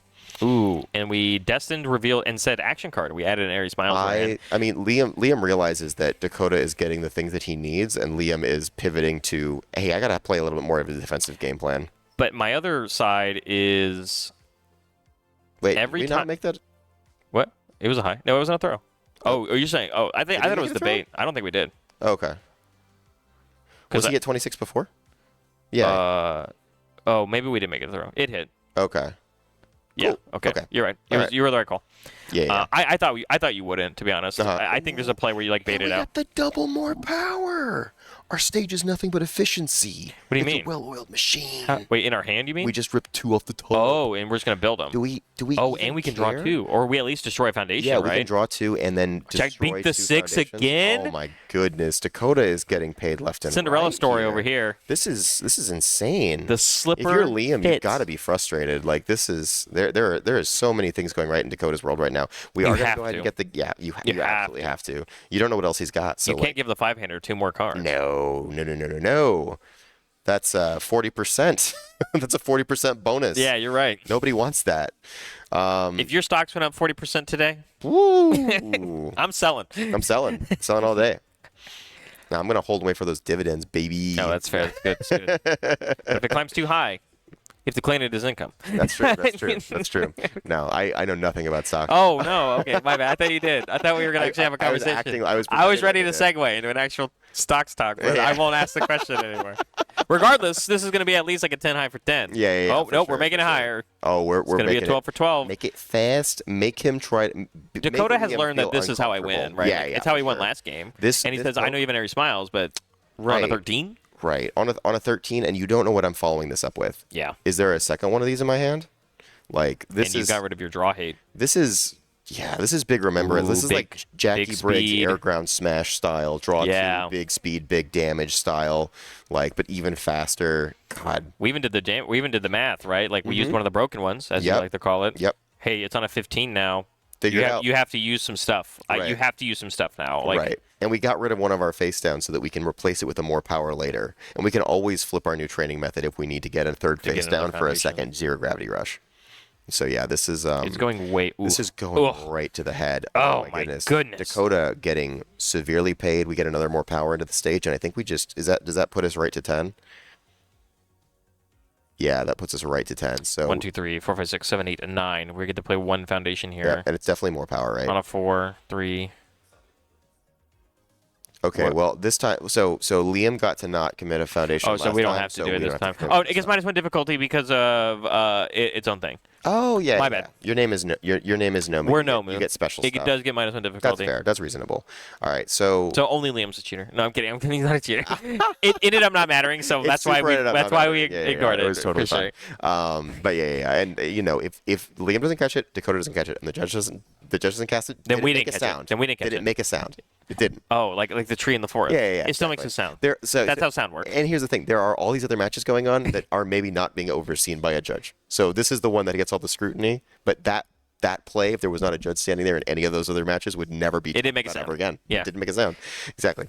So Except for chat. yeah. Chat makes some chat makes some sound, but that's okay. they make a lot of noise. Leading with a comet. We don't need more momentum, but we need something to draw more cards. We really, really need to We get are this latent not skill, and we finding need to good find ones. the good ones. We're gonna pitch an airy smile. No way, really? Wow, he's What? We're just gonna scratch it. Yep. Okay. We said yeah. Wow. I think Drawing we two did we just- pummel plus something. Pummel plus something ain't bad. Was the other one orange? Could you tell? I can't tell. Okay, fair enough. But yeah, I think Liam is trying to find he just needs to find a better hand. And this is now what, the Oh, fourth I turn. love this. The Nomu that blocks. This is the time. This is the scary Nomu. We've got all the cards we need to continue to commit for our character's effect. We are not going to take our 6 here. We are not going to allow Liam to continue to stockpile momentum and get all this advantage. And we're going to review a card effectively by blocking with it. So Jolt is a good one. yeah. Checks a 3 though. 4, Which 5. is scary to our 7 foundation board. Yeah, right? we're down to 5. I mean, Jiro can do a lot of degenerate stuff on 5 Yes, foundations. yeah. I mean, I especially know with y'all were momentum. talking about it Yeah, earlier. with 4 right? foundations doing all that damage, but this is a very different world right now. We are going to go ahead and block Just sends it. again. Let's. Wow. Yeah, and he didn't even stun, right? Did he No, stun? well, it's double. It can't be fixed. Well, you put him into deadlock. Sure, and then but I Dakota don't. has to think about I think it. Liam thinks I can't punish you that much right now right. if you go into deadlock, and that's more foundations for you to have to pass all of the attacks. It's a you mind play. game, but if your opponent calls it right, then you are just in such a bad position. Yep. Absolutely. Though still, like the jolt with the double, it can't be fixed down. Committing It's still scary. Committing the quick response is huge, but we have 2 of them, right? Yeah, there's 2. Ugh. The 2 of the good ones. Yep. So we went ahead and got our momentum, and so now the question is, Do we does draw Dakota the back draw swing? it? Oh, wow. And we don't Okay. have the Can't Escape Me anymore, so No, we're going to this is a free draw. we're going to be drawing pretty good today. We have the more power. Yeah. Which I think you for sure just go here first, right? The more power. Is it, or is there?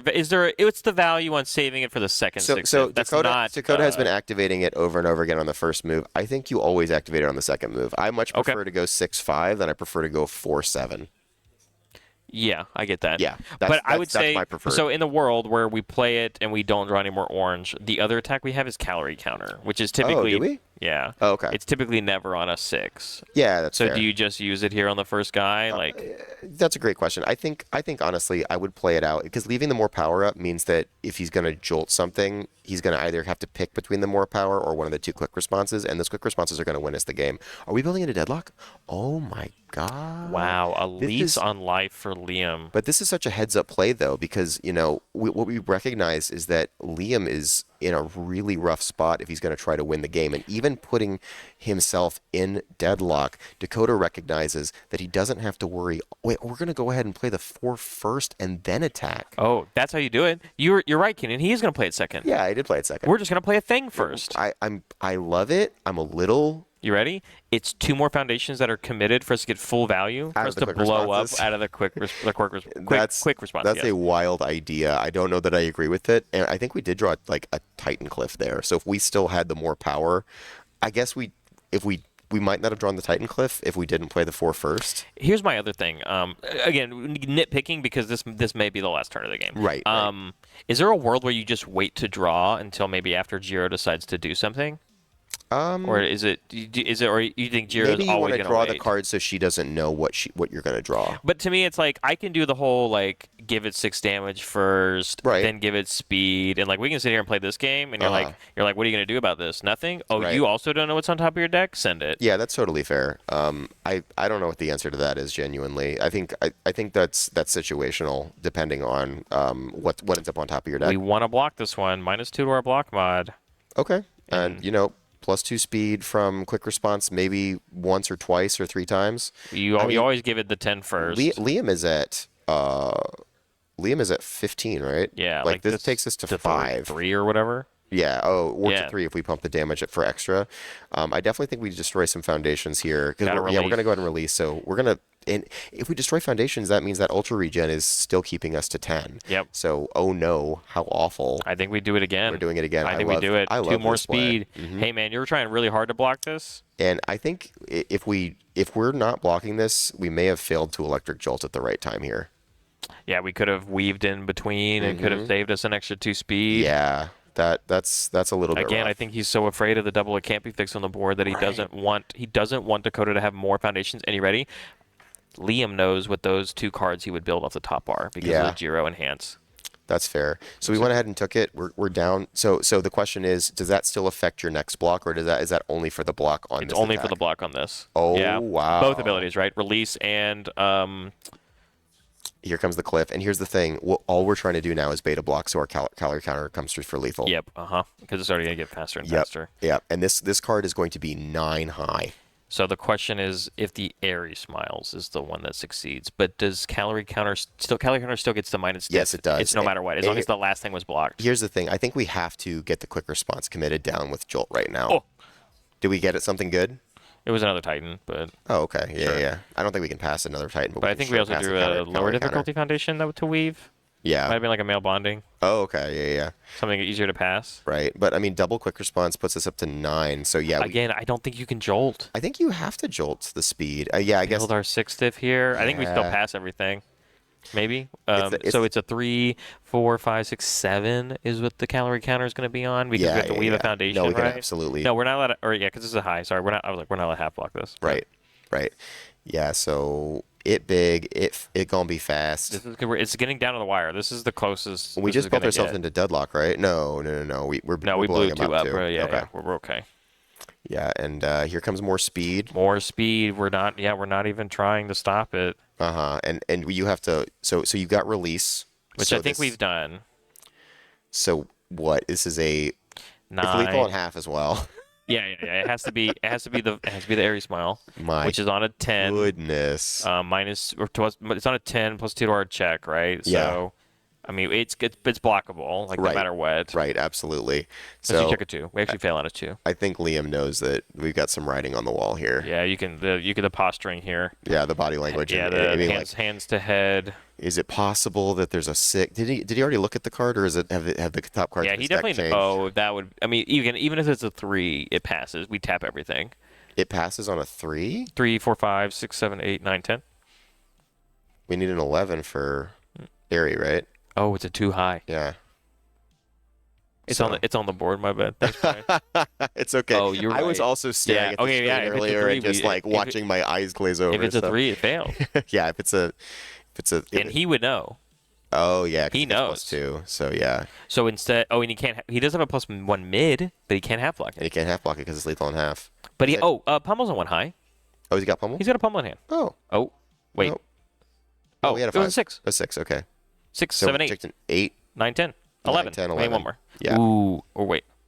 Oh no, we didn't release. didn't release.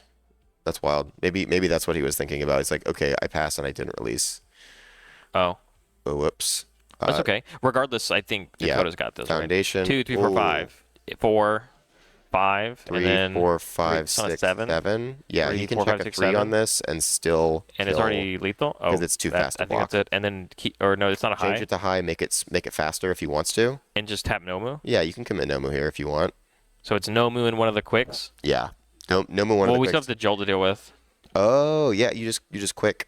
Or no, yeah, you would have to. Yeah, you just keep Nomu up then. I think you just keep both quicks up. It's No, for we're just gonna lethal, keep. right? We're just gonna keep Nomu up. And just make it super lethal in half. Oh, and make it a high again. But he's got a 1 high. We don't know that. And it's also the block difficulty yeah. doesn't matter when it's 5 speed. True. 5, 6 minimum. And we that show him off. is the Wow. game. Oh my goodness. Oh my! What a match. Honestly, that may have been my favorite match to cast all day because that game 1 felt so squarely in Liam's favor. Yeah, it just yeah. felt like Dakota had to have a miracle happen, and by the end of it, I thought there was no way Liam could win. I think it's just like we're sitting here literally doing the most minute math, Yeah. staring at the screen, doing it because I'll call it back to what we said at the beginning. We've seen these characters battle each other for Time and time for 6 again. sets. Yeah. Right? Like it's just, and that's what it boils down to when you introduce all these set 6 cards, and we're in this format right now at these highest stakes. We're at the Yes. HLC, right? I mean, like 2 top tier caliber players. They're in the losers bracket. They're doing everything they can, an inch, a mile, a yard, whatever. Absolutely. I mean, to the moon. To the moon. And it's just like you said. Liam went first game 1, and it was decided. Right. It was very easily decided. And then Dakota shows us what his deck can do in game 2. Very well played game. Mm-hmm. And then game 3, Liam's deck didn't really give him the pieces that he wanted to get. Liam got every bad break in that last game. His deck gave him like no orange when he needed it. He checked the 2 when he didn't need to check the 2. It was just one bad story after another. Whereas Dakota, he finally found the Acampi fix. Yes. He finally found, he was Double able quick. to building 6 on 1 and then getting a 7th with a hardened jab. You're going second as a 5-hander with 7 foundations. There's nothing you can say about that besides he got the dream, and it was the exact opposite of what he had in game 1. Yeah. So these games you'll see this variance. It kind of evens itself out sometimes. And again, Nomu is designed to be the quote unquote Jiro counter. That's why we're playing it today, right? Yeah. That's why it shows up and does so well at tournaments, because the Jiros, when they have to commit out, when they have a couple bad things fall their way, sometimes there's nothing you can do against a Nomu. And, you look at game 1, and you're like, well, that's not the story this time, but Right. that's why when everything is down on the table, Nomu and Dakota pull through. Yep. Going further into the losers bracket, Sorry to see you go, Liam. You had a great run. Congratulations on your finish. But Congratulations on being the 2023 UK national champion. That's true. Absolutely incredible performance.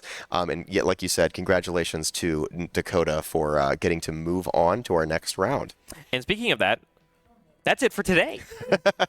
I would say next round is in like good, stay tuned. Yeah. But we're going to call it. Yeah. It's been a very long day of Universes for us. Yes. And the players, they need their rest, honestly, more than we need ours. But, I mean, the people at home, of course, we need to, reset, recharge, get a great visual. I know they're working on a bracket to visually Yes, post we'll be and seeing look a at. bracket tomorrow. And then we can also put it up on stream. So, like, that's super exciting. But we need to give the players a break. Yes. They want to go have dinner. We need to have a break. And that way we can have the exciting conclusion all come down tomorrow for us. I love our new double elimination format. I love it. Love this. I love the way that this tournament is shaking out, and we are so excited to share more of it with you. So we will see you tomorrow, bright and early. I believe we're still starting at is it 10? Is around when we started? Production. What 10. time? What time do we start tomorrow? Do you know?